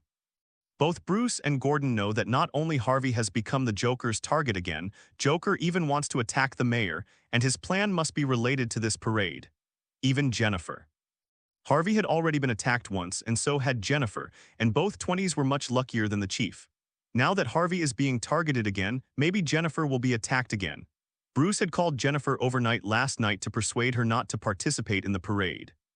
But Jennifer, as the chief judge, if she is absent for no reason, then don't do it next time, just resign. Even if the chief justice doesn't blame her, people in Gotham City will no longer trust the new female chief justice. So Jennifer declined Bruce's kindness and decided to participate in tomorrow's event. Bruce hung up the phone. Alfred came to Bruce's side mysteriously and handed him a wet towel and a glass of water. Bruce just came back from the outside. He just went to check the newly discovered murder scene and then called Jennifer immediately. "Master, I'm not talking about you. I think you're a bit too much." Even Ah Fu couldn't stand it anymore. "If you really like Miss Jennifer, then go for it bravely, but you have to let go of Rachel first. It's about Miss Rachel. If you still miss Miss Rachel, then don't hesitate to pursue Miss Rachel. It's not fair to the two girls you are doing now." Bruce glanced at Alfred. He definitely wanted to pursue Rachel. "But Ah Fu, Rachel said that he would not be with me until I decided not to be Batman anymore." Bruce reminded Ah Fu that Rachel had promised him that. Ah Fu wanted to complain, and then she switched to someone else's arms. "This stupid young master, you are the only one who is in place, and he is already 800 meters away." But Ah Fu couldn't say anything, let alone say that. He just pretended to mutter, and muttered in a voice that Bruce deliberately heard. "Are you really planning to give up Batman? Then the days you worked hard for it, what is the purpose of the year? Just to attract Miss Rachel's attention as Batman and then give up Batman's career for her?" Bruce just pretended not to hear, but even his eyes showed a trace of blankness. The next morning, Jennifer's home. "Carla, don't you plan to wear that outfit to accompany me to the parade? Please." Jennifer's voice was a little crazy. She looked at Carla innocently wearing her usual, full of informal style clothes, inevitably a black line. To say she's informal would be a compliment, just her jeans, sneakers, and casual shirt. "Wait, is that my shirt?" Jennifer shook her head with her hands on her forehead. "Even if you go to an ordinary Western restaurant, you will be kicked out." Carla didn't care. "I'm not the protagonist, I just need to find a place to stay, and it's enough to ensure that you don't get attacked. I'm not the target, at least I haven't found any clues that I'm Joker's next target, right? Also, put me in this suit." Jennifer had to open her closet to find a white dress skirt, a matching pair of exquisite high heels, a pure white pearl necklace, and a designer bag. Carla glanced at Jennifer. The latter shrugged. "Don't think I received money, but some people did give it to me. Don't use that kind of look. Do you think politicians are not stars?" We will also attend various parties, so those merchants will also give us something to show us wearing their products as an advertisement. Is it okay? But think about the party Bruce held for Harvey, and the politicians of a certain country will cooperate with various consortiums, especially the president. There will be many large corporate activities behind each president. There is no need to say more about this kind of thing. In short, Jennifer's famous brands and luxury goods are obviously not paid by her, let alone wasted her own money, but are similar to celebrity endorsements and are given by various businessmen on their own initiative. In this case, Carla is relieved.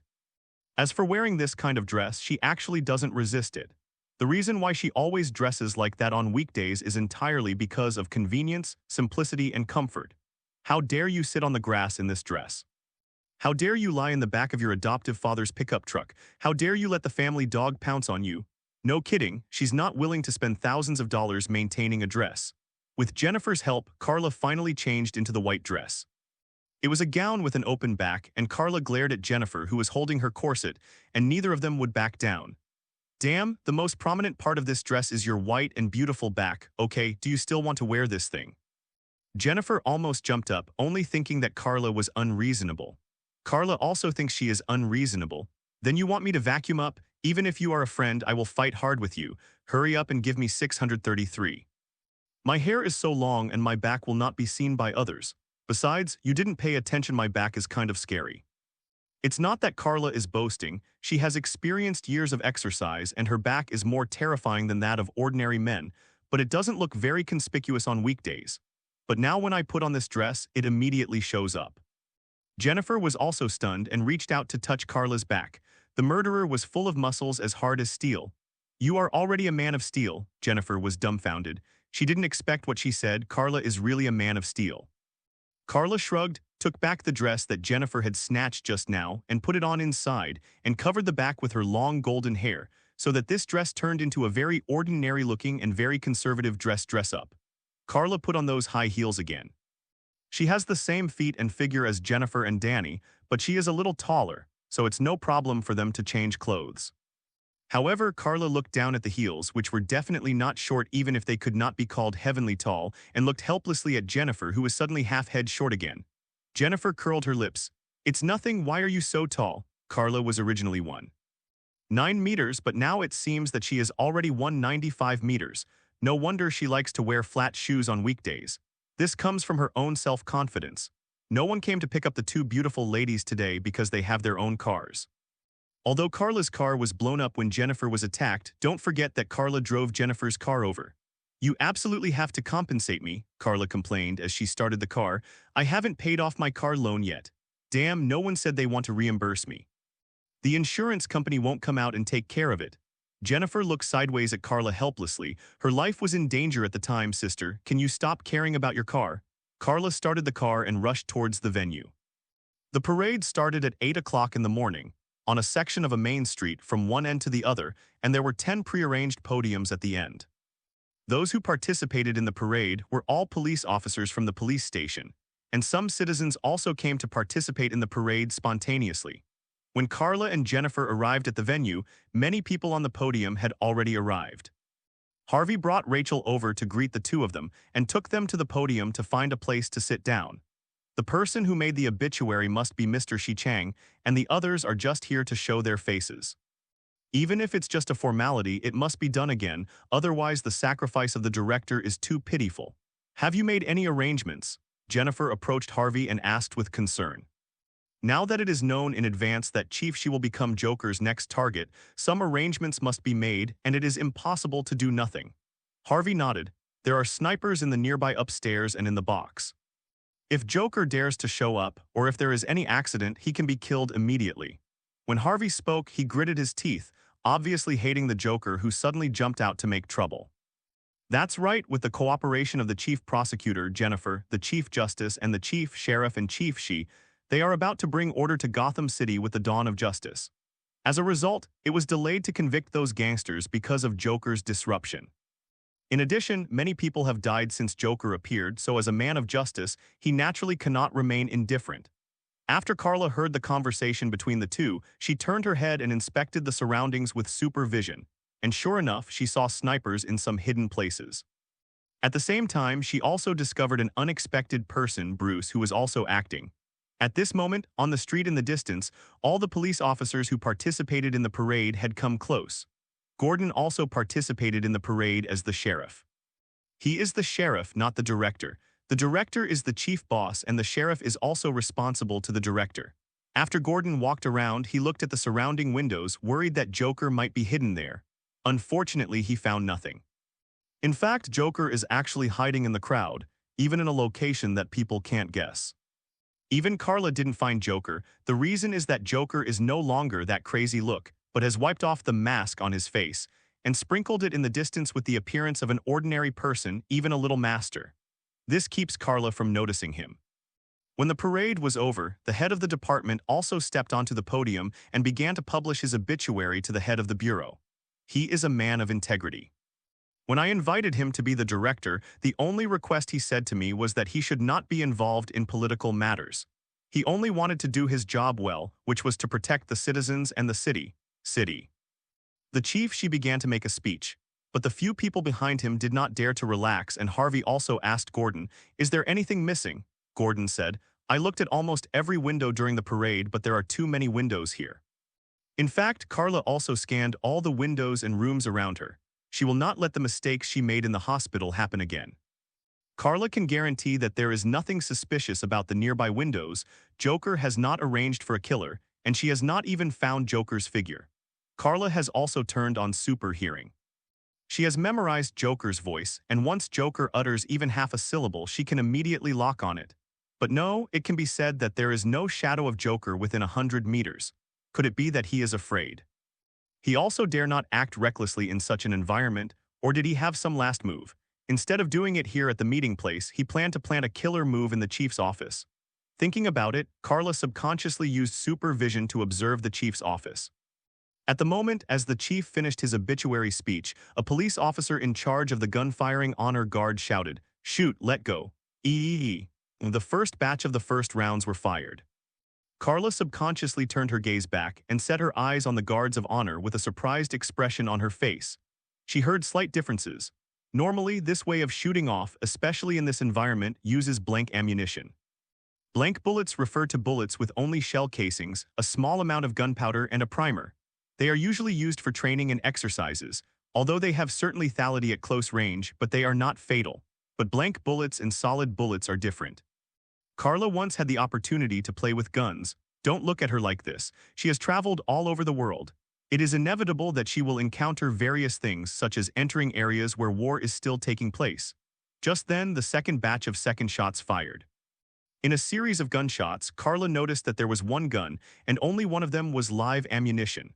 Carla subconsciously looked at the man. Damn it, Joker. Carla finally found out that Joker has been here since the beginning. He wiped off all the colorful things on his face and he revealed his true colors. He was even earlier than Carla and Jennifer. Has been lurking here. The most dangerous place is precisely the safest place, and the safest place is also precisely the deadliest place. This is not a nesting doll, this is the most dangerous place for Joker. But Kyan Wang's is also the safest place because no one would guess that he will be here. And for the chief, this is the safest place, and almost all the police officers in the city are here. But it is precisely because of this that once Joker breaks in and launches an attack, it will be the deadliest. Carla had no time to act. She noticed that Joker was smiling smugly at herself. Before the third shot was about to start, without waiting for the leader to give orders, all of a sudden, the whole firing team turned their guns and aimed at the podium. The Shilong. Damn Joker, the whole firing squad is actually his men. Carla could only turn around and hug Jennifer subconsciously, blocking the direction of those gunpoints with her back. It is by no means that Carla is played around by Joker again and again. Although Joker is indeed a criminal with a high IQ, Carla is by no means stupid, and even guesses a little bit about what Joker really wants to do.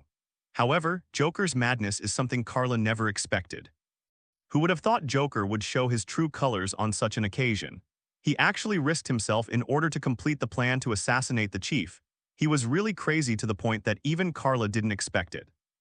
It's not that Carla couldn't rush in front of Joker immediately, but she couldn't expose herself any further. Clark wasn't ready yet. Both she and her adoptive father Jonathan knew that Clark was far from ready to appear in front of the world. Carla had to be selfish, so she only had time to hug Jennifer and use her back as her shield. But if this is the case, what will Chief she do? A person rushed out. It was Gordon. It turned out that he also noticed the abnormality of a gun during the second shot, so he threw down the chief who hadn't reacted at all. But Gordon was shot in the back. This sudden change suddenly made the scene chaotic. There were many people around who spontaneously came to see the director off, including those police officers who participated in the parade because they were not equipped with guns, so they were all in chaos. Among them, the capable police officer 23 began to hunt down those members of the firing squad. The entire firing squad was Joker's people. No wonder no one discovered the existence of Joker. Moreover, when attacking the chief, the firing team all turned their guns and pointed them in the direction of the chief and the podium. Now everyone knows that the shooting team is Joker's people. God knows how he got in there, etc. Carla turned her head, looking in a certain direction. In one of the rooms over there, Bruce has now arrived, and in his place are bound together a number of men who were the original firing squad. Damn, she was still careless after all. Carla was only focused on looking for Joker but ignored the scene here. Carla gritted her teeth. She was played by Joker again. Carla, suddenly Jennifer in her arms pushed Carla away, raised her head and looked at Carla seriously. Go and catch him. Carla looks worried. But Jennifer continued firmly. This is the best chance, don't let him go. Sergeant Gordon is still alive and dead and he must pay the price. Even Jane Cabby Knifer was P***D off. Carla saw her like this for the first time. Nodding, Carla told Jennifer to be careful, then turned around and jumped off the podium resolutely. Note that Carla from at the moment is still wearing high heels, but she just ran without caring. It's not that Carla can't wear it, nor is it that she's not used to it, but she's just too lazy to wear it. Even though the heel may be as high as 50 centimeters, she can quickly run in the direction Joker left. Carla has locked Joker. This time she will not let him go. It has to be said that Joker's escape method is very clever, and many people around him didn't notice him, and they saw that Joker was about to flee into an alley and disappear. But Carla followed up in time. The footsteps of Cluck Clack came from far to near. Before Joker could look back, he felt an irresistible force of gravity coming to his back, and then he was stepped on the ground up. You can't kill me, Oda suddenly said. Carla sneered. Why can't I kill you? Is there anything else you can threaten me this time? No, not at all. Revealing my identity, I will gag everyone's mouths. Don't you care about that, Lady Judge? But Joker said something that surprised Carla. Carla subconsciously turned her head and looked back, but she couldn't find Jennifer. It wasn't until she turned on supervision that she realized that Jennifer was leaving here under the escort of a police officer. Carla was about to breathe a sigh of relief. But Joker said again, how do you think I know the identity of the firing team members? How do you think I got in? Do you feel at ease? No, that's my man. Carla stepped a little harder, and the high heel pierced Joker's back instantly like a sharp bayonet. But Joker didn't take it seriously at all and laughed wildly. She is your weakness. Once the masked hero's identity is exposed, she will be controlled by others everywhere. You can only blame yourself for being too careless. And it's broad daylight. You are not wearing a battle suit. How are you going to save people? Do you even dare to kill me in front of so many people? Don't be kidding, your threats are not scary at all. Carla hated her teeth, but she had to admit that Joker touched her sore spot. Can she fly in front of so many people? Can she show the power of Superman, or even kill Joker with her own hands? This B*******D is completely reckless. Are you trying to drive me crazy? If you really intend to do it, I will show you the real horror. Carla lowered her head and did not use a voice changer, but her voice was full of the direct and most undisguised killing intent. But Joker continued to laugh, driving you crazy. Haha, I'm not that boring. In fact, you have never been my target. No, after meeting you, I realized that I don't need to do anything to you at all. Carla frowned. What do you mean? I always thought you and Batman were on the same side, but you should be on my side, Justice. Order. Do you really think those boring things make sense? You want to kill me so much. And you know how to kill me. It is the most correct choice to kill me, but you have not done it for a long time. But what restricts you is not something like morality or law, just because you can't do it. Carla Kent, if instead of the boring bat mask you wore, you were wearing a Joker mask, how would you be any different from me? Joker's words were like a heavy hammer smashing deeply into Carla's heart. Even Carla took a step back unconsciously, allowing Joker to get up from the ground. He touched his back indifferently and shrugged his shoulders as if it didn't hurt at all, even though he got a blood stain. As for Carla, her expression was in a trance for a while because what Joker said was right. She doesn't actually belong to order. She should belong to chaos if there are really two camps. Isn't this also the reason for the conflict between Carla and Bruce's ideas? She believes that Lars has endangered the lives of tens of millions of people in Gotham City.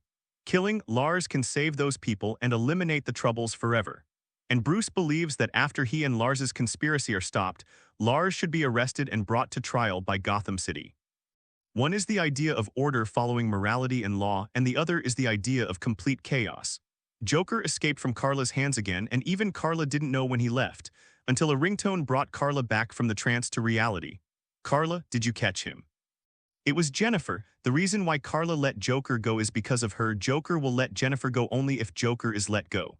Jane, where are you? Carla asked. Jennifer replied, I'm in my office. What's wrong with you? As expected of being a good friend for many years, Jennifer immediately heard that there was something wrong with Carla's tone. Carla didn't say that Jennifer almost fell into Joker's trap just now. In fact, before the person who escorted Jennifer did it, Carla was actually not sure if that person was Joker's person.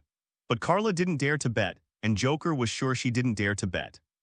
Carla is not Joker after all. She is not as crazy as Joker. Carla has someone she cares about. She dare not gamble with Jennifer's safety.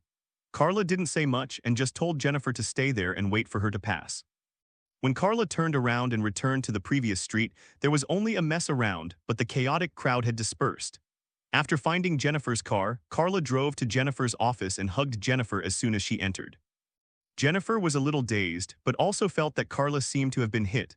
What's the matter? Why did you suddenly act like you were scolded by Jonathan Uncle when you were a child? Jennifer asked in as relaxed a tone as possible. She had rarely seen Carla like this all her life. What happened? If it's just that you didn't catch Joker, it doesn't have to be that way. After all, you didn't even catch Batman, right? Jennifer already knew that Bruce was Batman, so when she mentioned the idol again, she felt a little uncomfortable. Be polite. Faced with Jennifer's efforts to appease, Carla shook her head. It had nothing to do with whether or not Joker could be caught, but his words had a great impact on Carla. Jen, do you think I look like Joker? Carla asked Jennifer. Jennifer was startled. How could she have such an idea? What did he say? Jennifer's expression gradually became serious. She was worried about Carla's mental state. Could it be that she was infected by that lunatic? I've only heard that idiots can be contagious, but I haven't heard that gangsters can. Infectious. Carla repeated what Joker said just now and smiled wryly again. I even began to feel that he seemed to be right. I did rely on a little power to start naturally, self-righteously feel that I can transcend all laws on. But it's not normal, and we all know it's twisted. Jennifer is a justice herself, and she was the Attorney General of the Metropolis before. Faced with Carla's self-doubt, she actually recognized it in her heart. You still know, Dolly girl. But at this time, she definitely didn't dare to hit Carla again, but stretched out her hand to hold Carla's cheek and said seriously, who doesn't want to be righteous when it is not a last resort? Carla was startled. How dare he call us Carla as crazy as he is? I really want to smack him. You didn't kill people for no reason, did you? You didn't want to destroy a city just because it was so peaceful and beautiful. Carla, don't get distracted by what he says. He's a murderer. He's killing people for no reason. You see what he's been doing lately. He doesn't even have a purpose. He's like a guy who doesn't want money, power, women, fame, and fortune, not for anything, just want to see the world into flames. Just want to see the abyss and hell. What about you? You are here to protect innocent people. You are here to protect those who will not harm others. Although your methods are sometimes a bit excessive, one is for justice and the other is to create chaos and cultivate evil. How dare you call you a lunatic like him? Do you remember that drunk man? I was afraid for a while back then and even felt unnatural in the first few days and didn't even know how to face you, because I knew that you killed that drunk man, know somebody with a bat mask. Bruce has absolutely no idea you got him blamed years ago. That was several years ago. See Chapter 11 for details. Jennifer looked into Carla's eyes seriously and said sincerely, but when I think about it later, I was afraid for a while. If the man's gun hadn't missed, later it was reported that the drunk man had missed the shot. After all, he didn't find the bullet, or he didn't dare to miss it, believe it, but hit you or me. And I dare not think about what will happen in the future. We are not pure perpetrators, Carla. We did not hurt others without reason or with malice. We are just doing everything possible to protect others. So you don't have to have any psychological burden. If you still can't let go, then in my capacity as Chief Justice, I acquit you. Zero looking for flowers. Carla looked at Jennifer, her mind gradually calmed down. She smiled and stretched her arms around Jennifer's waist, buried her head on her shoulder and muttered, It's a pity that I'm not a man. If I don't let you, I will never give you up to others. Jennifer just smiled and pushed her away. Okay, stop making trouble. If someone sees it, bad rumors will spread. They are just friends, not the kind of relationship that crosses the line, including Carla, who is also a normal girl and will never come out of the closet. The reason why Carla has never wanted to fall in love or find a boyfriend is also very simple. She is at ease by herself, not to mention that she has secrets of one kind or another, and it would be too troublesome if there are more people by her side. What's more, even Bruce can't catch her eyes, and Superman is her younger brother. How many people in the world can Carla favor? After Jennifer tried to persuade her with good words, Carla finally stopped digging into the dead end.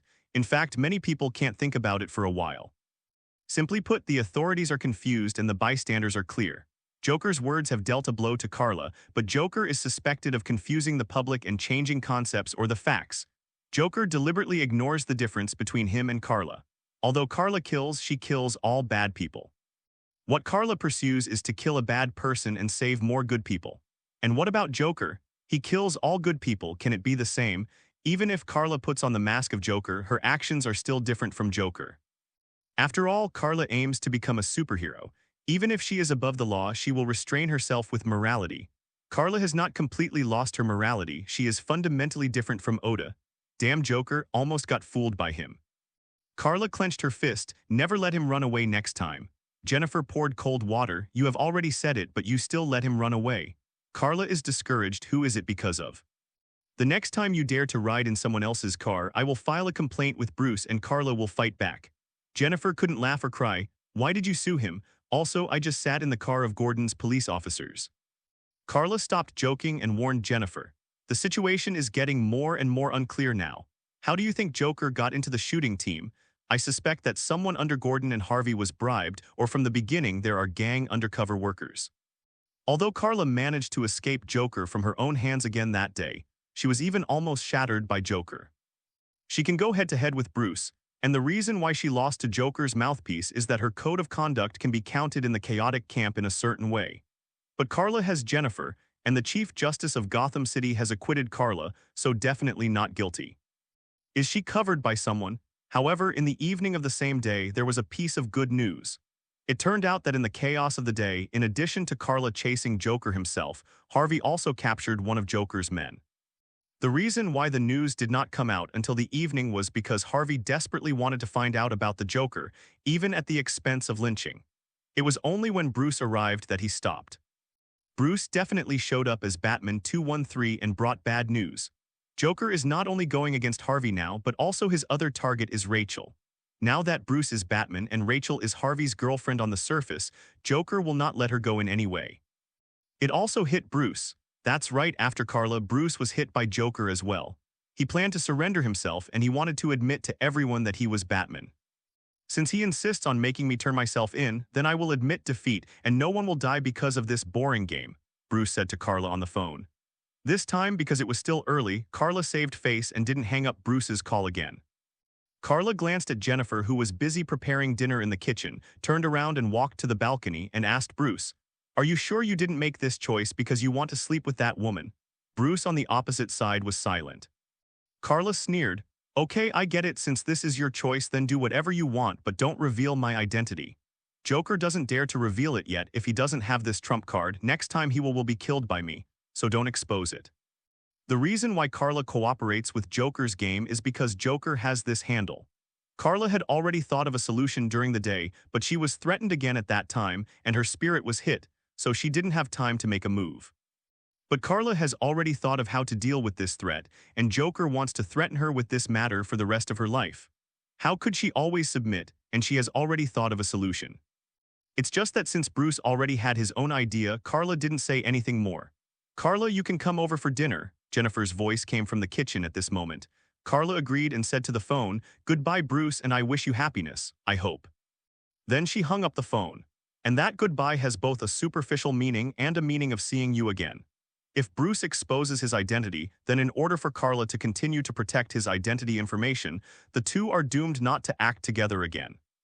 Maybe she can't even be a friend on the surface, and she won't take the risk of contacting Bruce, let alone meeting him. Maybe they will completely become people from two worlds. And Jennifer, Carla will persuade her to return to the metropolis after this matter is over. No matter whether Jennifer wants this child or not, since Bruce chose Rachel, it will be over completely. That's all for now. After solving the Joker, they will say goodbye to Gotham City. Whose call? Jennifer couldn't help asking when she saw that Carla hung up the phone and stayed there for a while. Carla responded casually. A sales call? I sold some interesting things. I wonder if I want to buy something. What? Well, it's not easy to say. Jennifer almost spit out a mouthful of water. Carla didn't care about Bruce's affairs anymore, no matter whether Rachel hid at his house, no matter what happened to Joker's men later, and no matter what Bruce planned to do tomorrow. She began to decide to ignore Bruce completely, but to concentrate on accompanying Jennifer as long as her personal safety was well protected. When going to rest at night, Carla naturally wore Jennifer's pajamas. She came in a hurry this time, so she originally didn't bring anything, and she was even worried about whether all the windows at home were closed when she left. Fortunately, the weather in the metropolis was fine during this time, without rain, so as long as it was not patronized by thieves, it would be fine. Definitely in the end, she asked Danny to take care of herself and help clean the room by the way. Danny has nothing to do with her. If Carla and Jennifer hadn't tried their best to stop her, Danny would even have planned to chase Gotham City to live for a few days. 0. It's messy enough here. Carla doesn't want to give Joker another hostage who can threaten her at any time. The next day, Harvey called Jennifer, and it was said that he would hold a press conference on Gordon's murder and Joker disrupting the parade. It is also necessary to give an explanation to the outside world. At the same time, Harvey also revealed in advance that Batman would surrender at the reception. This immediately caused a sensation. Some people said that Batman still succumbed to the threat of Joker, and some people said that Batman was compromising in order to protect more people from being harmed. In short, not only Joker, not only the people of Gotham City, but people all over the world are now focusing on today's press conference. The reason why Harvey told Jennifer was actually just to say hello and did not invite her to attend and even warned Jennifer not to show up.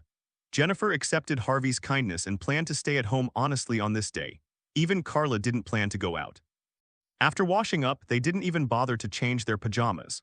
They sat on the sofa leaning on their shoulders, turned on the TV, and planned to spend the day leisurely like this.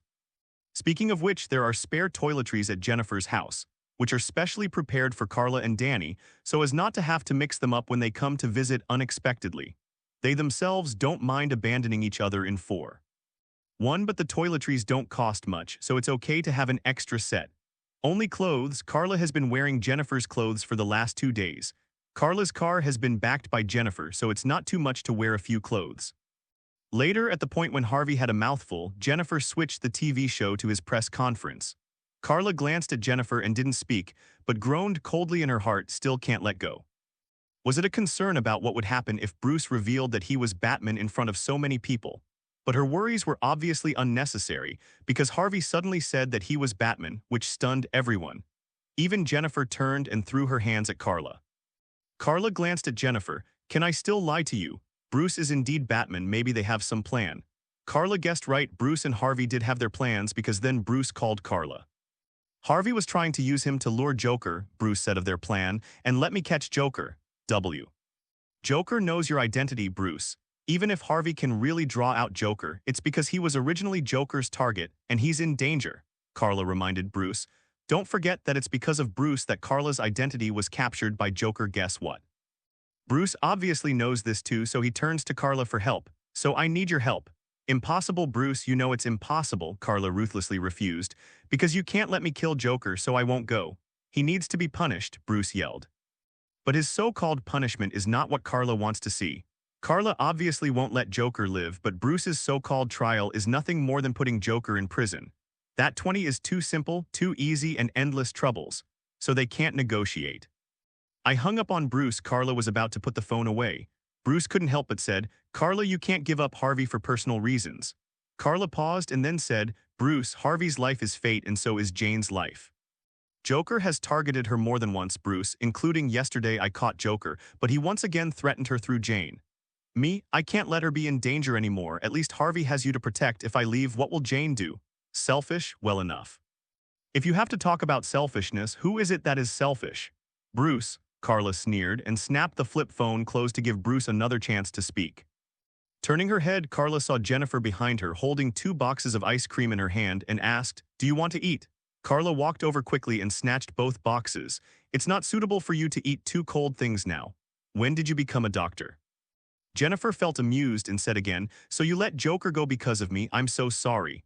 Carla shrugged, reassuring her not to think too much. "Bruce will take care of it. What if not? Then let him die." Carla. "I'm just kidding, don't worry, Batman will take care of it." Carla fooled, and walked aside with 2 boxes of ice cream to enjoy alone. Jennifer had no choice but to sit aside and look at Carla helplessly. She was obviously not asking for a box of ice cream that should have been her own, but that Carla would come out. Soon, Carla sighed and handed the half-eaten ice cream to Jennifer, and while sending another unopened box of ice cream back to the refrigerator, she took out her phone. "Afu, bring me the equipment." It turned out that she was calling Afu. Afu was also unambiguous. "Miss Carla, I'm already downstairs. I'll go up now." Carla raised her eyebrows. It seems that Bruce is determined and she won't refuse, will she? It's really annoying, not for anything else. Carla is angry for Jennifer.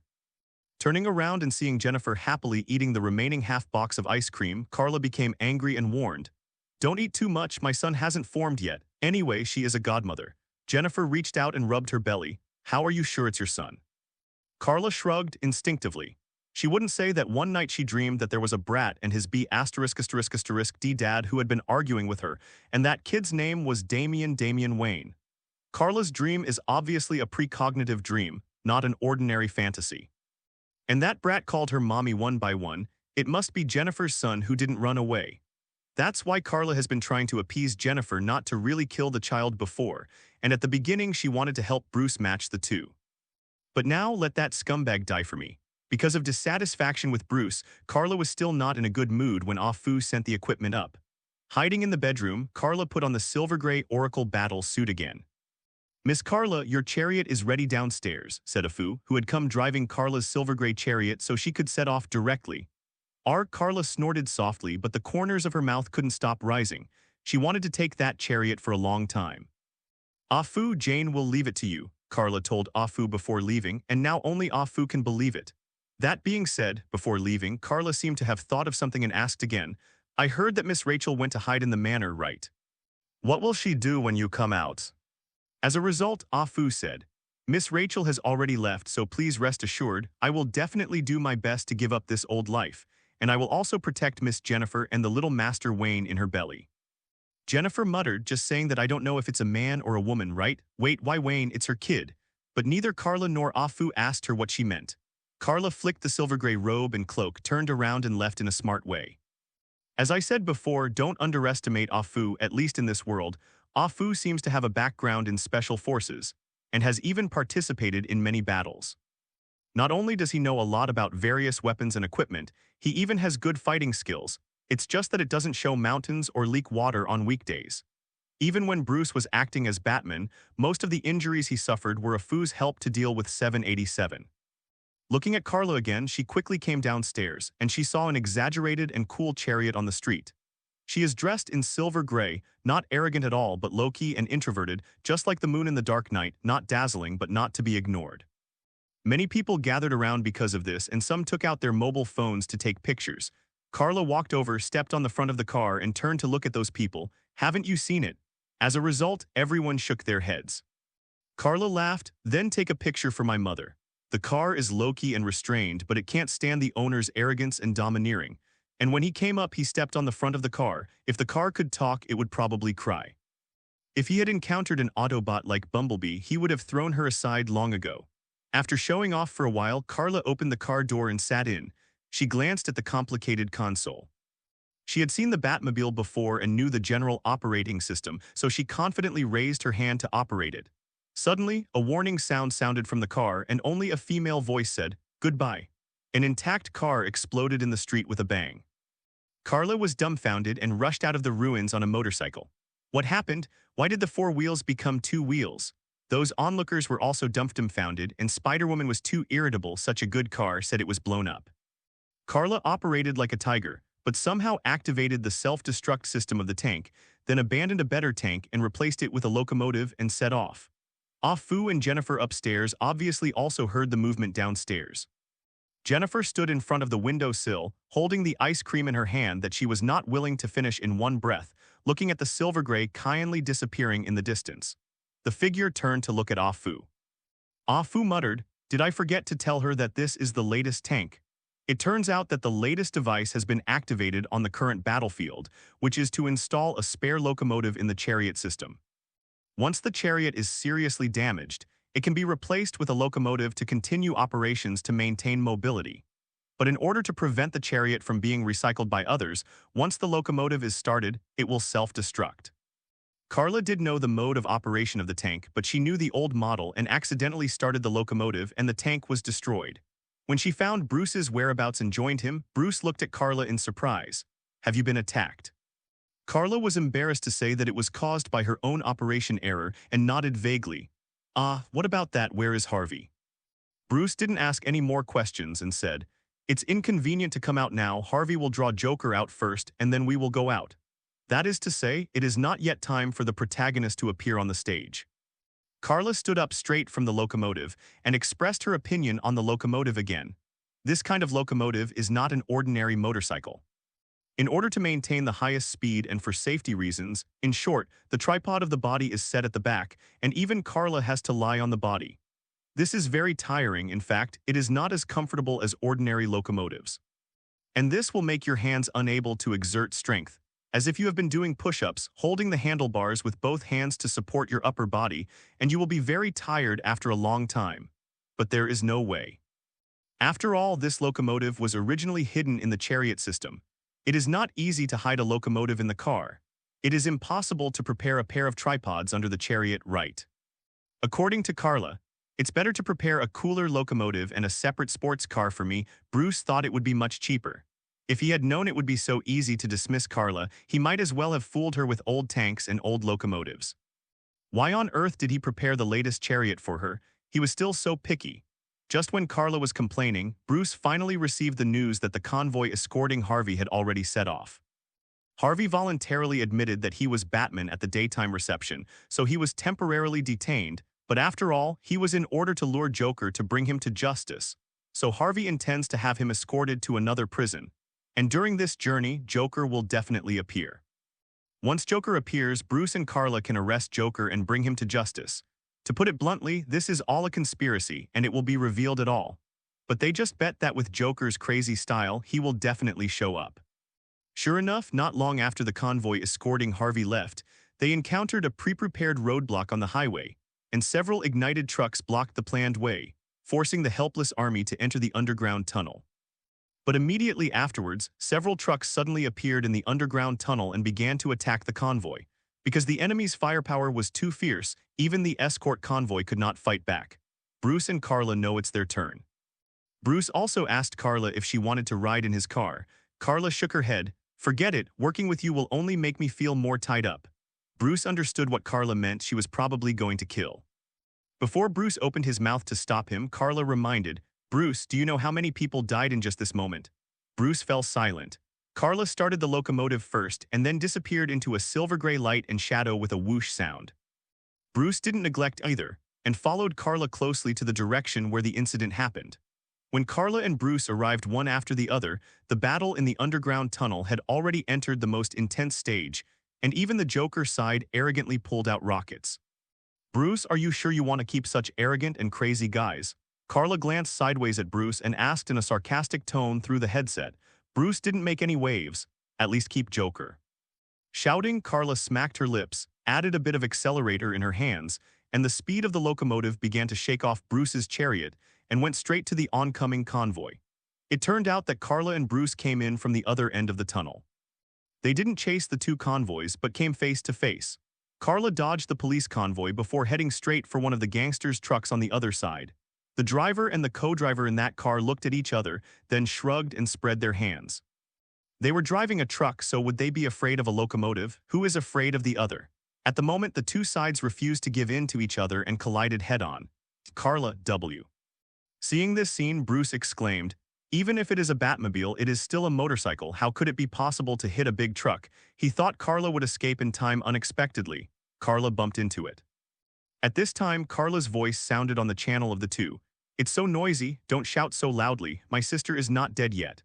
Only then did Bruce see clearly that Carla lifted the front of the car at the last moment as if she jumped up. She didn't collide with the truck in the ordinary sense, but smashed the windshield and crashed into the driver's cab with the car. Up, just like the locomotive is not worth mentioning in front of the truck just now. How can two human bodies be compared with the locomotive under the huge amounts of impact and inertia? Very good. And Carla secretly arranged with his own biological standpoint, he smashed the two into flesh on the spot. Carla started the locomotive again in the cab, knocked open the door of the cab and jumped out.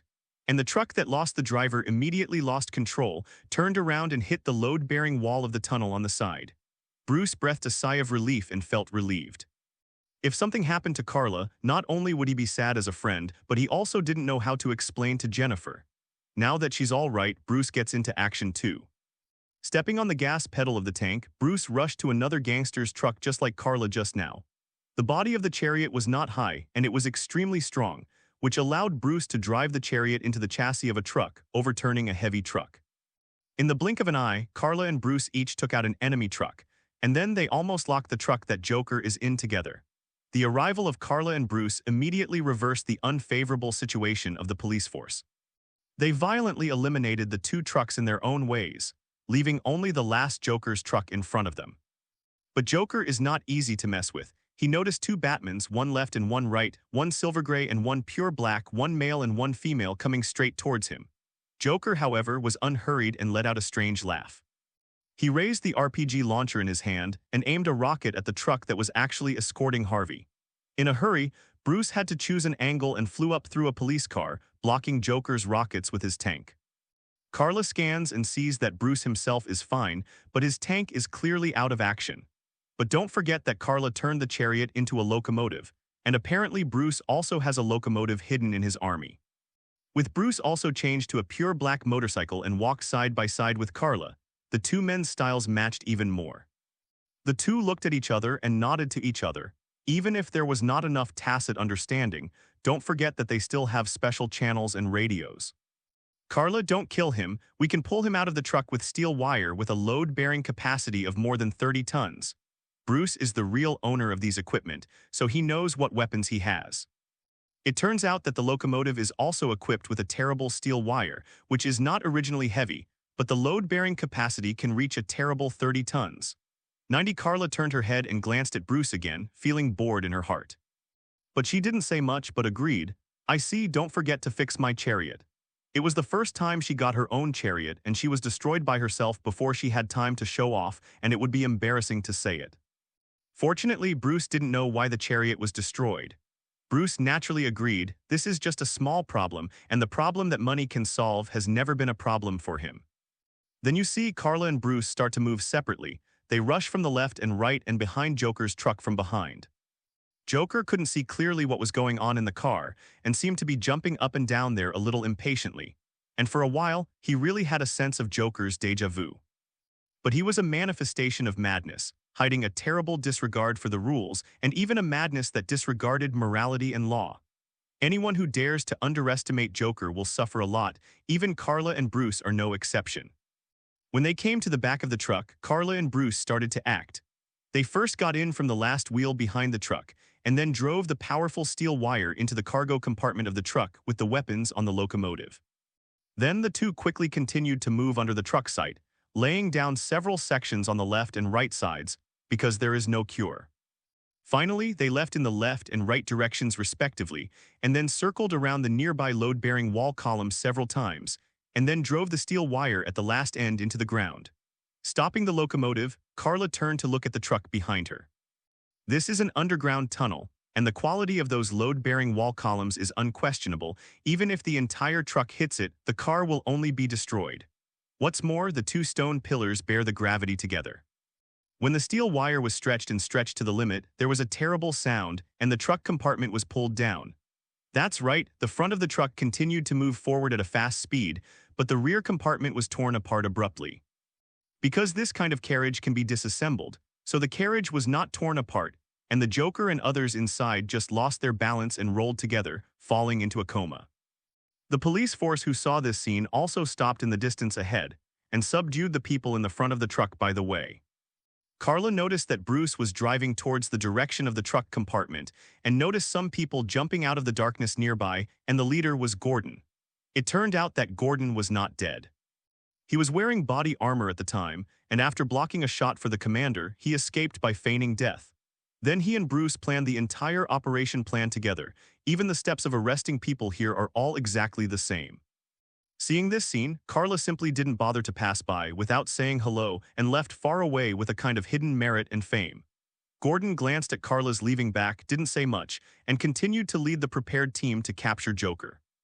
Joker was not thrown to death in the carriage but jumped out with a cab gun facing the fast-moving Bruce. He stood in the middle of the road without avoiding it and opened his hands as a gesture of greeting. "Come on, kill me if you have the ability." Carla resisted the urge to turn around. If Joker dared to yell at her like that, she would definitely hit him head-on and she wouldn't be able to kill you. But now he is facing Bruce, and Bruce is actually struggling. He really wants to run into it desperately, but Bruce understands that once he hits it, it will be over. The beliefs he insisted on, the morality he last insisted on and maintained, will fall apart in an instant.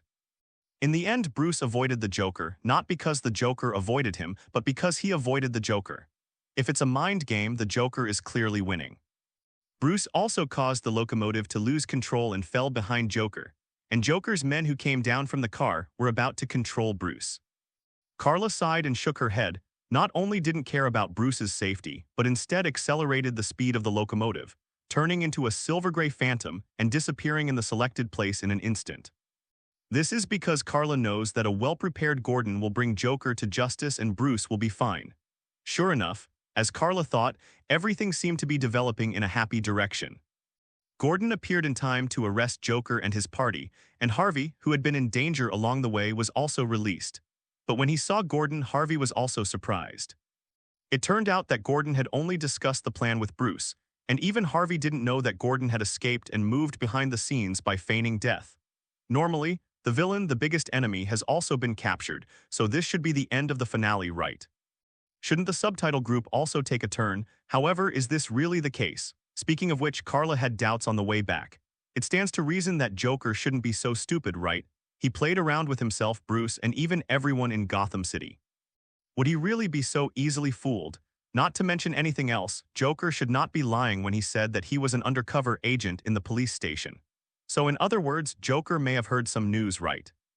For example, this is Harvey and Bruce's plan or something. Speaking of which, Joker didn't use rockets from the very beginning and insisted on waiting for them to appear. Why is that? Carla had a bad premonition.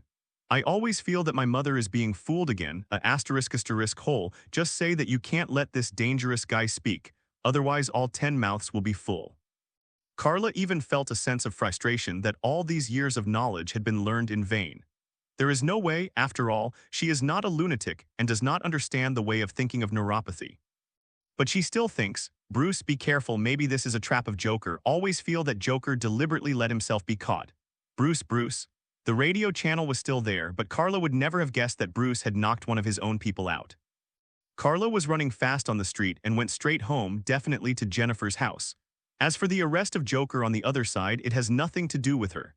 If Joker cannot be caught in this way, those people will all die. It's rubbish. Fortunately, there was no situation where Carla scolded others. I heard that Joker has been indeed captured. And Bruce, he still didn't make up his mind to run into Joker at the time, although he wanted to do it so much. But Bruce knew, and Carla also knew, once he ran into Joker and killed him, Bruce's faith would collapse. In that way, the Joker's conspiracy has succeeded. Although there is no so-called Joker toxin here, once Bruce's beliefs collapse and the constraints on justice, morality, and law are all released, he will be terrible at that time. The Laughing Bat once completely destroyed his own universe, and everyone in the entire Justice League was killed by him, transformed and transformed. Once he kills Crazy Eye, maybe even Carla will find it tricky. So when Carla quarreled with him, she also said that she recognized his beliefs, but she didn't agree with them. Approval means that I think your idea is very good, and disagreement means that I will not do that. In fact, Carla has always been afraid of driving him crazy. Batman is either this extreme or the other extreme, which is very troublesome. But if he really kills the Joker, once he sets the precedent, once he tastes the sweetness, once he becomes an unrighteous Batman, there will be no unrighteous Superman. Fortunately, he is Batman after all and still retains his bottom line. Carla also breathed a sigh of relief. Standing on the windowsill, looking out at the night sky that was still in the middle of the night, she said that Batman is the benchmark of justice. This sentence is not a compliment. At least she couldn't, and if Bruce hadn't told her a few times not to kill the Joker, she would have done it. At this moment, Jennifer came over from behind and handed Carla a glass of water. Carla turned around and glanced in the direction of the door. Alfred had already gone back, and he left after Carla returned safely, and he was also worried about whether Bruce was injured again. Why say again? Because every time Bruce acted as Batman, he often wounded himself. After all, the main targets he faced and attacked were gangsters who almost ruled the underground of Gotham City. Ah-Fu didn't say anything, did he? Carla suddenly felt guilty. Jennifer showed a dumbfounded expression when she heard this, remembering that she and Ah-Fu saw Carla blowing up the chariot for some reason upstairs and finally disappeared into the distance on a motorcycle. Mr. Alfred and I don't forget Ah-Fu's real name. We're stunned, okay, what did you do? Jennifer still doesn't know why Carla chose to give up chariot. Even if it is for the pursuit of speed, the chariot will not be much slower than the locomotive. And the chariot has better defense, more stable, and even equipped with many powerful weapons. No matter how bad it is, you can wait for the tank to be damaged before changing to a locomotive. Carla said in her heart that I pressed the wrong button, but it's definitely embarrassing to say it at this time. Okay, it's getting late, it's time to get ready for bed, let's go girl, my sister will accompany you. It's dead, people think it's going on when they hear it. The two best friends and sisters are talking and laughing and are planning to take a rest. But suddenly, Carla's eyes were in a trance, and the super predictive ability broke out involuntarily. In fact, even Carla herself can't fully control the super precognition, and she doesn't even know whether this ability is because she learned magic, or the super ability that suddenly awakened when she woke up one morning. The reason is that she has guided Clark to practice magic, but Clark has never had a super precognitive ability, and she is the only one who sees some future pictures from time to time. But this time, what Carla saw was a terrifying scene. The sudden fire engulfed two people, Rachel and Harvey. As expected, Joker kept his backhand. He actually pretended to be tricked on purpose, but in fact he knew that this was a trap. He knew a long time ago that he was playing tricks. Just like what Carla worried about before, Joker was arrested on purpose, and the reason why he wanted to do this was because he had nothing to fear. In fact, Joker never gave up his threat to Harvey and Rachel. Even Rachel had already been arrested in Ha Dimension. Moreover, Joker was arrested for another purpose. As mentioned earlier, the reason why those gangsters can be prosecuted is because of a witness named Xiao Liu, who is the target of Joker. Once Xiao Liu was taken away by him, none of those prosecutions would be effective. None of this matters. Carla raised her hand and slapped her forehead and even made a loud noise which startled Jennifer. Jennifer turned her head to look at Carla in confusion and was startled again, only to see that Carla's face was suddenly covered with cold sweat. Carla doesn't care about Joker anymore because there is a scarier guy looking for flowers. If there is no accident, she will rest with her arms around Jennifer next, but in order not to be disturbed, they will turn off their mobile phones, and they have been disturbed several times by Bruce.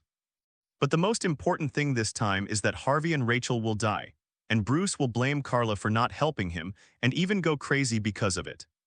He won't turn into the laughing bat, but it will be more terrifying. The future Bruce will be completely out of control, and finally Carla even sees a yellow ring on his finger.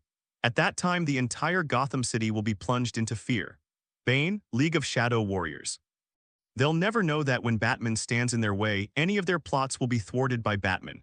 But once Batman becomes a terror that threatens the city, it can be destroyed more easily than anyone. Carla, what's wrong, Carla?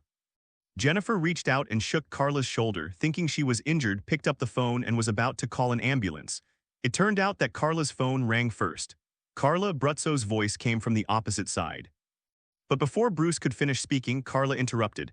Is Rachel and Harvey missing? How do you know? Bruceton paused, but now it's no longer the question of Carla's knowledge. He hurriedly said, Carla, I need your help, please. No, I beg you to help me again. Help, I saved Rachel. Bruce even used the word beg. Carla took a deep breath. In fact, she didn't need Bruce to call. She was already planning to rush there. The reason was that she must not just watch Batman fall, otherwise the entire universe might be threatened. Time to kill Bruce, or Bruce will find a way to deal with the Kryptonians sooner or later. Bruce on the opposite side was silent for a while, thinking that Carla was silent because of Rachel, and suddenly said, Carla Rachel has already rejected me just today during the day because Harvey said he was related to Batman. She said she was more like Harvey and decided to accept Harvey's marriage proposal. So it's no longer because of personal feelings, and I'm going to give Rachel to you and I'll save Harvey. Carla subconsciously looked at Jennifer. Jennifer spread her hands. Why are you looking at me? What does it have to do with me? Carla rolled her eyes and flattened the corners of her mouth before saying this. Okay, I will immediately go to the loss. In the police station, Bruce was interrogating Joker when Carla had to put on the battle suit again and come back. It is said to be an interrogation, but in fact it has already started. Gordon at the moment was anxiously trying to open the door of the interrogation room, but Bruce blocked the door with a chair in the room. It is estimated that Gordon regrets it now, and Bruce should not be allowed to interrogate Joker alone. Seeing Carla coming, Gordon seemed to see a savior. You stop him, he is about to kill Joker. Carla glanced at Gordon with a smile on her lips. Gordon still doesn't know that he actually chose the wrong person. The one inside will not kill the Joker, and the one outside is the most dangerous person. Carla took a look at the situation inside the interrogation room.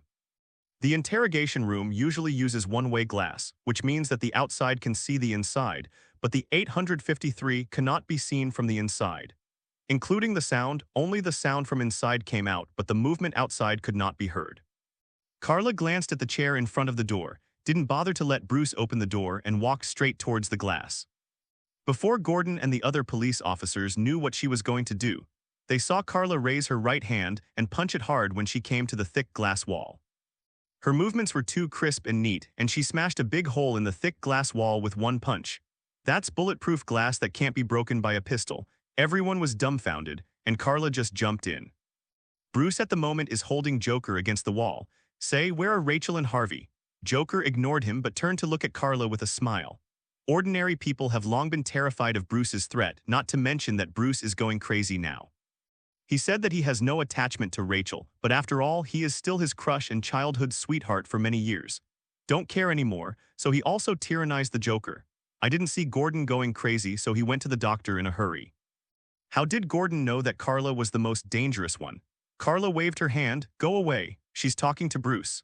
Bruce wanted to let go subconsciously, but he reacted immediately, and he did not hesitate to block Carla with his body. What are you going to do? Carla looked at Bruce helplessly. Don't worry, I won't kill Sheriff Gordon in front of him. I don't want to turn from a hero into a criminal. Well, she'll still do Gordon a favor. Only then did Bruce feel a little more relieved and gave Carla the position to face Oda directly. Carla looked at Joker and said, let's not go around in circles, and I'm too lazy to talk nonsense with you. Tell me their whereabouts.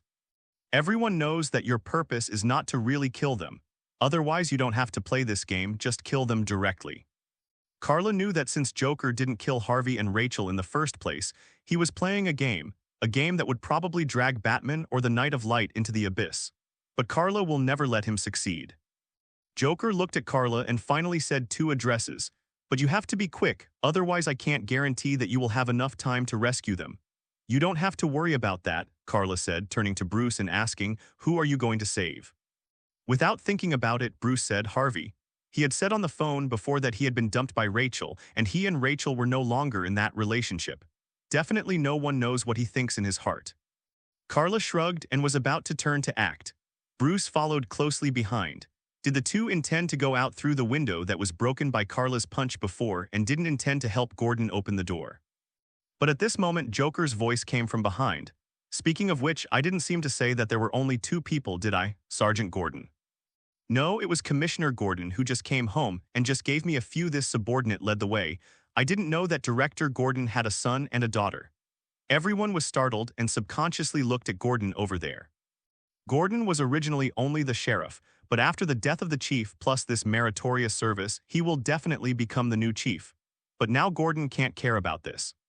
He rushed to this side from the door a few steps, stared at Joker and shouted angrily, "What did you do? Damn it, you are against Jim, actually Gordon's son James Gordon Jr. Gordon is James Gordon, but as a father you shouldn't call it that, so it's a nickname. And what did Barbara do?" Joker shrugged. "Why so serious? This is just a game. Now that I know there are 2 Batmans, it's time for you to make a choice. Who are you going to save? Rachel, Harvey, little James Gordon or Chief Gordon's wife?" "You madman," Gordon said, slamming his fist against the side glass wall, but he didn't have Carla's strength, so he had to rip his own fists apart.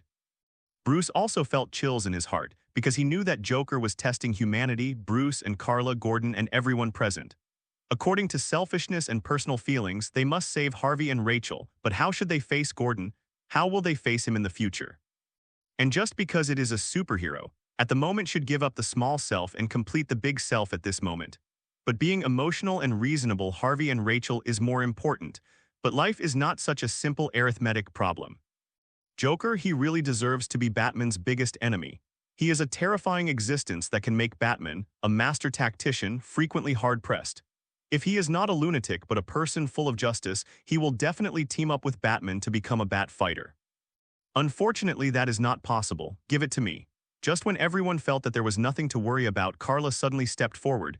Harvey didn't ask you the question 3-6, did you? Leave the others to me. But. No, but, Carla snorted lightly. Continuing to delay will only waste time, and since I dare to make a promise, no matter what happens, I will bear it. Joker reminded Carla, you haven't asked Director Gordon's family address yet, and I didn't intend to tell you so easily. Carla responded with a sneer, it's no longer needed. With that said, Carla walked outside. Bruce could only choose to keep up, but on the way out he still couldn't help but asked worriedly, are you sure? Definitely no problem. After this, though, you're going to leave Joker alone with me.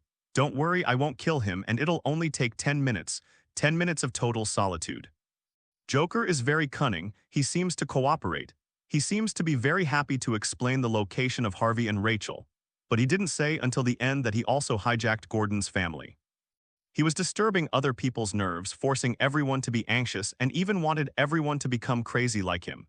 He was not afraid of being hurt. He wished Bruce would kill him. In that case, his goal would be achieved, and he would drag Bruce into the abyss. But Carla's existence is an accident. He thinks he knows Carla very well, but is that really the case? Carla didn't ask about the whereabouts of Gordon's family at all. It seemed ruthless, as if she had abandoned Gordon's family, but it was not like that. At the gate of the police station, Carla and Bruce separated. Bruce will be responsible for rescuing Harvey, while Carla will be responsible for everyone else, including Rachel. The positions of the two people are almost completely opposite. Joker did this on purpose. His arrangement is to cause trouble for people, this guy. Carla and Bruce started to move separately, not to mention Bruce rushed to Harvey's whereabouts, and then looked at Carla. She drove into an alley nearby and then she stopped. It's still going to be like this, Carla sighed softly. Joker, including Bruce and even Carla's best friends Jennifer and Danny, they all don't know that Carla is not from Earth. Her biggest secret is known only to her family. She is a Kryptonian. Joker made a mistake, and it was impossible for him to think that Carla would be an alien. Getting off the motorcycle, Carla flexed her shoulders, and then she kicked off the ground and jumped up into the sky. Carla flew into the sky like this. She didn't want to do this at first, but now that the situation was urgent, she couldn't care less. Flying into the air, Carla glanced at Rachel's position first to confirm what was going on with her. As a result, Carla was taken aback and found that it wasn't Rachel at all but Harvey. It turns out that Joker also deliberately reversed the positions of Harvey and Rachel, that jerk. Carla gritted her teeth with anger. Although it was fine, it definitely didn't feel good to be played by someone. Carla saw that Harvey was tied to a chair, surrounded by countless gasoline barrels, and there was even a countdown bomb in front of him. The countdown time is only 5 minutes. Once it explodes, plus the gasoline on the scene, Harvey has absolutely no chance of survival. But Carla was not in a hurry, but turned her head to look in another direction. At the moment, she turned on supervision to the limit. At this moment, Carla can see almost everything in Gotham City. She is investigating. Although she has never seen Gordon's family, as long as there is something similar to kidnapping the event, it should be. Soon, Carla locked onto the target. In the 3 corners of the city, there are 3 huts. The layout inside is almost exactly the same as Harvey, except that a middle-aged father and daughter, a 13-year-old girl, and an 11-year-old boy are imprisoned inside. Carla is convinced that they should be Gordon's family. The process was cumbersome, but Carla completed it in less than a minute. At this time, Bruce was still rushing to the location of Harvey. Carla glanced over there and found Rachel's whereabouts. There is nothing to say next, and there are 4 minutes left in the countdown, and Carla starts to act. She first flew to where Gordon's wife was, because Joker didn't even arrange a guardsman, so the rescue process went very smoothly. Or maybe Joker originally arranged for his subordinates, but who dares to guard this place? Probably already ran away. Mrs. Gordon wanted to ask the children as soon as she was rescued, but before she could open her mouth, Carla took her across half of Gotham City to another room. That's where Barbara Gordon was, and Carla and Mrs. Gordon rescued her too. Then came James Gordon Jr. At the end. Before the Gordon family could react, they were rescued by Carla. This is the power of Superman. Many times not only the enemy can't keep up with Superman's speed, even the rescued people don't know what happened. If I have to say it, Carla's current speed can circle the world at the shortest distance from the Earth within 1 minute. Not to mention it's just a little Gotham City, the whole journey takes less than a minute. In the end, the Gordon family stood at the door of their house, looking at each other stupidly, and they haven't recovered until now. But they remembered one thing: Carla told them to call Gordon in another 5 minutes to report that he was safe. Carla is worried that Joker will make trouble after hearing the news. Carla was also a little psychologically shadowed by Joker. Anyway, there is nothing wrong with being careful. Finally, Carla came to Harvey's place. Harvey was on the phone with Rachel when Carla came in. Unexpectedly, Joker took good care of them and left walkie-talkies for them so that they could talk when they were bored. By the way, should I thank Joker? When he saw Carla, Harvey was taken aback for a moment, then his expression changed and he shouted, "Why are you here? Damn it, go and save Rachel." "Don't worry, the other one has already gone," Carla said as she walked over, untied Harvey and led him outside. Rachel, Harvey was still calling into the walkie-talkie, worried about what was going on with Rachel until he was sure Rachel was okay. As a result, a deep and hoarse voice came from over there. "I'm already here." After Carla had already saved the Gordons, Bruce was late. In fact, Bruce is already very fast. But no matter how fast 207 is, it must not be as fast as Carla. After all, she can fly. In this way, Harvey and Rachel were finally rescued by Carla and Bruce without any risk. When they met back in front of the police station, they still hugged each other tightly. "Harvey, I am willing to marry you." Rachel, who survived the catastrophe, was very excited and even confessed on the spot, agreeing to marry Harvey. Harvey can't help being with Rachel Chin too. Carla turned her head to look at Bruce, shaking her head. Tusk, Mr. Green. "Be strong," she said, going over to pat Bruce on the shoulder as if it wasn't a big deal. After all, Bruce is Bruce. Although he was deeply hit, he didn't show it, or he didn't actually get hit, because he said before that he was dumped by Rachel during the day, right? Carla came to Gordon again and said, "How is it? Have you received a call from home?" Gordon nodded and thanked Carla gratefully. "Thank you. If something happened to them, I really don't know how to live in the future." "But how did you do it? You spent almost a minute around Brother Tan." She flied around, right? After all, Carla can't hide it from the Gordon family. He seems to know something. Just when Carla was thinking of an excuse to fool, an unexpected incident gave her a break. Boom! There was a sudden roar from the police station behind everyone, and the police station exploded. This sudden explosion caught everyone by surprise. Moreover, the explosion was so powerful that all the glass on the first floor of the police station was blown away. Everyone outside the door squatted down subconsciously, and some even got down on the ground. Only Carla stood there with her back to the police station, motionless, her cloak shaken by the explosive shockwave, making her look even more dashing and handsome. Carla turned her head thoughtfully and smiled. Joker's plan, in fact, she saw in the future picture seen by the super foreseeing. That's the end of everything. It's impossible for you to act recklessly, and it's impossible for you to mess up the world again, Carla said as she walked into the police building. At the moment the aftermath of the explosion is not over, it is actually dangerous to do so. But Carla didn't care and went straight to the place where the criminals were held downstairs. It was a temporary cell where those who had just been captured but had not yet been tried and convicted would be held. Carla came all the way here, but when she came to the ground, she saw that Joker had escaped, and he really rescued Xiao Liu. It can't be said to be rescued. His purpose is just to take Xiao Liu out. As to whether to save or take out to help those big bosses kill, it is not certain. Seeing that someone even wanted to provide Joker with a police car to escape, Carla said, "Hey, that's our important witness. Where are you going to take him?" Joker shrugged, turned his back to Carla, took a pistol from the police undercover, turned around and shot Carla 3 times. However, 3 bullets stopped in front of Carla. Even Joker showed a surprised expression at this scene. Carla smiled and with a thought controlled the 3 bullets with psychokinesis, aiming at the undercover agent behind Joker. In fact, she can completely ignore the attack of bullets. Now Carla can resist even nuclear bombs, but she didn't do that, but took the initiative to expose her psychokinesis. The reason is actually very simple. There needs to be an explanation for her ability to fly before. At least she doesn't want to expose her identity as an alien and would rather expose her super ability. The undercover fell without saying a word, and he didn't have the defenses of Superman. Carla turned her gaze back on Joker again. "I won't let you escape, this game is over." Saying that, Carla controlled Joker with psychokinesis, forming a transparent shield similar to a protective shield, trapping Joker firmly in it and unable to get out. As for Xiao Liu, he was pulled over by Carla with psychokinesis so as not to be taken hostage by Joker. "Are you a fool?" Carla knocked Xiao Liu on the head with his hand, almost making him faint. "If you are taken away by him, the next step is to kill you in front of those big guys. Don't forget that you have already betrayed those big guys. Your only way to survive now is to send those big guys to prison. Otherwise, you will die." Carla also helped Jennifer and the others to warn and deter Xiao Liu. Xiao Liu may not be ignorant of this. He has offended all the gangsters in Gotham City to death, so he explained aggrievedly, "I was held hostage by him." Carla just let him go with a soft snort.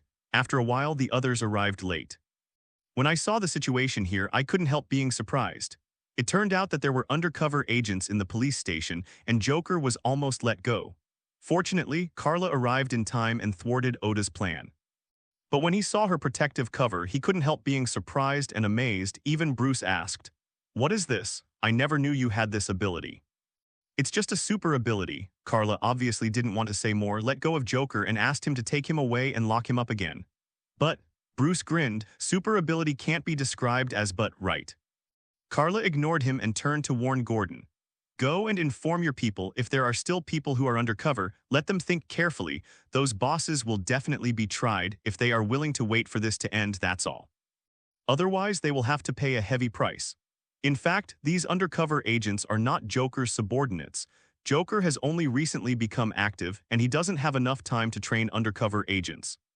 These undercover agents are subordinates of the gangsters, and some are leftovers from the time of Carmine Falcone.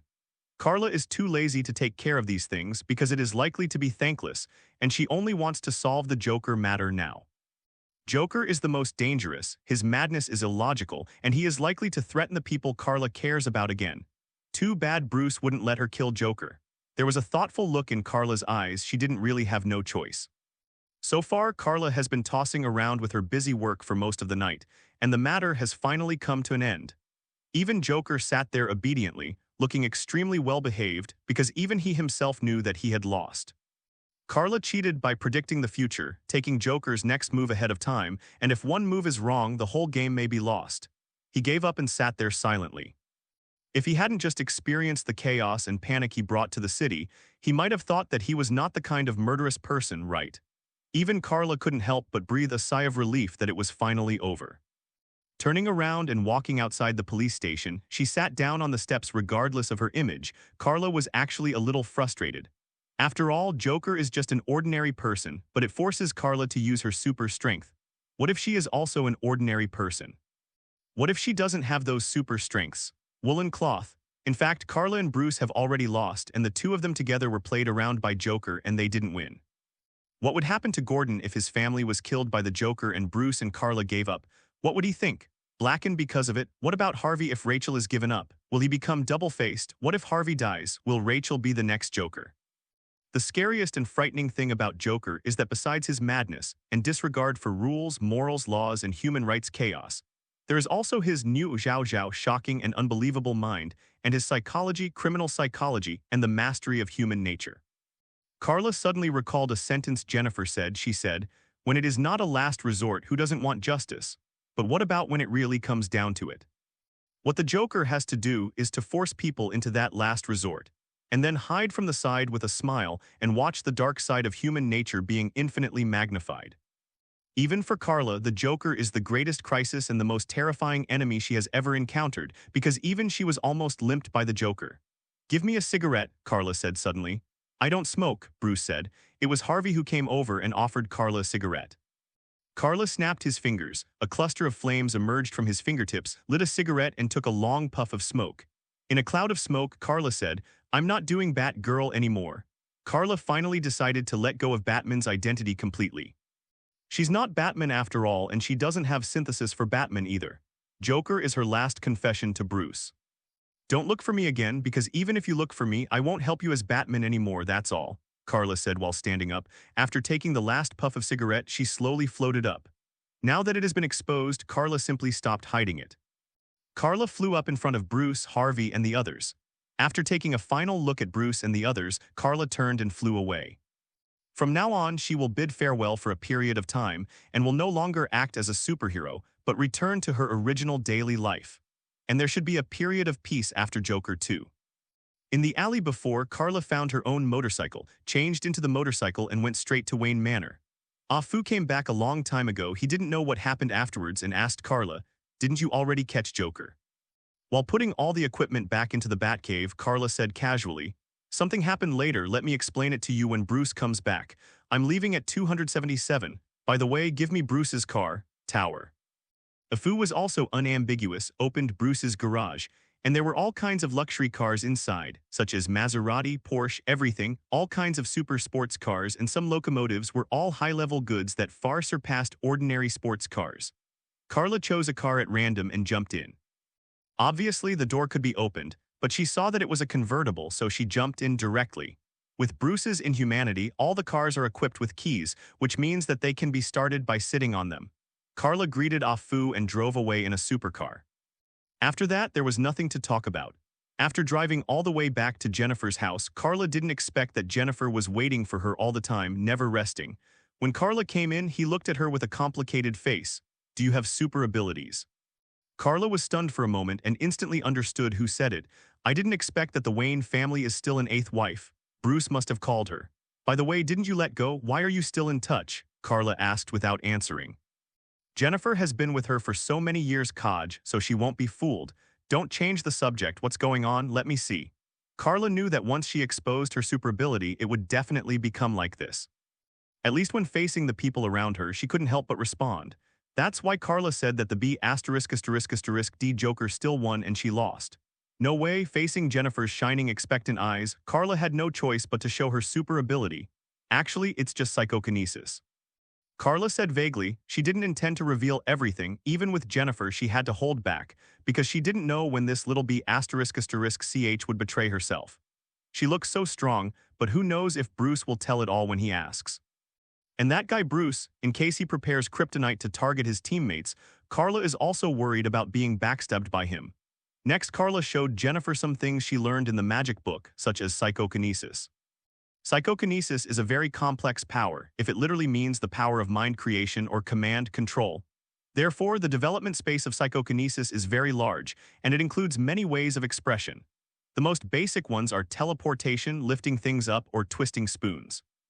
That is not a trick of magic. Magic will find the force point of the spoon or simply prepare the props in advance and then cause the super ability of psychokinesis to bend the spoon. But Carla's psychokinesis is real. She doesn't need to pick up the spoon herself, but uses psychokinesis to float all of Jennifer's spoons out of thin air and twist them together. It's not just a bend, it's all twisted into a twist. Jennifer was stunned by this scene and asked, "What else?" Carla was helpless and showed her the flame again. Carla opened her hands, and 2.5-meter-high raging flames shot out from her palms.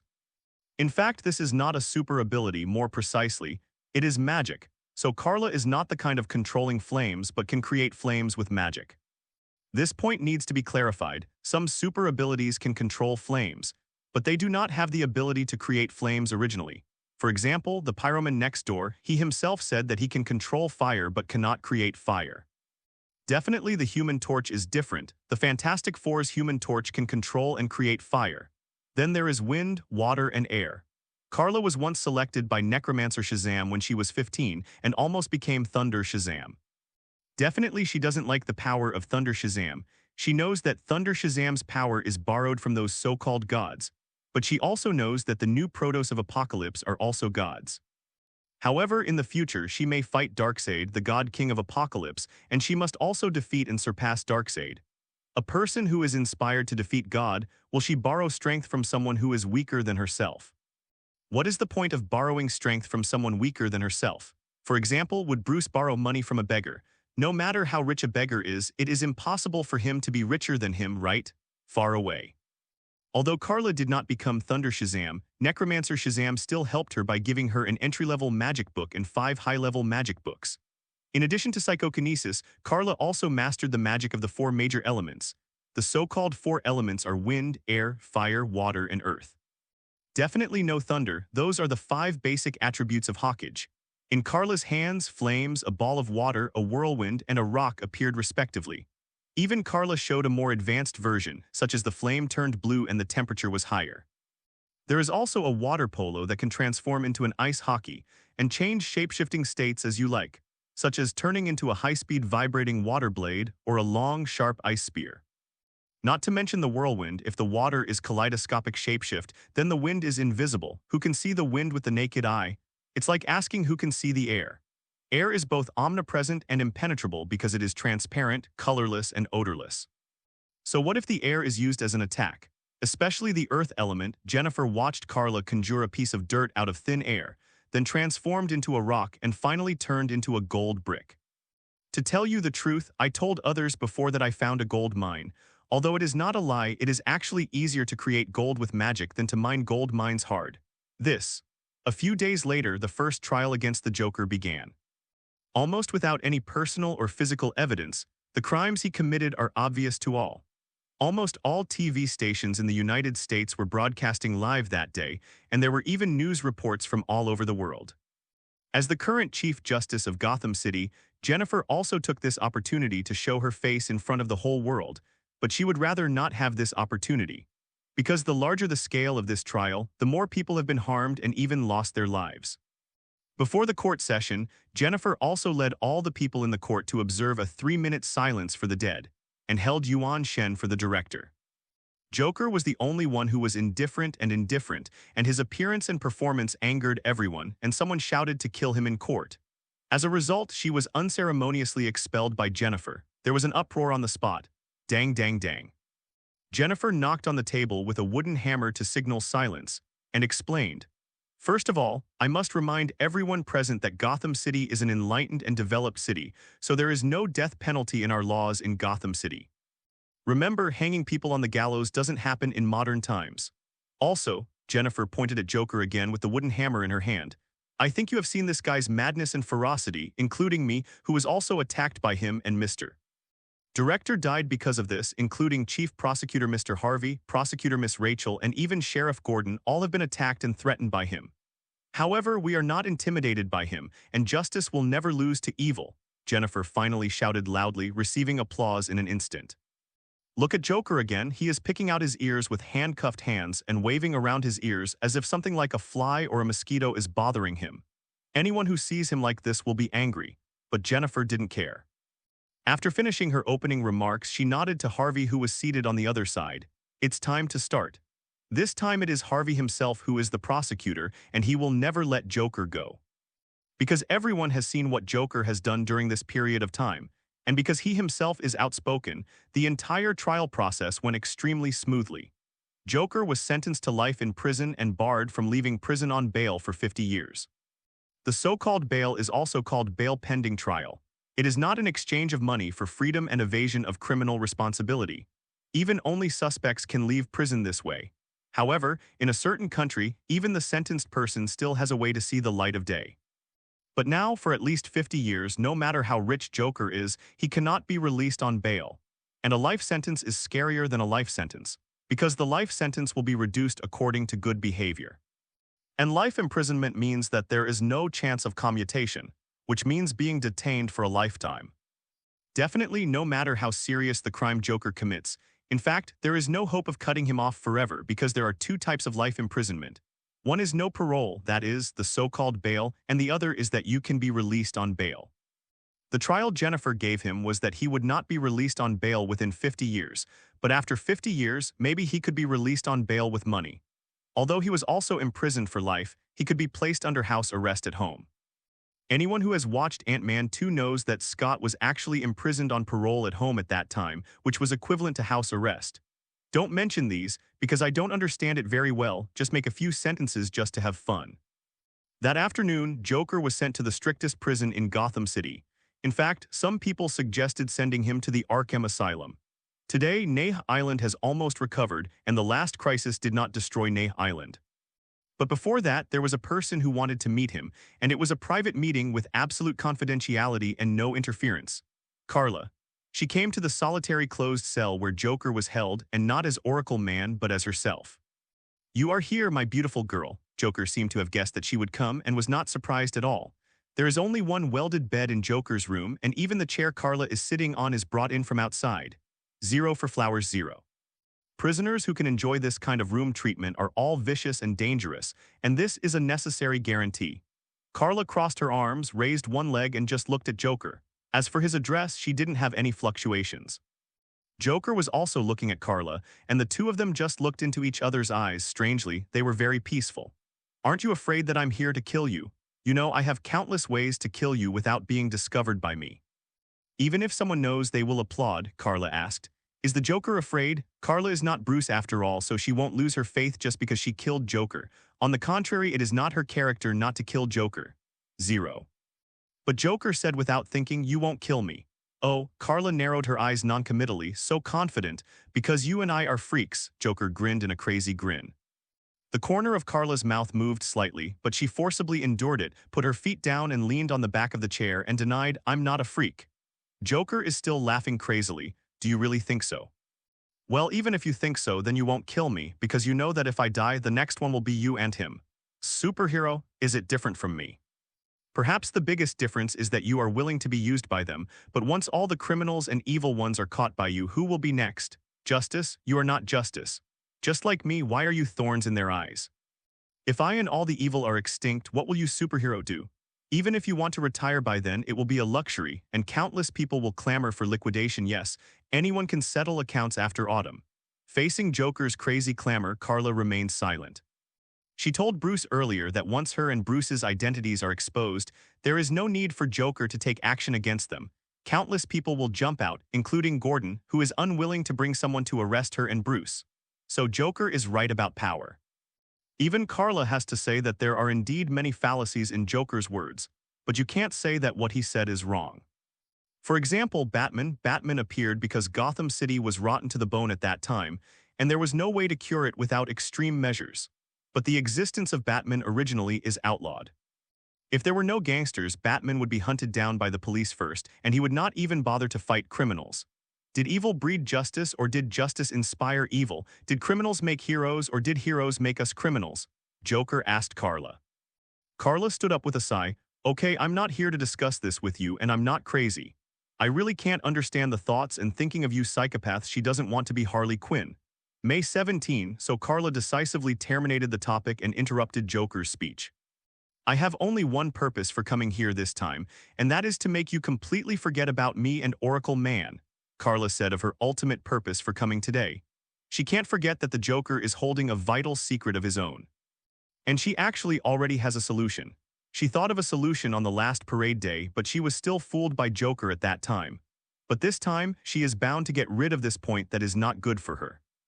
Then you have to open my head and take it out, Joker said wildly. Carla shrugged. Don't bother, look into my eyes.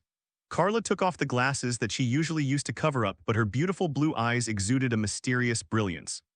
She is turning on the super hypnotic ability. She can use psychological suggestion and hypnotism to make Oda forget her identity. Even Carla can ask Joker, besides you, who else in your subordinates knows my identity? Do you still have a backhand?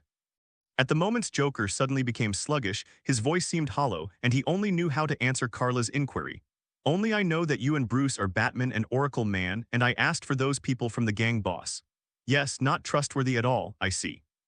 Carla nodded. She also felt the same, otherwise those gang bosses should have acted long ago. As for the backup preparations, my plans are all impromptu. I never have a careful plan, so there is no Joker to continue to ask and answer Carla's questions. Carla was surprised and terrified at the same time. The impromptu plan can turn people around. Joker is really scary. But it makes people feel that definitely Joker is crazy after all. Even if he has a meticulous plan, he will often be destroyed by himself in the middle of the execution.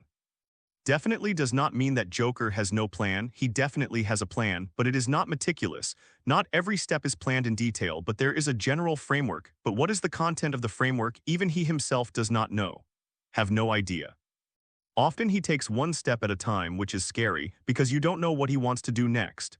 For example, he wanted to assassinate the chief, but what happened after the assassination? It seemed that that action had nothing to do with the subsequent actions. He just threatened the chief, that's all. Or is he just trying to draw people's attention to himself? In that case, there is no need because Joker has already killed the director, which is not easy. Even Carla began to feel a headache, unwilling to continue talking nonsense with him, and directly implanted a psychological suggestion. Forget it, forget all the memories related to Carla Kent, Oracle Man, etc., and forget Batman's identity. But that's all, Carla didn't make him forget anything else. Carla doesn't care why Joker became so crazy. No matter whether he became like this because he had a miserable childhood or experienced a miserable life, there are too many people in this world who are more miserable than him. But how many of them have become Jokers? It is not easy for most people in the world, but this is not a reason or an excuse to degenerate and hurt others, and Carla will not forgive his actions for any reason. At the same time, Carla will not let Joker forget what he did. Carla only wants one result, that is, Joker forgets his and Bruce's identity, and that's enough. Finally, when Joker came back to himself in a trance, he looked around stupidly. He showed a dazed and troubled expression. He always felt that many memories were lost in his mind which were still precious, and his heart became empty, a little sour with a sour smell of love, but unfortunately he didn't like it at all. I remember who I had a crush on. Who is it? It seems that there is a beautiful girl that makes him fall in love with.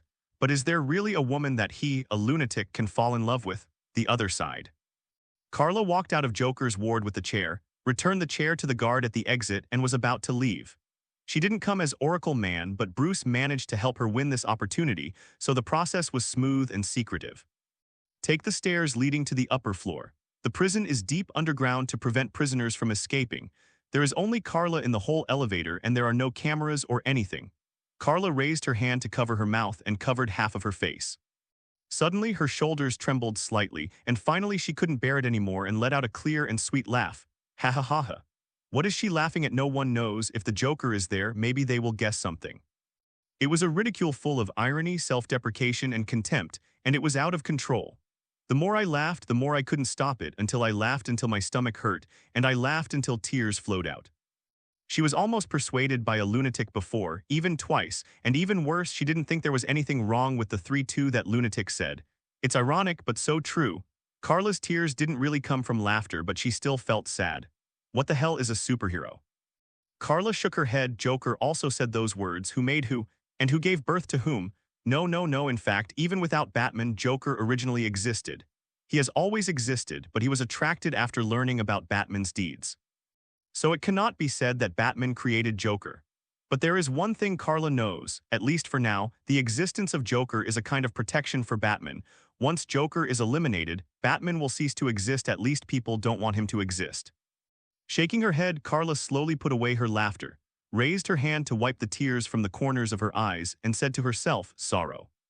It's finally a happy ending, Carla said as she walked out of the prison gate, standing on the side of the street under the sun, raising her hands and stretching her waist well. This period of time is not too long, and there is almost no physical work, which is completely incomparable with the Shadow Warrior Alliance headed by Lars in the last battle. To be honest, the last time was an intense and exciting battle, but this time there was no battle at all. It was more like a brainstorming IQ contest. This is a contest of super high IQ that tests psychology, anti-tracking, criminal psychology, human psychology, etc. If the power is suppressed in the category of ordinary people, it will undoubtedly be Joker's victory, and Carla will lose. During this period, she used Superman's power more than once. However, she was still led by the nose several times. If Carla wasn't Superman, it's likely that Oda would still be out there doing it. But in any case, Carla is from Kryptonian, so she uses her own strength, and it's not cheating probably. It's finally over. After 20, as long as Xiao Liu handed over his confession, and then identify those gang bosses in the trial seat, Gotham City may really usher in its own dawn and justice. But that has nothing to do with her. Carla walked to a Lamborghini on the side of the road, without opening the door, and jumped in neatly after pressing the door. Unexpectedly, without taking out the key on the car, he stretched out his hand and pressed the start button. The sports car roared and rushed out with a whoosh. Carla came to Wayne's estate. She came to return the car. Afu, who has never changed for thousands of years, received Carla. Where's Bruce? Carla asked casually, really just casually, and turned around and she was about to leave. Unexpectedly, Afu said, the young master successfully invited Miss Jennifer and they went to have lunch. Carla paused.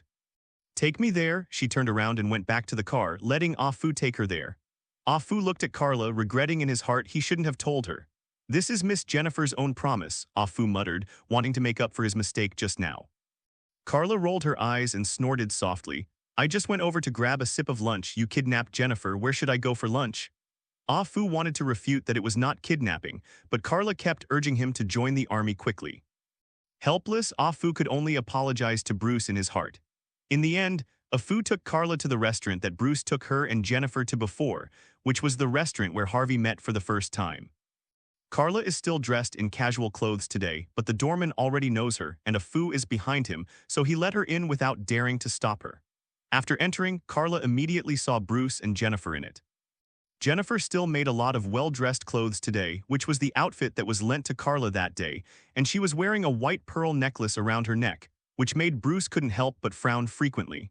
Stare at Jennifer. Jennifer didn't know that Bruce's mother also had the same pearl necklace, and she was wearing the pearl necklace that day. The shadow of the broken pearls and falling pearls remained in his heart that night, but it was different today. Anson. Carla also saw that the table of Bruce and Jennifer had a total of 4 people, and the other 2 were Harvey and Rachel. At the dinner table, Harvey formally took out the ring and proposed. It turned out that Bruce and Jennifer were their witnesses. It's just that Bruce is for Rachel as a witness and Jennifer is for Harvey. Because it happens that Bruce and Rachel are childhood sweethearts and Jennifer and Harvey have a working cooperation. 4 people are chatting happily. Carla didn't go over to obstruct it but leaned against the bar with her arms folded. Until the manager, who had been silently by the side for a long time, asked in a low voice, "Miss Carla, do you want to take you there, or arrange a seat alone?" Unexpectedly, he even remembered Carla's name. It is indeed extraordinary to be the manager of a hotel of this level. Carla shook her head, then turned to Ah Fu and said, "Old man, it seems that I'm going to invite you to treat me." Old man. Ah Fu didn't know whether to laugh or cry, but he didn't say much. It should. Carla has indeed helped Bruce a lot. Reasonably, the Wayne family owes a lot to Carla. Although Carla doesn't think so, everyone is doing justice with the goal of superhero. How can she feel that she is helping Bruce? Woolen cloth. But Ah Fu is very stubborn, so he always wants to make up for Carla as much as possible in some things. At that moment, 2 people, one old and one young, walked around to the other side, found an empty seat and sat down and ordered some food and drink respectively. This is the restaurant of Bruce's family. Others may need to make an appointment in advance, but the people of Bruce's family naturally don't need it. Although Ah Fu seems to be just the housekeeper of the Wayne family. In fact, during the years when Bruce left home, almost all the property of the Wayne family was concentrated in Ah Fu's hands. Bruce had collected enough money to acquire the Wayne Group before his sudden return, all of which was brought back from Ah Fu. If Ah Fu had a darker heart, he could have swept away the entire estate of Wayne's family, but the old man didn't do that. Therefore, he is also one of Bruce's most trusted people, so Ah Fu can directly intervene in Bruce's industry, even Bruce's Batman equipment, and so on. It's not a problem to have a meal in your own restaurant. After a while, the food started to be served, and Carla was not ambiguous. She ordered several good steaks from 777 and opened a bottle of the most expensive red wine. It's definitely not bad. While eating and drinking, just as she was eating and drinking happily, Carla noticed that Harvey and Rachel had left early at some point. Then there were only Jennifer and Bruce left there. Before they left, a few more desserts were brought in front of Jennifer. Jennifer ate one bite at a time while Bruce was talking softly. Carla frowned. She picked up a piece of steak with a fork in her right hand and a wine glass in her left hand. There was still food in her mouth, so she just passed by. Ah Fu didn't even react. When he looked up, he saw why the person had disappeared. After searching for 2 times, he realized that Carla had already reached the side of the 2 people over there. Standing quietly beside the 2, Carla just looked at Bruce and Jennifer. "Hey, what are you doing?" Carla said suddenly, which startled the 2 of them. Jennifer didn't notice her existence until she turned her head, especially when she saw her current image. She pressed Carla down dumbfounded and asked her to watch the table to eat, so as not to look too impolite. Bruce was also a little uncomfortable and asked, "I told Ah Fu that the car you drove away will be given to you. Aren't you going back to the metropolis?" Carla sneered, so Yan drove her away. There was no way. Carla sat down and didn't leave. Ah Fu had no choice but to have the things delivered here. "I've entertained her on the other side, master. She came here by herself." Ah Fu began to shrug off responsibility as soon as he came over, as if it wasn't because of him that Carla knew Bruce had dated Jennifer in the first place. Carla didn't expose him either, just looked at Jennifer. Jennifer, who looked uncomfortable, explained, "It was Harvey and Rachel who asked me and Bruce, Mr. Wayne, to be their witnesses. To explain is to cover up, and you just changed your address, right?" Carla rolled her eyes, then turned to Bruce and said, "I don't want your broken car. It's really cool to drive out, but I'm worried that it will be scratched in the parking lot if you throw it outside, and the maintenance cost is also an expense. The most important thing is what's more, I'm afraid I won't be able to accompany you if I lose it. So forget it. Bruce wanted to say that you didn't give up when you destroyed the Batmobile that was probably worth more than $1 billion. The problem with the car was a trivial matter after all, so Carla naturally didn't take it to heart. After returning home, she would pay off the remaining car loan and then buy another car with a loan. In fact, she could have paid off the car loan a long time ago, and it was very simple. Carla had shown Jennifer before that she, who has mastered the magic of the 4 elements, can even change 1,000 elements into gold. This is a bit similar to alchemy, but it is more high-level than that. In fact, Carla does not use alchemy to make gold into gold. She is similar to creating or analyzing and reconstructing the elements in it. It is very troublesome to explain in detail because the author does not understand. But Carla is different. She has a lot of useful or useless knowledge. She can even be an archaeologist, geologist, and so on. If she wanted to, almost one person could trigger a global inflation. It's just that Carla doesn't want to live that kind of meaningless life. The ensuing atmosphere was a bit awkward. Only Carla was still eating food with a big heart, Jennifer's eyes kept averting, and Bruce smiled wryly and didn't know how to speak. Again, when Bruce puts on a mask of camouflage to cover up Batman, he can almost be mistaken for the real one, making people think he's really a playboy. But in fact, he is not. So when he faced Jennifer and Carla with their true colors, he didn't know what to do, and he was much more clumsy than usual. As for Afu, he doesn't go into troubled waters, but he will also show concern for Jennifer. Don't forget that Jennifer still has a little Master Wayne in her stomach. Others may never know the gender of the child, but Carla already knew in advance that she would have a godson. Hope not to be like his father. In this way, the meal was finished silently in an embarrassing atmosphere. In fact, Jennifer and Varys had finished eating long ago. The reason why they didn't leave was to talk about something, but Carla interrupted them halfway. Carla didn't feel sorry at all. She should eat and drink and took an extra bottle of wine before leaving anyway. Bruce paid for it. When we parted, Bruce originally wanted to send them back, but later he asked Afu to drive them, and Bruce drove home by himself. It seems that Bruce has a psychological shadow on Carla. The main reason is that Carla's scrutinizing gaze is so sharp that Bruce dare not face it, who made him feel guilty. In this way, the two sisters returned to Jennifer's house in Afu's car. After returning, Carla opened a valuable red wine, sat there holding a glass, and once again showed her scrutinizing eyes to Jennifer, who was going to change clothes by herself. Look into my eyes, letter 3005. Carla found that Jennifer had been facing away from her, so she couldn't help making a sound and specially replaced it with Oracle Man's voice, which was hoarse, deep, and full of fear.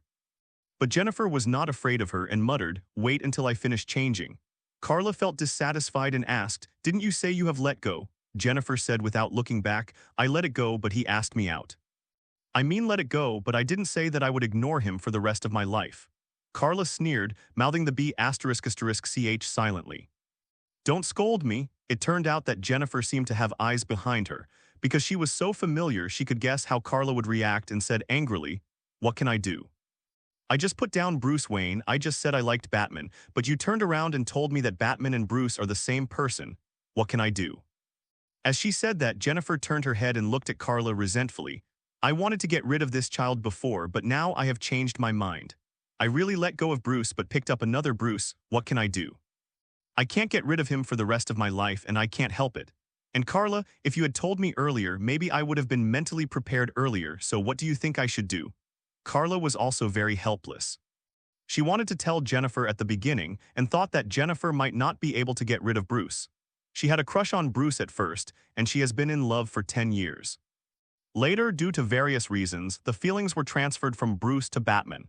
With this girl's persistence and dedication to feelings, it may take another 10 years. But I never expected that Batman turned out to be Bruce, and just as soon as he put it down, he picked it up again. In fact, Jennifer was also very speechless. At the beginning, she wanted to abolish the child Mingjai, but after finding out that Bruce was Batman, she began to fall into a daze. In fact, Carla has seen this kind of person before. Otherwise, this kind of person would not love, give you heart, or give you anything. But once in love, you can sacrifice everything for love, and Jennifer was completely freed after that night. However, Bruce's pit is too deep. He thought he had climbed out, but he didn't expect to be at the bottom of the pit. Unless he comes back for another night, maybe he will be relieved to see Wang. But this time it was different.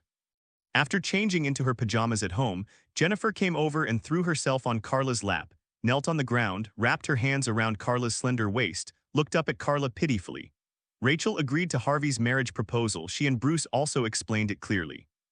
Before you came here just now, Bruce kept talking about this matter. He had already talked with Rachel. And then, Carla sneered.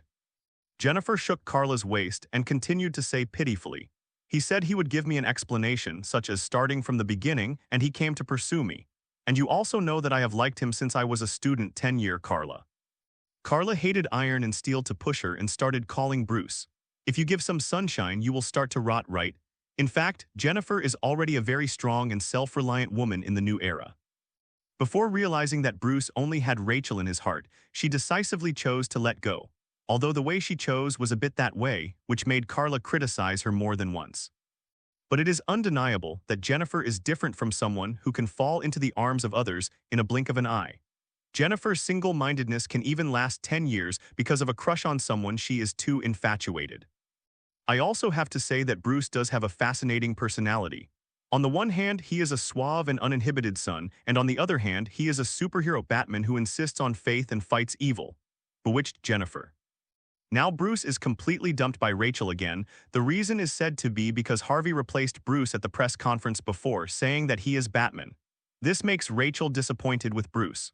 Although Carla thinks it's funny, you're disappointed. Could it be that she and Bruce didn't protect Harvey? Didn't Joker know it was a fake? The police station was undercover, and Harvey and Rachel seemed to be brazenly keeping this secret. The plan was told directly.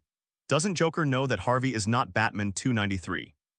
He definitely knew Harvey wasn't. I really don't know why that woman's brain circuit is so fresh. And this also made Bruce completely give up on Rachel. Carla had ridiculed Bruce for staring at other people's girlfriends before, and now it is impossible for him to pester other people's fiancés anymore. And Bruce was already confessing before Carla came to bother him. He told Jennifer at the time that he sensed that Jennifer was the one for him, because Rachel resisted Bruce's identity as Batman and Jennifer supported Batman. Rachel didn't know, maybe the real Bruce had died in that back alley or died with his parents or went to meet Carmine alone after seeing the decay and darkness of Gotham City. Falcone has since died. After that, he was reborn as Batman. Batman is everything to Bruce now, and it is also the most important existence for him to stick to his beliefs and uphold justice. But Rachel wants Bruce to give up Batman before being with him. And while making this promise, she also fell in love with someone else. Bruce finally sees who he really needs. It's definitely not Rachel. Even if Rachel may really have feelings for him in a certain period of time, it's definitely not her. It's Jennifer, a person who can guard him for 10 years but will never completely rely on or hinder him. She is also the person who still supports him without hesitation after knowing his double-body identity and recognizes his beliefs. It's just that now, it's no longer Jennifer who revolves around him, but it's Bruce's turn to find a way to pursue Jennifer. The relationship between the two of them, at least in Carla's view, is a pair of happy enemies, and she can't control it anyway. No wonder Carla will see the presence of the eldest son Damian Wayne. That's the only way to go. Then Carla stayed in Gotham City for nearly a month, because those gangsters hadn't completed their trials yet, and during this period maybe something else would happen. During the period, there were indeed some bosses who were unwilling to fight back, and some even wanted to continue to attack Jennifer. Then those few people and even all their subordinates were uprooted by the mysterious man overnight, and everyone was hanged by hanging, and the whole Gotham City was shocked overnight. Jennifer just said not long ago that hangings are gone, but this happened within a few days. Some people thought it was a provocation to Jennifer, but only Jennifer didn't think so. She knew that Carla was protecting herself, and Carla had already declared to Bruce that she would not be Oracle Man, so she was the mysterious person that no one knew about identity. So Jennifer took the opportunity to warn those gangsters, don't be stubborn again, let's be honest and wait for the trial, at least you can survive this way.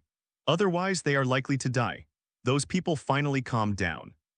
With the full cooperation of Zio Liu and the efforts of the prosecutors headed by Harvey, they finally collected enough evidence to bring everyone to justice. Among them, many undercover agents were also uprooted. Including Gordon, who has been promoted to the director, has one of his most trusted female police detectives. Because her mother was threatened during the hospitalization, she also cooperated with Joker to do some wrong things. Therefore, she was dismissed and investigated, and she was imprisoned for half a year. And the female police detective was the one who arranged to escort Harvey, and she was with Harvey and Rachel at that time. That is to say, she heard the two people talking and knew that Harvey and Batman had a plan. So Rachel and Harvey are actually quite suitable. They are both so stupid, knowing that there are undercover agents around them, they dare to say anything. Finally, the gangsters in Gotham City were completely destroyed, and most of the money of the gangsters was confiscated. For a while, the citizens of Gotham City clapped their hands and cheered. And during this period, people have been ignoring one thing, that is, Batman and Oracle Man began to slowly sink down. As Joker said, if there were no super criminals, then the superhero would stand on the opposite side and become everyone's thorn in the side. Bruce has chosen to let Batman's identity go away for a while when he doesn't need it, and he's too busy right now to be courting Jennifer every spare moment. He is now like the former Jennifer, and the identities of the two have been reversed. Carla didn't like the two of them just doing it. If they were together well from the beginning, where did so many things come from? But who can say for sure about the relationship? If they didn't do like this, they might not be able to get together. A month later, after the last gangster was tried and imprisoned, Carla was finally going back to the metropolis. This incident here seems to have not experienced much fighting, but the degree of trouble and danger is far greater than the last time against the Shadow Warrior Alliance. After such a comparison, Lars is a fool. As long as he is defeated, it will be solved. Joker is different here, one link within another, all calculations. Sometimes killing him is the trick. Joker is horrible, just a scheming boy. When sending Carla away, Jennifer also wanted to give Carla the white bat she had left behind, but Carla refused. There are two people, Jennifer and Bruce, a black bat and a white bat, and she follows along to join in the fun. Remember the promise you made to transfer back to Metropolis, Carla said to Jennifer intentionally before leaving, not forgetting to make Bruce unhappy. Jennifer suppressed a smile and nodded. I will think about it. Bruce is anxious, he is anxious.